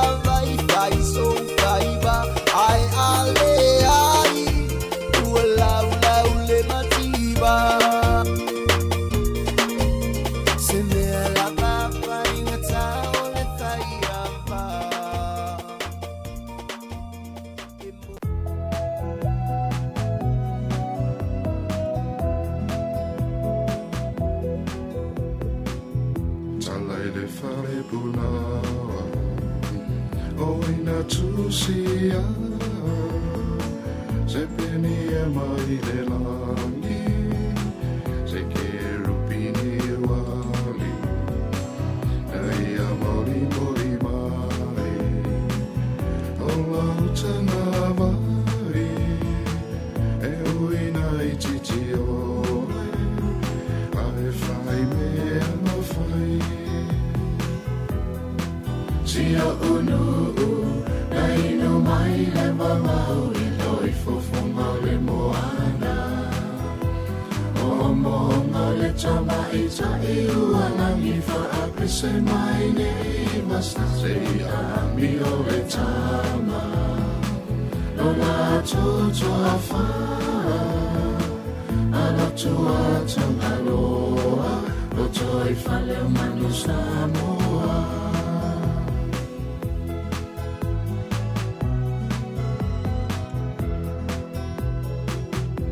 Tenei le malama Uangalana foi tama Ole tama whana Mai le whane puna Ele tau i sawina Ole vaina whala Ola mari e toa Se ua malo tau Sanga mai poli Walango mamai tia sa Oloa i tufunga Na fausia i naupa Ke talai le tawheanga O le whaasino ala E ai o se aso Whaatau ua loa Sia unu ai no mai le mamau i loi fofonga le moana o monga le tama i ta i ualangi fa apese mai nei masa se a mi o le tama o la toto a fa ala tua tama loa o toi fale o manu Sāmoa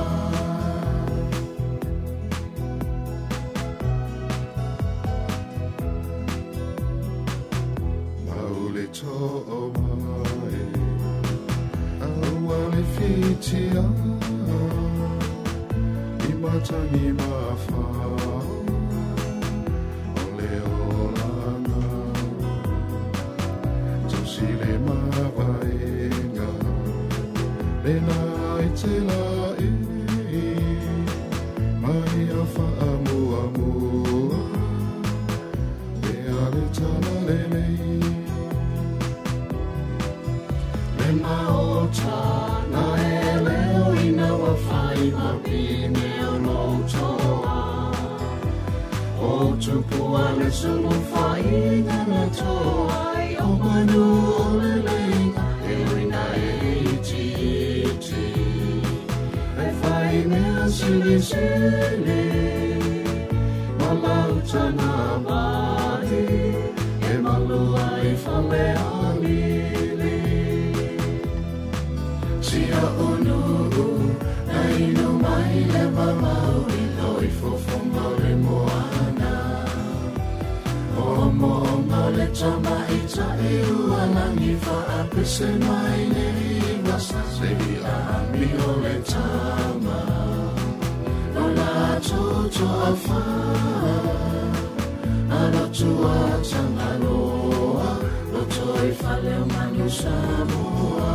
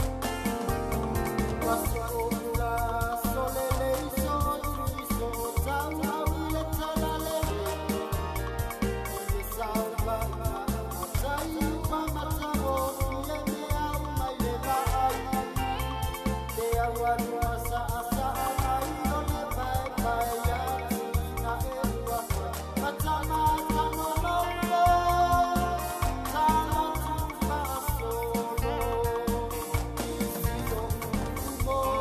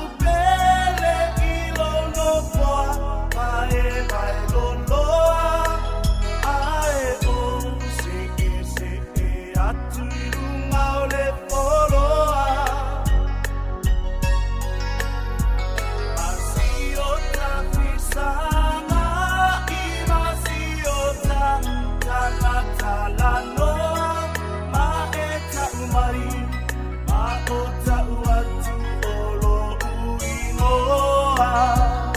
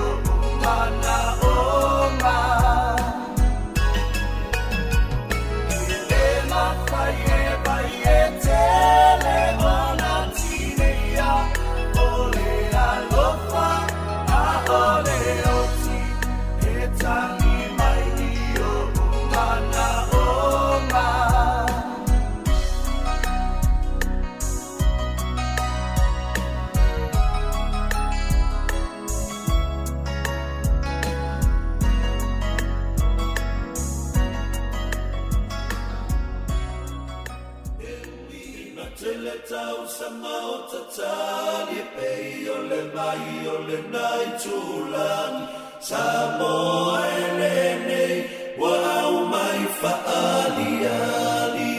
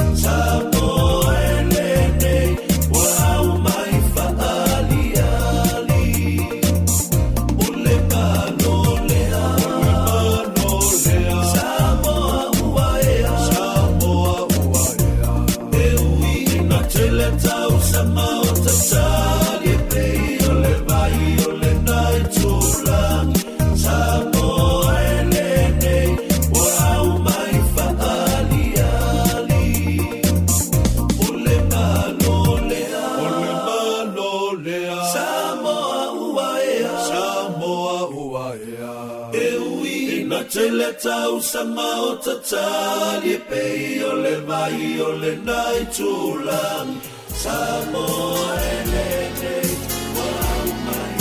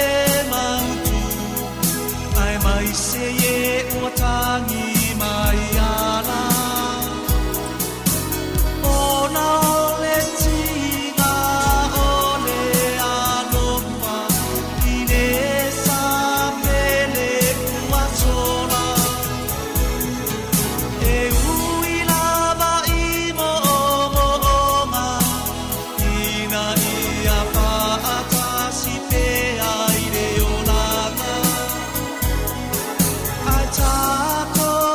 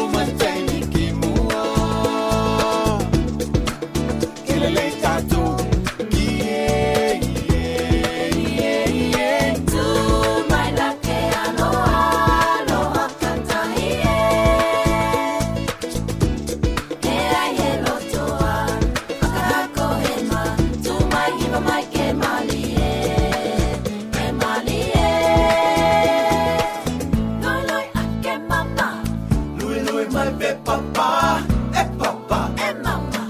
Tu mo ki te hahi ya. Ko hina mo ulu hina, ko hina hina vena. Kata kata mata hia hia. Ko hina mo ulu hina, ko hina hina vena. Bali e mate ma keke.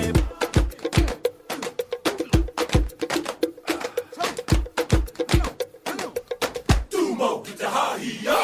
Ko hina mo ulu hina, ko hina hina vena. Kata kata mata hia hia. Ko hina mo ulu hina, ko hina hina vena. Kata kata mata hia hia.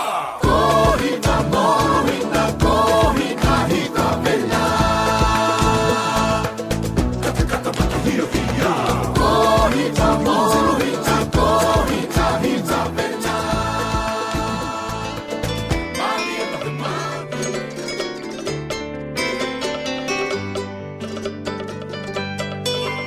Rei tu malo talo fa, sa fa pe mo mo na, e usi o ola, mo le ne ya wa ona, ne e fa pe o sola, o uai ai se pona, musu e I polona, tafia maua se sa o lotonga.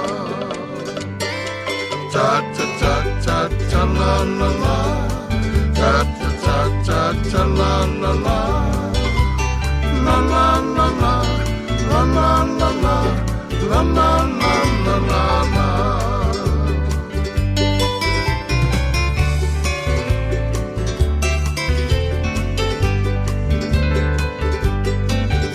Asele atu yama, osa uanga sana, ileva fenga yai, ma oto tupurana, ia la foi fongava, fasola ino omana, ai ai ia lo faanga, ia nati ai soleanga. A fai wai ai se mea, o te ale uai, fa a mole mole, ia malu mai le mai, I ana tia ita, I fatu ala mai, e poto le tautai, ai se la vai. Saula upele tutaka, o te tulai mauloi mata, ele ngano lava oe, ilo unei angana, o te mana tua te a oe, ilo unei wha moe moe, sauia ta wha mawai, to whaina soifua oe. Ta ta ta ta ta la la la, ta ta ta ta ta la la la, la la la la, la la la la, la la la la la la, ta ta ta ta ta la la la, ta ta ta ta ta la la la, la la la la, la la la la, la la la la la.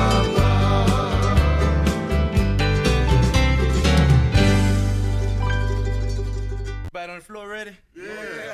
Okay, we're gonna do this. Let's do this. Come on.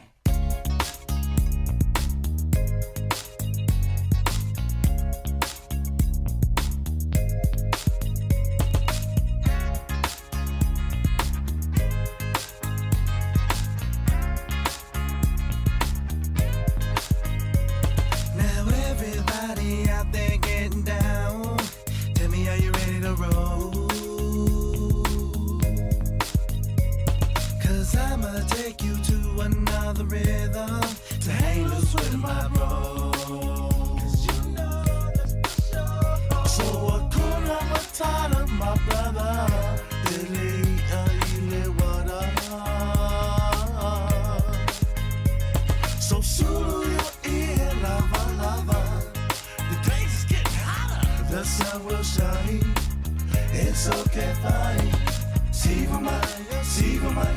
I le pose o I le taia o Siva mai I le pose o I le taia o Now me and my lady was up at the club and she asked me if I could show her how I dance. So I had to let her know. So I had to get a suit on, get a move on, get a groove on. Tonight's boogie night. Siva mai, come on, come on, come on. Siva mai and let her know. Siva mai and let her know. Siva mai and let it show. Siva mai and let Let me hit you with the big of my ties and Siva mai through the night and you don't need a dollar. It's free by the seats and the cool pine trees. Don't let the coconut hit you on your head. Let the boogie with this, it don't matter to me. You know me and my bros, we stay party free. From the get down to the MPC 3000. Got the strumming of the guitars to put your critics on the smackdown. Time to get this party started right. Air tongue night. Emma nongi right. Time to get this party started right. Air tongue night. Emma nongi right. So Siva mai, I le pose io I le taia o Siva mai, I le pose io I le taia o O te feel se vai lima, o wa e malulu le weather. I drink it by the tree and the sea and the cocoa seeds and the Moses will fall up a layer. O te feel se vai le siva samba, Malaysia la bamba. I shake it from the left to the right, to the front, to the back, cause the bigger my time, no care. Come and kick it with me, and kick it jiggy with me, because I know you feel like dancing tonight. Yeah. Come and kick it with me, and kick it jiggy with me, because I know you feel like dancing tonight. Yeah. Siva mai, I le pose io I le taia o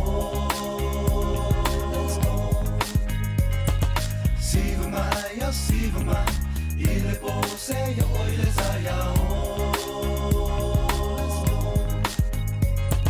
Siva mai, I le pose io I le taia o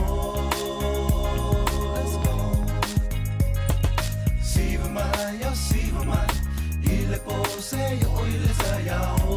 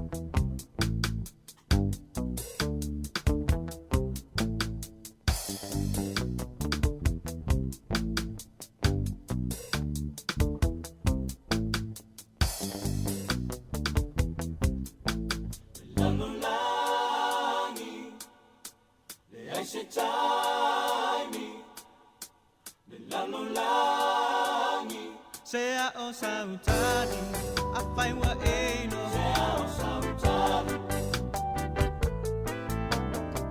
No fa'aula lo o fa'atani mai, o na aha o fa'aloa loa mai, o nei lea so e tali le lea ai, o nei lea so fa'aola ina ai, no fa'aula lo o fa'atani mai, o na aha o fa'aloa loa mai, o nei lea so e tali le lea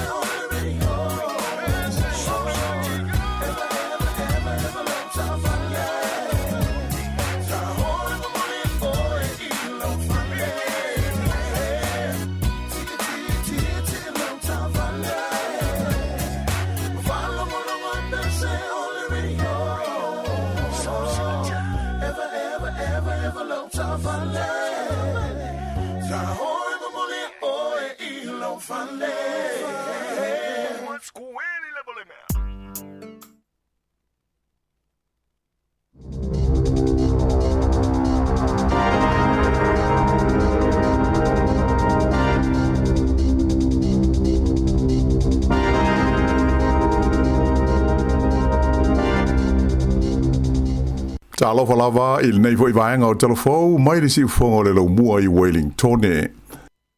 Wa failo mai le partia le laiba fa pea o le fa ma vai ai o tangata na avea ma fa auru lunga o le tanga luenga le soifua malolo ina o mafua ona o le ma fai e fuanga le malo so fa tasi o lo ye nei ona fo ia fa fita au le tele o lo fe ngai mo le nei au nanga ta ua le malo. O le aspirated te wai le fo ina fa ma vai ai le fa tonu a le se fu ma no ina o le te mai tai fo mai e ngo ia Diana Safati ai fa to atasi le vai aso talu na fa ma vai le CEO o le Health New Zealand ia fe pula ai machi apa ona so ma ye le ma le fa ma vai nga le fa tonu le sui fu ma lo ina lo tele po le vai nga le public health o le lifo mai o Nicholas Jones. Ua se so nei mea mani li poti fau ua tangi ai le matua o umi o taimi e whaatari ai tangata mo tango fitinga i vaenga o whaalawe lawe whaafosei po le emergency department ai maise lava i le tonu o auki lani. Whailo mai le sui so upo le leiba mo mata upu tau le sui fua mananoina le tamaita i fo mai o Aisha Verrell ua manino mai o le anganga o le whainga malo ina ia tutudi ese mai tangata whainga ruenga o lo ta yuru i vaenga ese o le matanga ruenga o le soifua malolo ina tel tonu o ia o se whainga nei e mautinoa o le a te le se a whaina e tu lai mai ai mo le atunu o atoa. Ua whaino mai i le minstau no fua afi i a wawasa mana i Winston Peters i a le tofia lea o le li i ngoa i a Chris McKenzie e a vea mo te fono fau o le kompania le malo e ta ua o le Ferry Holdings Limited. O le nei kompani ua whenga i nei mo whiutana inga mo le whaatawina mai ni waala upa sese fau se lua mo le kompani o le Inter-Islander e whao ngā i whemalanga inga le vau motu au tu o New Zealand. O le lile o tofia o Chris McKenzie na ulu i ai whiutana inga mo le toe whaatawina mai e le malo New Zealand o mea tō tino tau no whaafi i le whaai unga o le vaitau sanga e lua afe. Whaai lo mai whae le le minstaya wa wasa mana i Winston Peters ua tofia le tamaita e ngo i a Heather Simpson e a vea mo teitei whono lango ai whape aile li e ngo i a Greg Lowe e a vea mo se tasi o whatonu o le company fōle nei le Ferry Holdings Limited. Ta ua le minstaya o la tau ia o tofia ia tūlanga o ni tangata e ia ia ngawaa ma tō mai whaapitoa. Ua mana na o lau whai whaatoanga i nisi vaenga o le motu i mātua New Zealand ina ia whaamamalu pūlenga i taimi o mawhatianga mai winga o ngaonga o le tau i o la tau i tūmalo ona o le umi e le ipa u i aise timu. Ua umani whontanga lau whai whaatoanga i au ki lani saute ai whapele tu malo o le Waikato a to hai fo i Mataranaki e tala noi na i le tu inatu leo se talo sanga alo ia i le mtanga luenga o whaatoanga mo se polo inga e alo ia ai le tu langa mawhatia ua whea ngai malatou ona o le ai o se timu mo se taimi umi. O le alo ia ona wha maru o pūlenga i taimi e tu lai mai aini winga onga ma le wha le tono le tau e mawhai o na mauaini vai ngā tupe whisoswani mō le au whai whaatoanga. Whailo mai le pele stende o le Federated Farmers o Waikato o Keith Holmes o le to tele lava lau whai whaatoanga ua whengai nei ma whaafitauli e mahua ona o le umi e le aise timu e pau i o lātou lau whanua atoa ma whaatoanga. O le tu langa lawa fo ile tasi o lo whenga iai ma lau whai whaatoanga i le tu malo Taranaki e pei ona whaailoa mai o lātou pele stene o Lidm Kips.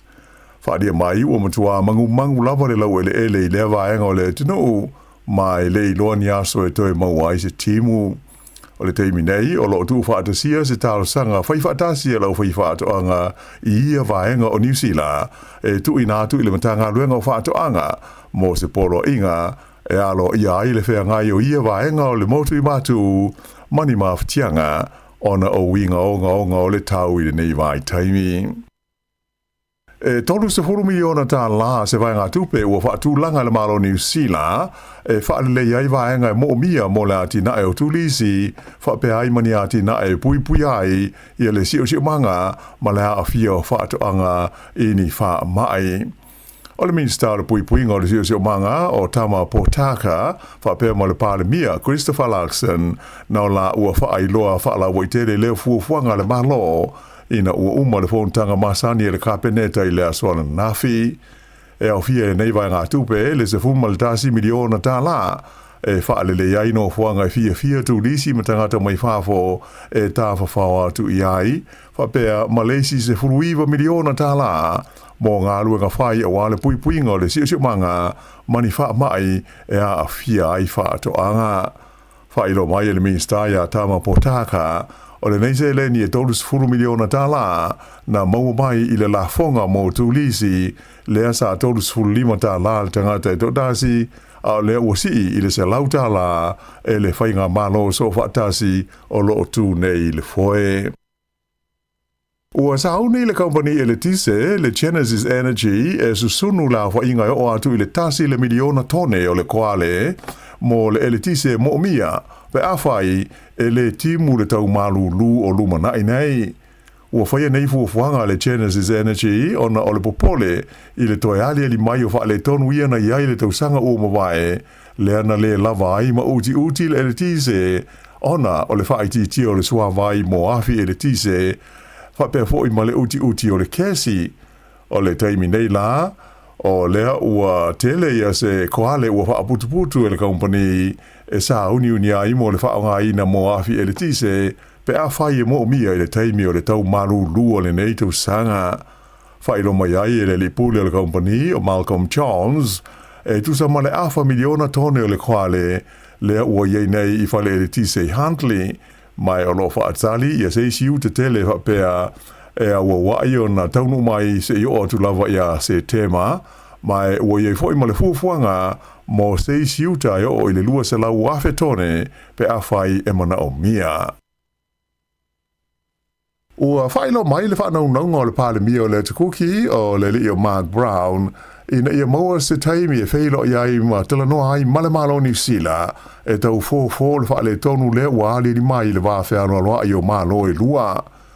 O le asonga fuana nafi, le ana to e fo ia tuai i a warua, i le motu o tui Rarotonga le li o Brown, ina ua umana nā se singa e tasi le vai aso i le tunu o saina, le sa ia saini ai e se whenga inga whapaanga, ma le malo saina i le ai o Beijing. O le isainia le whenga inga na whaari e Brown, e le aise mea e mana o mia i fua le a wai o New Zealand i le saininga o le whenga inga, ina ua whisiringia le tūlanga le minister le vai whafua New Zealand, wawasa mana ia Winston Peters. Sa whisiringia fo i ia le utu stala, ina ua fo i muisaina, mana ia whaali ai, e le i maua se teimi e tarano ai o ia i le maro New Zealand, ai ono o ielo na whaanaunga, ina ia whaia se taranoanga ina i vai aso o lumana inai. Ta ua fo i le pāle mia o le tukuki, se teimi e le o mao o le a ia whalawa i tele ina mai ai le au ililinga o le malienga e pei o na seinia i le wā ma le malo tele o saina. I le teimi nei o le o whailo mai fuafuanga le tua ngai o le pālemene o le tukuki e whaatu se lafo o le whaatuatua ina o le li o Mark Brown malana whainga malo ona o le mata upule nei e winga i le whenga inga masaina mai o le so o lo fuafua ina aini solo te e whaia i Rarotonga whaasanga i le pāle mia o Brown malana whainga malo. I Amerika, ai titi mai e to se fulu la whaia tangata ua mariri wai ona o lolonga mata whenga whaafusei na mafua ona o winga lolo wana a fiai i a le tūlangi i saute sa sae o le tunu ui le whae unga le vai aso. Ta ua mai se ripoti a le Spot on News e whapea o le totelo tangata na Māli Liu sa alipotia mai le ai Kentucky le na palasi i ai le tusa o le fitu i nisi le loloto le Swatimu mai longa o na lofia ai le Kentucky River i tā whenga mamafa. Wala pata ia ma whautua i nā i le kowana o Kentucky o Andy Beshear i a tangata i na i a whaitete ma i a tautua nā i a winga whaale tonu ma le lolo wale tau o loa a fia i lea vaenga tele o Amerika. I leisi vaenga o le tātou tala, ua whanga solo i le teimi nei suanga leo i le maliu o se li i le Ayo Hastings i le pōle aso sā. Wha i loa i leo e whapea na lipotia mai pe tuksa o le afol se furu i le pōle sā e ani tangata o lo tau i fusu i lunga o le tele i Hastings na manua ai se li i le misa sa awinatu i le whalamai Hastings ai na umailo naola i se teimi muli ane. O lo whaatau sanga ina mai e leo i lea pitanu u le mamalu le tunu e viso soniatu i ni whaamtalanga i tusa o lea whaalave. I le temi nei, e le ima whai lava o na whaatalano ina e leo i a tangata e tolu ia o lo tāwhia i le whalamai na manunua i le whaalave tauta vale lea na maliwa i se tangata i le nuu o Martin Barra i le vai aso na te nei. O le nei whaalave na wheto ai aisa ta wale le titi ma se wila no wha i le awala ingo o le Pirutanga Road i le asotofi na te nei to tasi le na maliwai ai manu nua tinga ina ai tangata e to tolu O le ua whaamaoni mai le ofisa o le komisina maurunga o le malo Peretania. O lo ofisa soani i lato i tangata Peretania ia na awhia ai i lea whaalawe lave. Whailo mai le ofisa le leo, e le whaiani modianga e tusa o lea whaalawe lave i le teimi nei. O le walan tupu ai le nei whaalawe lave, na amata mai ai le tausanga i lua awhisa furuwalu, o na whaatalo sangaina i tangata o lea vaenga o le tunu e le tau na whaapa ui lalo, le maurunga whaatapula aina o le sawa e o ai ta amale. O le malawa le whaalewa o maloa kala i stete le ua mua i malai i le whaonga ina ai o se ta vale fui mua alu le eletise electric. Whaelo mai e le pulenga o le malawa le Christchurch o le whaatawina mai o le neita vale po le loli fui mu eletise o se vaenga o tau mwhainga e tau tu i titia kasa o ona e mafua ona o afi o ta vale alu le pensini whapeha ma le suau o ai maise ai fo i mawaalele. Pita ila o whaelo mai e le li professor ngoi a James Hickam o le University of Griffith University e le titi la whaio kasa ona o la whaasawina mai i le whaonga ina o le neita vale fui mu i le malaiwa lele o Christchurch. Ta ua Hickam o se vaenga tele o kasa ona o lo o masua i le ea ma le siʻosiʻomanga e maua mai lea mafu mai ona o waalele e tu se whaalua ina ai le fua o le tamao a inga o le tunuu o le fua o kasa ona mai ngā luenga whai i le malai waalele le nei o Christchurch e tu sa le lua se lau walu se furu tone o le karaponi po le CO2 i le tausanga o le fast fuma le 5 tone o le nei a whainga po le se furu ono pasene o kasa ona ia e maita avale fui mu uma o lo whao ngā ina i le malai waalele o kalai stete. I le Aio Palmerston North, ua whaasala ina i le se fulwha masina e nofo wāwa ai ai lona whale, ia se li ina wha mao nia lona solitu la fono, ona o le Sāmoa ini te maita i whaupo ni papis se lua. Na mō lia le nei tangata le tu la fono, mō le pui pui o meaola le Animal Welfare Act, e le whaalapo tonga le SPCA, ona o lona sasaina o nei ta i whau i se la au, ma manunu ai ia papis. E le ngāte le fulwha masina ua whaasale nai o ia, ai ua whaasa fo ia le whaamisnonga, ona te whaia sana te i whau mō le umi e fitu tausanga o lumana i nei. I tālonga, se furuwaru tausanga le matua o le taule le New Zealand, le ana manu maloi le ipo le laulangi le tālonga o le whaase e le kiona, le FIS Free Ski World Cup, i le ai o Calgary, Alberta i Karnata. O le nei tala wau mo le nua Wanaka i le motu saute, e ngō i a Finley, Melville Eves, o se New Zealand pito i le ititi lea, ua manu maloi le ipo le laulangi le nei fo i tālonga o le Free Ski. O se teimi mua lea o tau vai o ia i se ipo le laulangi, mai o se teimi mua fo i lea ua malo ai lea tā alonga. I tanga polo whaalawao malo, le amalanga mai le New Zealand o Danny Lee e tau wā i le tamansanga o le New Zealand Open, le o le awhai e Queenstown i le vai aso a sau. O le teimi mua lea o le a taalo ai o ia ma tau wā i le New Zealand Open, talu ona ave o ia ma profesa i le sfuruono tau sanga o mawai. O le nei li o lo taalo i fafo i le Live Golf League, mai na whaadia hapea o ia o stasio tangata tāpolo i longa New Zealand o le au taua i le tamansanga le New Zealand Open i le NATO sanga. O isi ua whaamaunia malanga mai mō lea wha moe e au fiai le li o Stephen Alka o Ben Campbell, Daniel Hillier, whaapea ai ma Sam Jones. O lona se lau mo le whao New Zealand Open o le a whaanga solo i le Millbrook Resort i Queenstown mai le aso luas fulfitu o Februari e o atu i le aso lua o mati o le tausanga nei. Ia o le whai unga le nāre nei vaenga o telefou.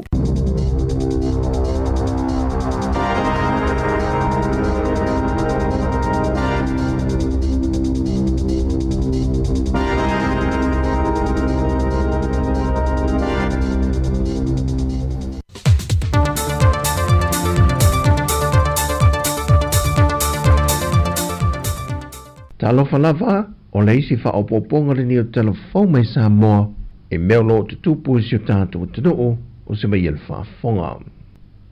O se teimi mulmuli mai o na wha ato mai leo reporte wha te tau se mata opu Na fia ise tina o lo tau fia mo tanga se ngase lumtu tua. Na fia mai se la au malosi mai le fio ango ale sa ile ason na fi. O le au nanga mtanga luenga o leo e tuana imanto na moa italiatu le vala au ona e iaia latu ta vale fale mai na o latu o meia le tinana fia mai le no fangan tu poile fa lave anga ele mautanga ngase fa maunia mai le ia taua sa muelo a famasanga o le sui kom sino mtanga luenga o leo o se teimio le so o le amo mei se fao puponga po se atoanga o le matau po. E au ngā mena tūlei mai le sa i lingo le tau salo le Pasifika e whātupu manatu e tui nā tuaini whautuanga i le ofiso tangata tā whaumai mua mai le atu nuu mō nisi tau wanga o tau salanga i le lumanai. O ata tau ana toi sila silai i le toi ilo ina ato o ta iala matula fono e lima teita inai le whaafuina o le whaamasino ina o tau wanga ai mai se lona whaatinonga. E se whatalanoanga ale iata wa le Sā Jerry Prant ma le autu Stella la ia wha loai o le tolu se fun ma le manuele ne o tau sanga talu ona whaatau teia tau wanga tau salo le Pasifika mai o Sāmoa e ana le tau wanga o i nei fo iolo o ielo na ofisa whaatonu ma le pulenga o le tau wanga. O le tau wanga le tau salo le Pasifika i saute sa iai mua lo na wha ingoina ai na sui le tau sanga lua fesa fun ma le wha le tau salo le Pasifika.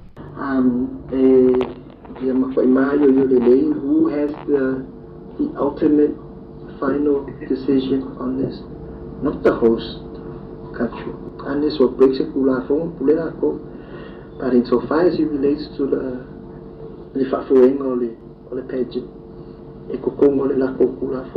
rules and regulations. Na tā ua le iata wale sā o se tau wangapito i sili le nei o na umilo na whaatinonga taru mai o na whaavaina tau salo le Pasifika.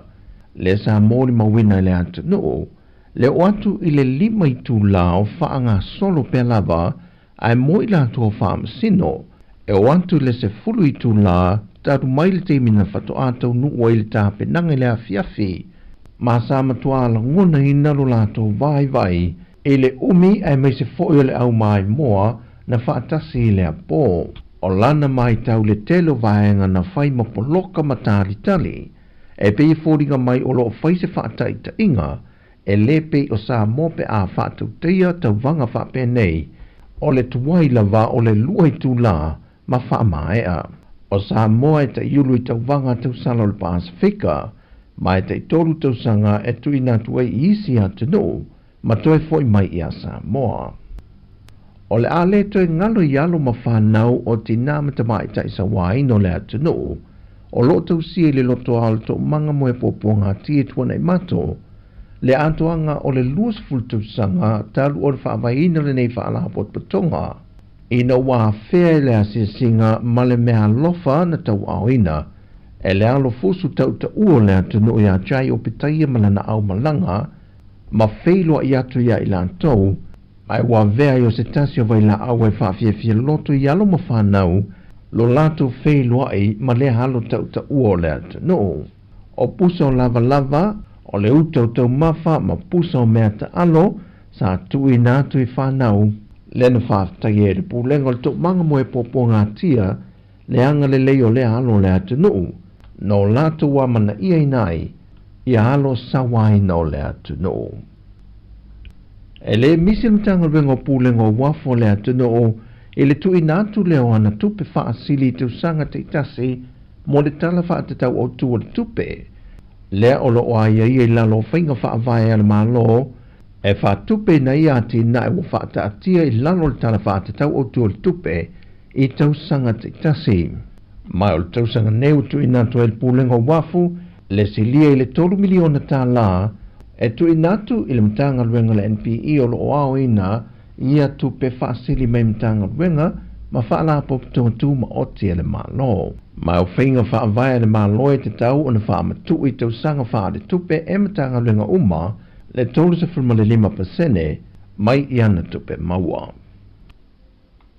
O lo te ena e le sui kom sina mtanga luenga o leo, papali i Mona Lisa tia i keti, tua inga e whapea e leo le leile ngā se senga o tau mawha mo i lanto o lo turi whaasalanga le to ese. Whae loe pālii e silia i le 5 se lau wafe tā la le tupe whaaluina mtanga wenga i le tausanga e tasi mo ainga e tolu le aso i le tae awa wa uli ma le hawhiafi mo le whalipui pui tā whaingata ma vai a ata i sa vai. Ese mai i le nā, ai waso whaapitoa e whaunga ina mai e ni mano lo tausia i whaatoanga pāng tā. E whae longa i nai se aso whaapitoa ai meise o lo whaawawina lava porkala me te tono le to ese. E a o tau i nai i lātou a mā ngalo e mawhai o no lātou a matai nai se pisinisi e to mai maanga waa tau lātou wa o ina. Whae lofo e papalii e le whaavaea tua inga o lo whaia nisi o le atunu. E whaalea o ngai nai le tausia le lei e le mtanga luenga male au whainga ruenga mo i lātou o lo turi whaasalanga i le to ese. O tala fwia mai Sāmoa, whamanuia le tue ngā ruenga o le yaso, whasoi fwia.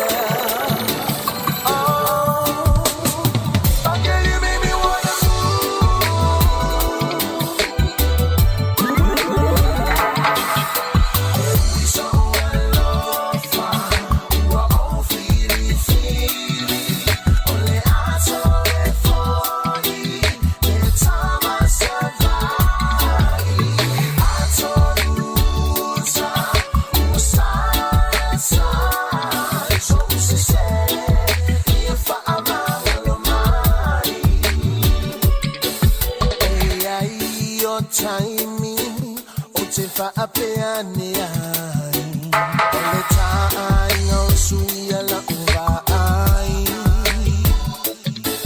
taluna tau mai ia pia la wainga wa e tau le amana ia mai ita wa peo a use polonga ile fatua ia tia ile fa alongo le fa ia ba ita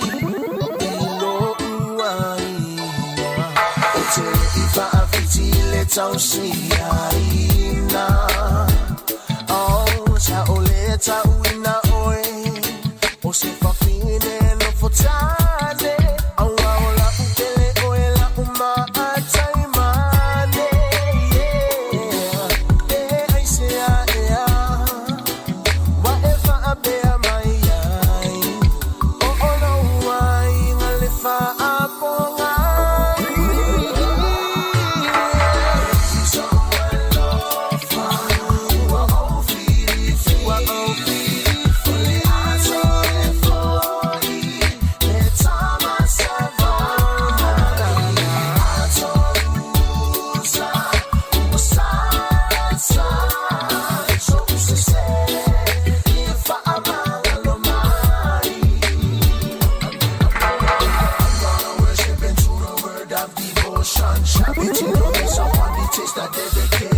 give you a lesson the life you like in education. By then you will know the meaning of love and affection. I'm gonna worship into the word of devotion. Shall between your face upon the taste of dedication. Give you a lesson the life you like in education. By then you will know the meaning of love and affection.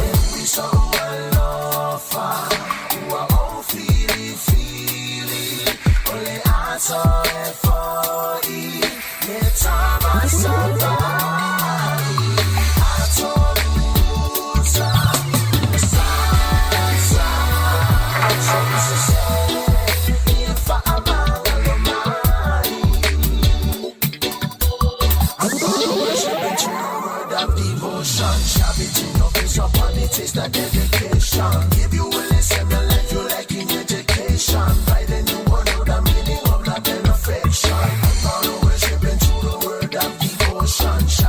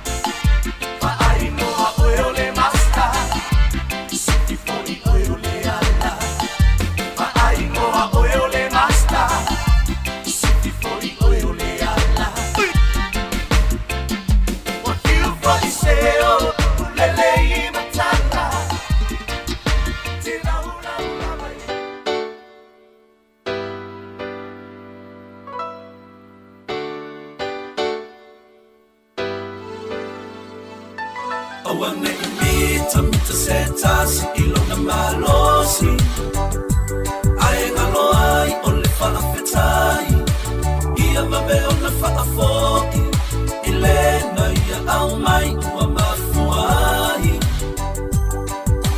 Mana tua ia tali uole ba ane ingota le whangatai Abele tamau ai nai tupe tele Wa ele mana tumai ai Isi o samale ai na pele So ali uole ai fo italo fa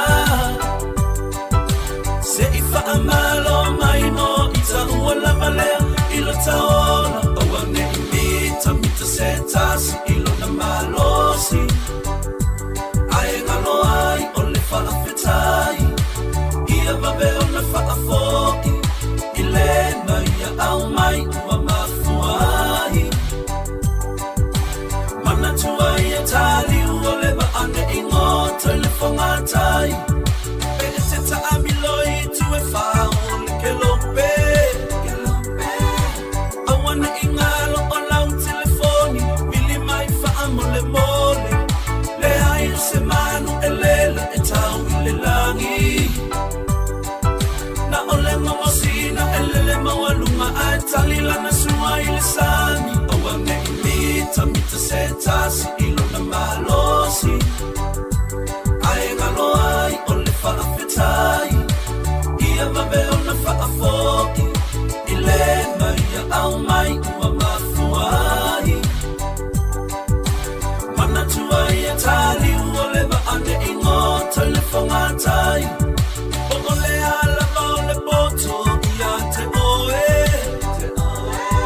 Le tala le tusi o le vale inuma Umalo wha moe moe So ani ile ua mana o mia I felo fani tato umama waole o la fia fia Awane imita mita setasi ilo na malosi Ae ngalo ai o le whaafetai Ia mabe o na whaafoki Ilena ia au mai ua mafuai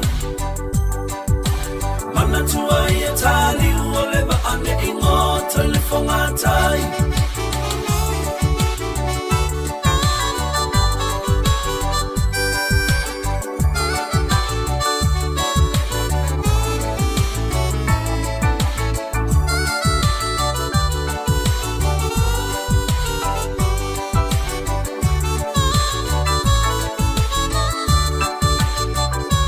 Awane imita mita setasi ilo na malosi Ae ngalo ai o le whaafetai Ia mabe ona whaafoki Ilena ia au mai ua mafuai Mana tua ia tali uole ba ane ingota le whangatai Awane imita mita setasi ilo na malosi Ae ngalo ai o le whaafetai Ia mabe ona whaafoki Ilena ia au mai ua mafuai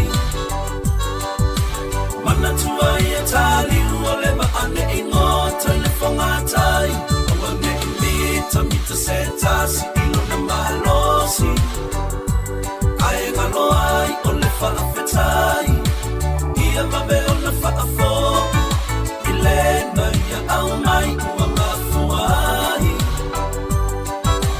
Mana tua ia tali uole ba ane ingota le whangatai Awane imita mita setasi ilo na malosi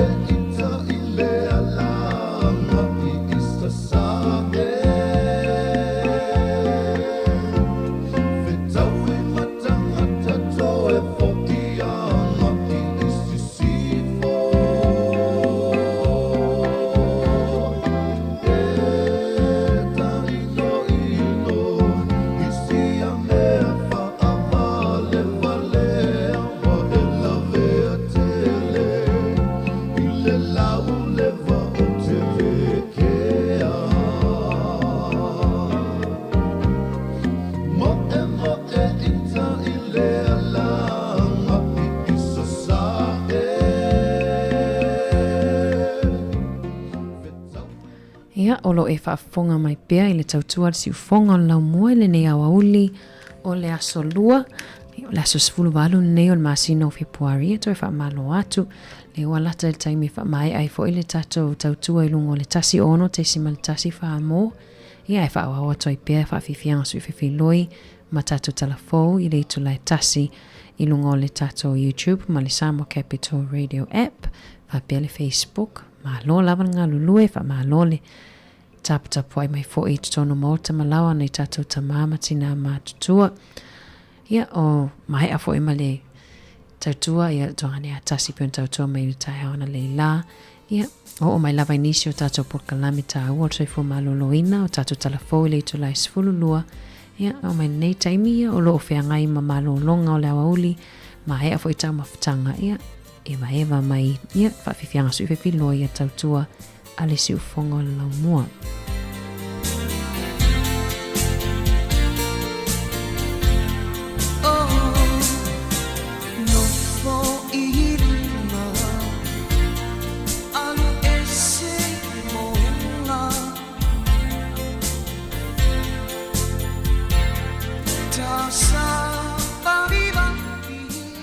Pamalulu atu tato whawhiwhianga na ai abatu al tato whaasisilanga lea ai lei whamai al tato tautua lungo le tato frequency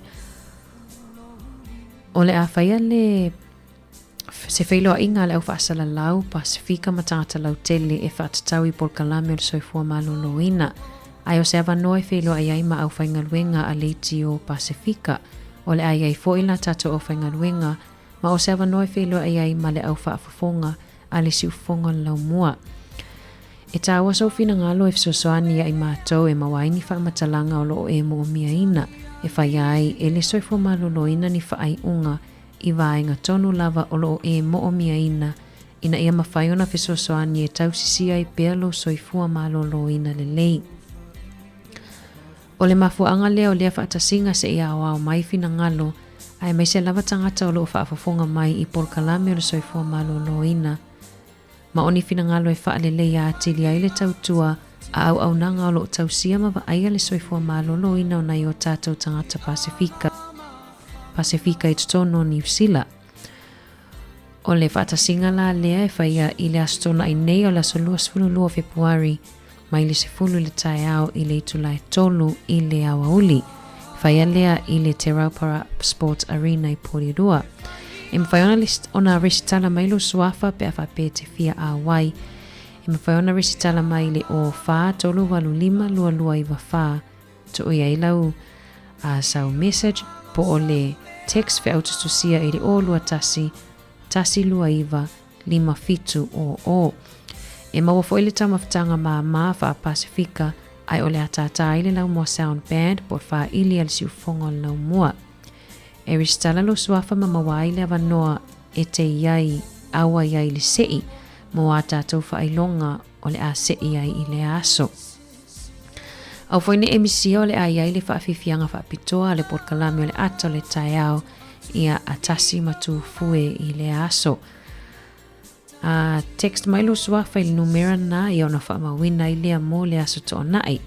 Ai mawhai foina ristala lo suafa pe a o atu i le arena i le aso to nai pe a e taunu watu au ne misil tato wha moe na i le aso to nai o le tato a wai umai ia wafo i le nisi fo o polkalame wha atatia mo le soifo maloloina nei tato tangata Pasifika a me se lava mo tato tangata Sāmoa ia molilanga whaftaili nei taimi pe a whapeo lena e mafuta mai lava le tai awana le la whaftaili mafuta mai wha mangalo fo i le tautua nei aso pe a i se upua le longo maali e lau whaafonga anga.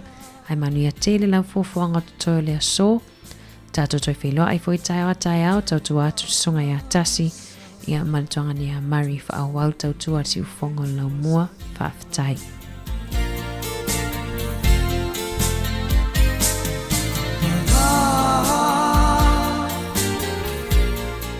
Le whainga ta tele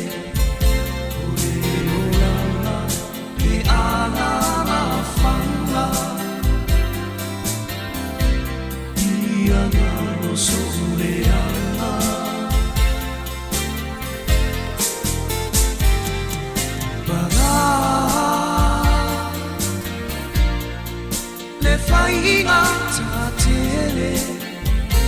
Ole o la e ana mawhana Ia ngalo sa huleanga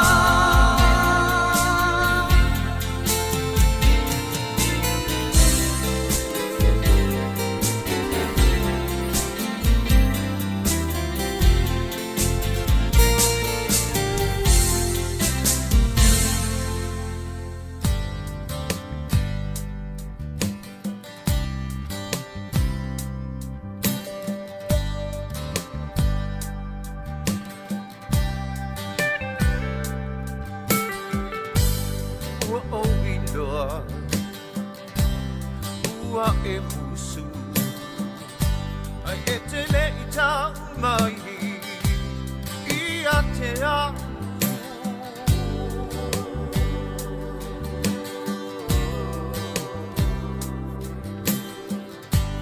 La mana mea Si tau mai ia Mai mai sa upu E moni ea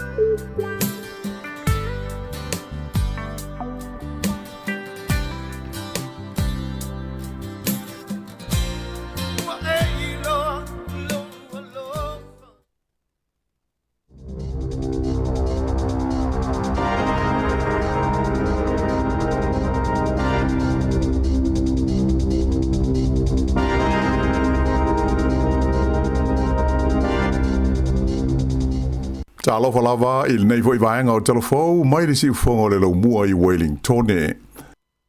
Ua whailo mai le patia le Labour e whapea o le whamawai ai o te ngata na avea ma whauru lunga o le mtanga luenga le soifua malolo ina ua mafua ona ua le mawhai e fuafuanga le malo so whaatasi o loo ye nei ona fo ia whaafita hauli e tele o loo whea ngai ma le nei au nanga ta ua le malo.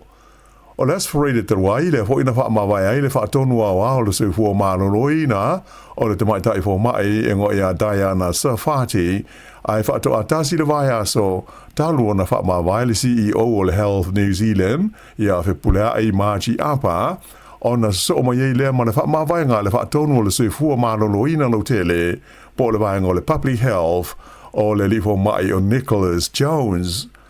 Ua se so nei mea mani li poti fau ua atangi ai le matua o umi o taimi e whaatari ai tangata mo tango fitinga I vaenga o whaalawe whaafosei po le Emergency Department ai mai se lava I le tonu o Aukilani. Whaelo mai le sui so upo le leiba mo mata upu tau te sui fua mano noina le tamata i fua mai o Aisha Verrell o manino mai o le nganga o le whainga malo ina ia tutudi e se mai tangata whainga ruenga o lo te yuru i vaenga ese o le matanga ruenga o le sui fua mano loina te tonu o ia o se whainga le nei e mautinoa o le a te le se a whaina e tu lai mai ai mo le atunu o atoa. Ua whaino mai i le minstau no fua afi i a wawasa mana i a Winston Peters i a le tofia lea o le li i ngoa i a Chris McKenzie e a vea mo te i whono fau o le kompania le malo e ta ua o le Ferry Holdings Limited. O le nei kompani ua whea ngai nei mo whiutana inga mo le whaatawina mai ni waala upa sese fau se lua mo le kompani o le Inter-Islander e whaao ngā i whe malanga inga le vau motu au tu o New Zealand. O le lile o tofia o Chris McKenzie na ulu i ai whiutana inga mo le toe whaatawina mai e le malo New Zealand o mea tō tino tau no whaafi i le whaai unga o le vaitau sanga e lua afe. Whaai lo mai whae le Minster ia wawasa mana i a Winston Peters ua tofia le tamaita e ngo i a Heather Simpson e a vea mo teitei whono lango ai whape aile li e ngo i a Greg Lowe e a vea mo se tasi o whatonu o le company fōle nei le Ferry Holdings Limited. Ta ua le Minster o la tau ia o tofia i a tūlanga o ni tangata e ia i anga waa ma tō mai whaapitoa. Ua mana na o lau whai whaatoanga i nisi vaenga o le motu i mātua New Zealand ina ia whaamamalu pūlenga i taimi o mawhatianga mai winga o ngonga o le tau i o la tau i tūmalo ona o le umi e le i pau i aise timu. Ua umani whontanga lau whai whaatoanga i au ki lani saute ai whapele tu malo o le Waikato a to hai fo i Mataranaki e tala noi na i le tu inatu leo se talo sanga alo ia i le mtanga luenga o whaatoanga mo se polo inga e alo ia ai le tu langa mawhatia ua whea ngai malatou ona o le ai o se timu mo se taimi umi. O le alo ia ona wha maru o pūlenga i taimi e tu lai mai aini winga onga ma le wha le tono le tau e mawhai ona mauaini vai ngā tupe fisoswani mo le au whai whaatoanga. Whailo mai le pele stende o le Federated Farmers o Waikato o Keith Holmes o le to tele lava lau whai whaatoanga ua whengai nei ma whaafi tauli e mahua ona o le umi e le aise timu e pau i o lātou lau whanua atoa ma whaatoanga. O le tu langa lawa fo ile tasi o lo whenga iai ma lau whai whaatoanga i le tu malo Taranaki e pei ona whaailoa mai o lātou pele stene o Lidm Kips. Whaadia mai ua matua mangu lava le lau ele i le vaenga o le tunu mai le iloa ni aso e toi mau aise timu. O le teimi nei, o lo tu whaatasia se talo sanga whai whaatasia lau whai whaatoanga i ia vaenga o New Zealand e tu inatu i le matanga luenga o whaatoanga mo se polo inga e alo ia i le whea ngai o ia vaenga o le motu i matu mani mawhatianga ona o winga o le tau i le nei vai taimi. E tolu se 4 miliona tā la se vai ngā tupe ua whaatu langa le malo New Zealand e whaale iai vaenga e mo mia mo le ati na e o tulisi whape ai mani ati na e pui ai i le sio manga ma le a fia o whaatoanga i ni wha mai. O le Minster pui ngā le sio manga o Tama Potaka whape mo le pāle mia Christopher Larkson na o la ua whaailoa whaala waitere leo fuafuanga le malo ina ua uma le whontanga masani e le kapeneta i le aswana nafi. E au fia e nei vai ngā tupe le se fuma le tasi miliona tā la e whaale le iai no fuanga e fia tu lisi ma tangata mai whafo e tā whawhawa tu iai whapea Malaysi se furuiva miliona tā la mo ngā luenga whai a wale pui ngā le sio manga mani wha mai e a fia ai wha toanga. Whairo mai e le Minster ia Tama Potaka o le neise le ni e tolus 4 miliona tā la na mau mai i le la fonga mo tulisi le asa tolus 5 tā la le tangata e totasi a le uasi i le se lau tā la e le whainga malo so whaatasi o lo tu nei le foe. Ua sau nei le company e le tise le Genesis Energy e susunu la whainga o atu i le tasi le miliona tone o le koale mo le tise mo mia pe awhai e le timu le tau malu lu o lumana nei. Ua whaia nei fuafuanga le Genesis Energy ona o le popole i le toi ali mai o wha le tonu ia na iai le tau sanga o mawae le ana le lava ai ma uti le tise ona o le whaiti o le sua vai mo afi e le tise whapea fo i ma le uti o le kesi o le taimi nei la o lea ua tele ia se koale ua whaaputuputu e le company e sa uni ai mo le whaonga ina mo afi e le tise pe a whai e mo mia i le taimi o le tau maru lua le nei tau sanga whairo mai ai e le lipule o le company o Malcolm Jones e tusa ma le awha miliona tone o le koale lea ua iei nei i whale e le tise Huntley mai o lo whaatali ia se isiu te tele whapea e a ua wai o na taunu mai se i o atu lava ia se tema mai ua iei fwoi ma le fuafuanga mo se isiu tai o i le lua se lau afe tone pe a whai e mana o mia. Ua whailo mai le whanaunanga o le pale mia o le tukuki o le li o Mark Brown ina ia maua se taimi e whailo iai ma talanoa ai male malo New Zealand e tau fō le whaale tonu le ua li mai le wāwhea loa i o malo e lua.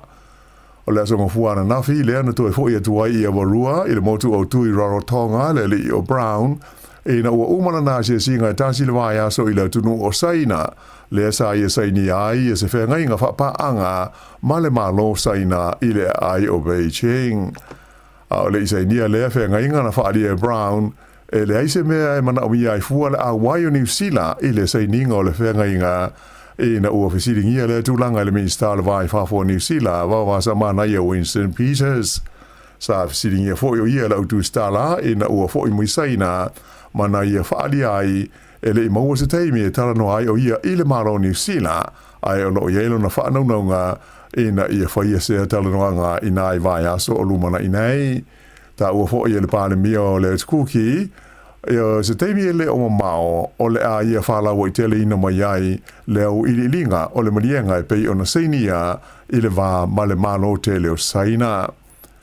I le teimi nei o le o whailo mai fuafuanga le tua ngai o le pālemene o le tukuki e whaatu se lafo o le whaatuatua ina o le li o Mark Brown malana whainga malo ona o le mata upule nei e winga i le whenga inga masaina mai o le so o lo fuafua ina aini solo te e whaia i Rarotonga whaasanga i le pāle mia o Brown malana whainga malo.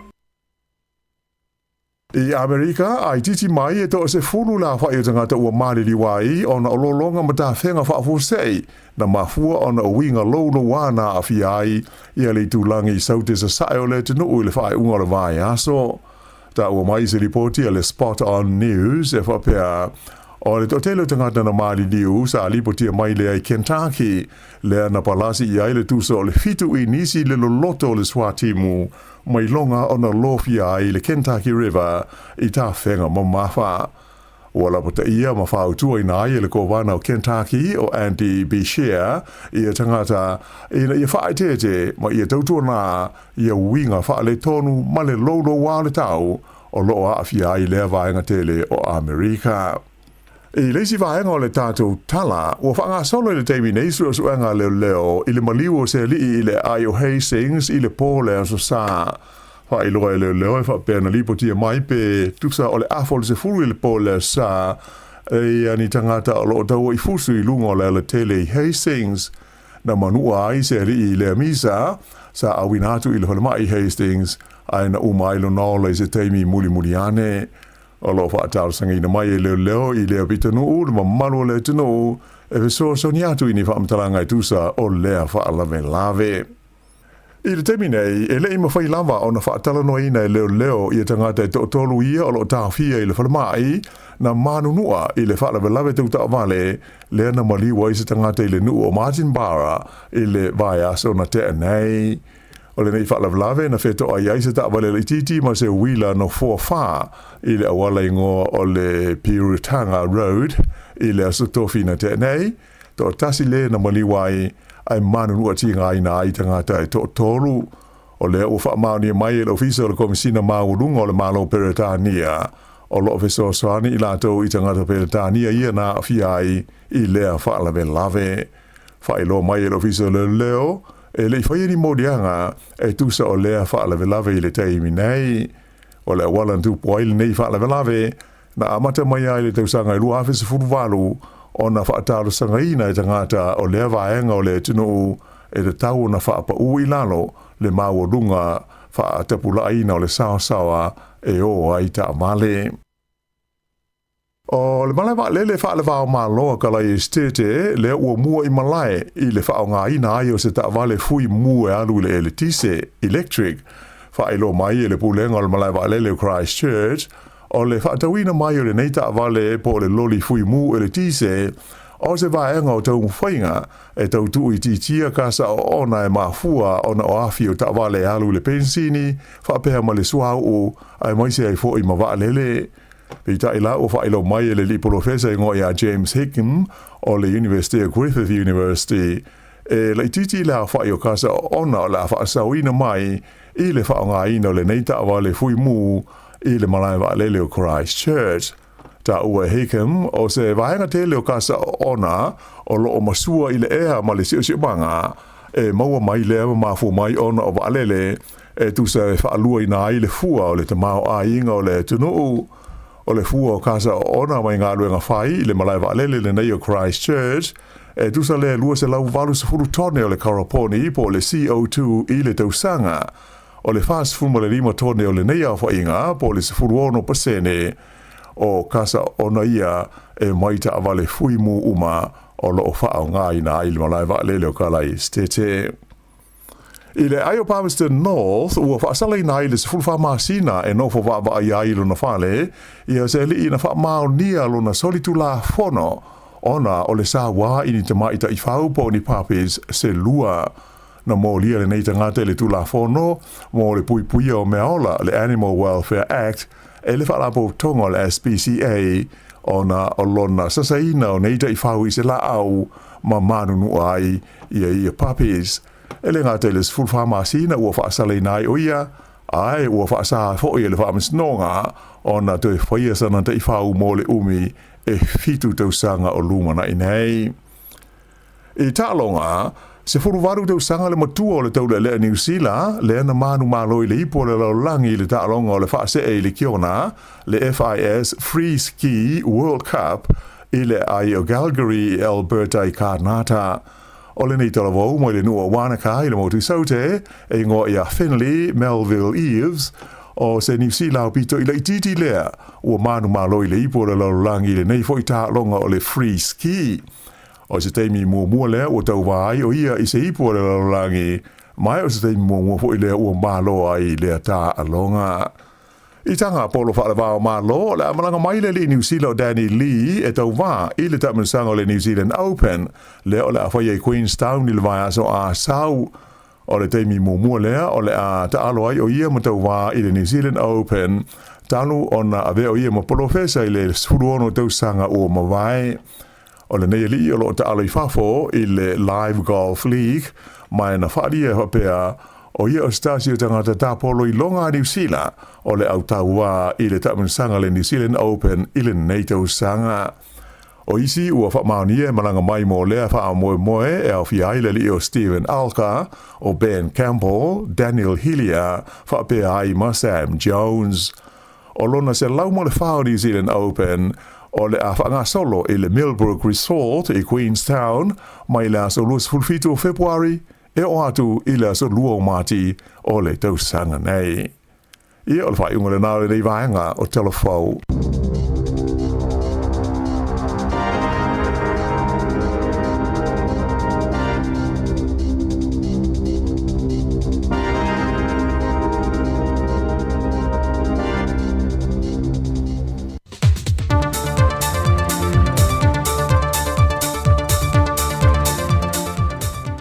Talofa lava o le isi whaopoponga le ni o telefou mai Sāmoa e meo lo te tupu si o tātou tanu o se mai ele whaafonga.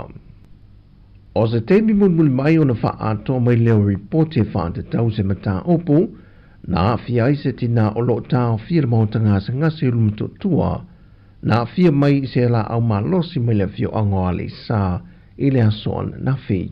O le au nanga mtanga luenga o leo e tuana I manto na moa tali atu le wala au ona e iaia latu ta vale whale mai na o latu au meia le tinana fia mai le no whangan tu poai le wha lave anga I le mautanga sa ngase. Wha maunia mai le ia taua sa muelo a whamasanga o le sui kom sino le tanga luengo leo O se teimio le so, o le a mō mei se whao ponga po se atoanga o le matau po.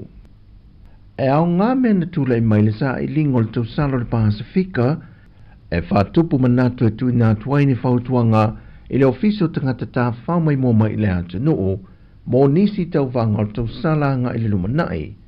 O te tau ana toi sila silai, I le toi ilo ina ato o ta iala matula fono, e lima te ita inai le whaafuina, o le whaamasino ina o tau wanga ai mai se lona whaatinonga. E se whatalanoanga ale iata wale Sir Jerry Prant, male autu Stella, la ia wha loai, o le tolu se fun male waluele ne o tau sanga talu ona whaatau teia tau wanga tau salo le Pasifika, mai o Sāmoa e ana le tau wanga, o I nei fo iolo o ielo na ofisa whaatonu, male pulenga o le tau wanga. O le tau wanga le tau salo le Pasifika I saute, sa iai mua mua lo na wha ingoina, ai na sui le tau sanga luafes fun male wha le tau salo le Pasifika. Who has the ultimate final decision on this? Not the host country. And this what breaks it but insofar as it relates to the Fafueng or the Pejit,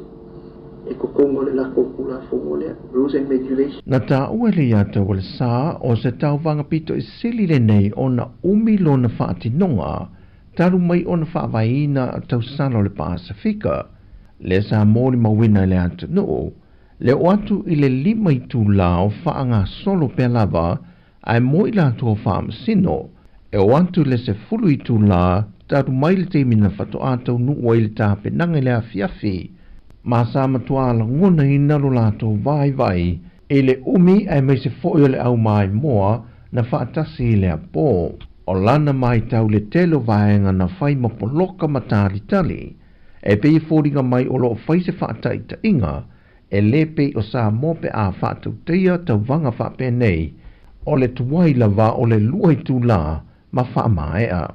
O Sāmoa e ta iulu I tau wanga tau salo le Pasifika, ma e te toru tau sanga e tui nā tuai isi atu nuu, ma toi foi mai I a Sāmoa.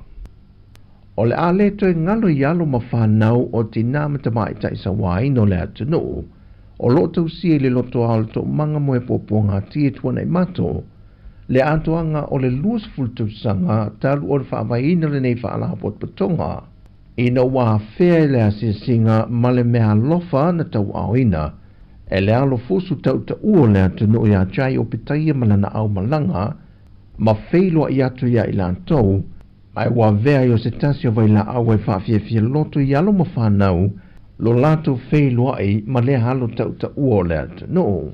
O pusa o lava lava, o le utau tau mafa ma pusa o mea ta alo, sa tui nātu I whanau, le na whaafitai e le pūlenga le tau manga moe popo ngā tia, le anga le leo le alo le atu no. No lato wa mana ia inai, I alo sawai no le atu no.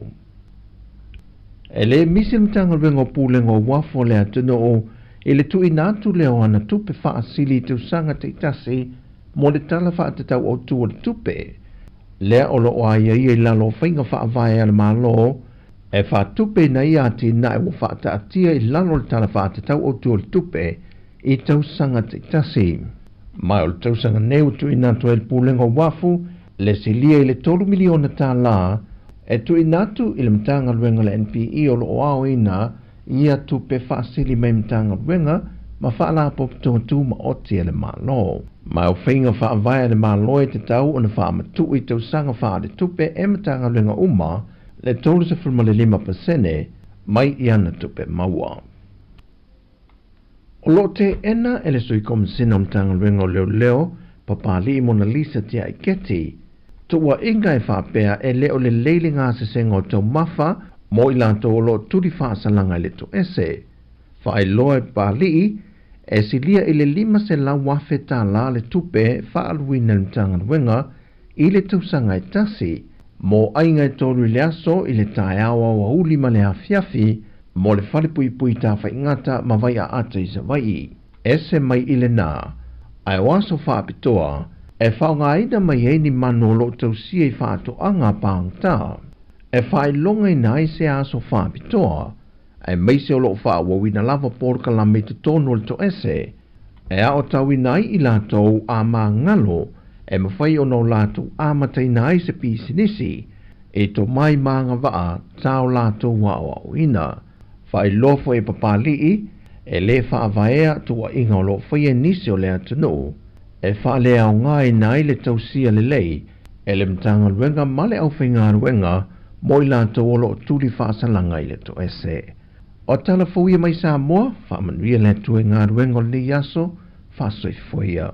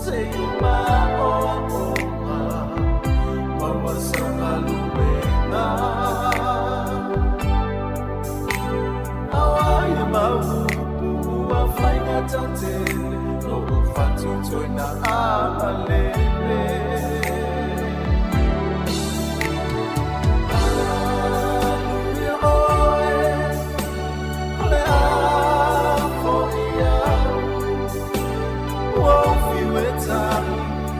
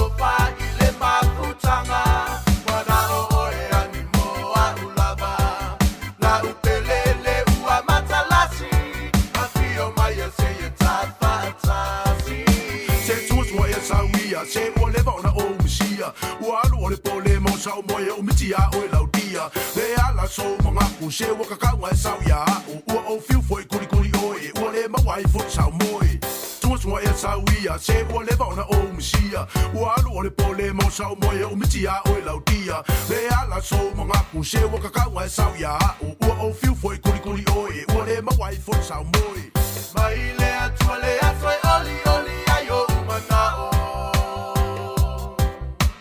la upele o ya o ye le fiu le pangalo lo ualo pa ile maputanga wana o e animo a ulava la upele le ua matalasi afio mai se ye tapatasi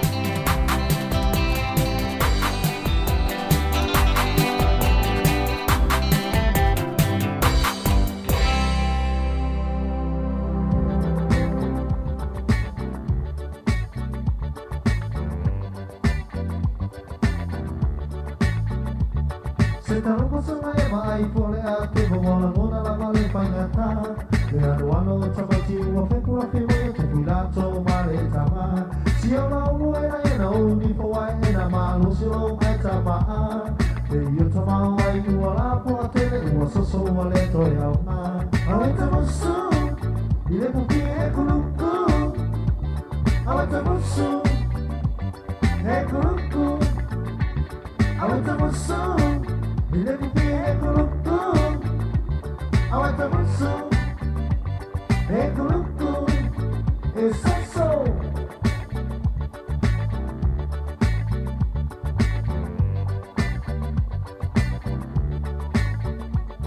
E mani e fai mani e o langa maona suinga A toa tele lo fai se kua fuanga tupa so isi na inga A tele mai tana pahala vai le ata ena na yo le matanga E ila e se isi ni pa matala Vea sili o le maona Awe tamosu Ile pupi e kuluku Awe tamosu E kuluku Awe tamosu Ile pupi e kuluku Awe tamosu E kuluku E soso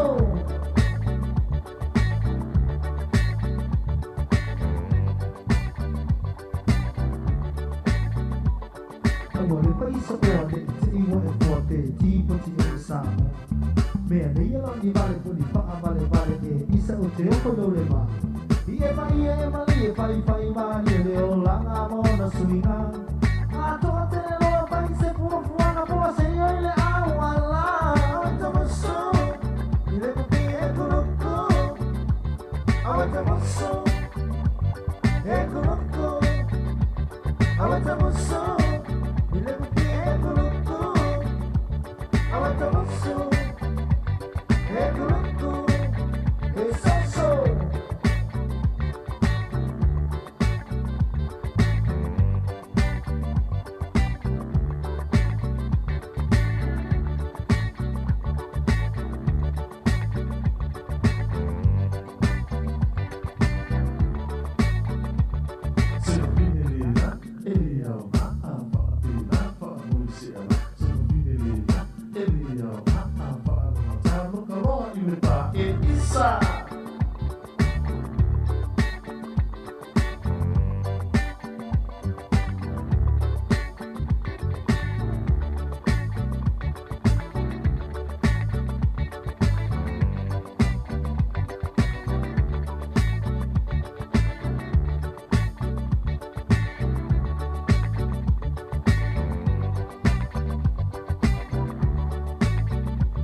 Awe tamosu Ile pupi e kuluku Awe tamosu E kuluku Awe tamosu Ile pupi e kuluku Awe tamosu E kuluku E soso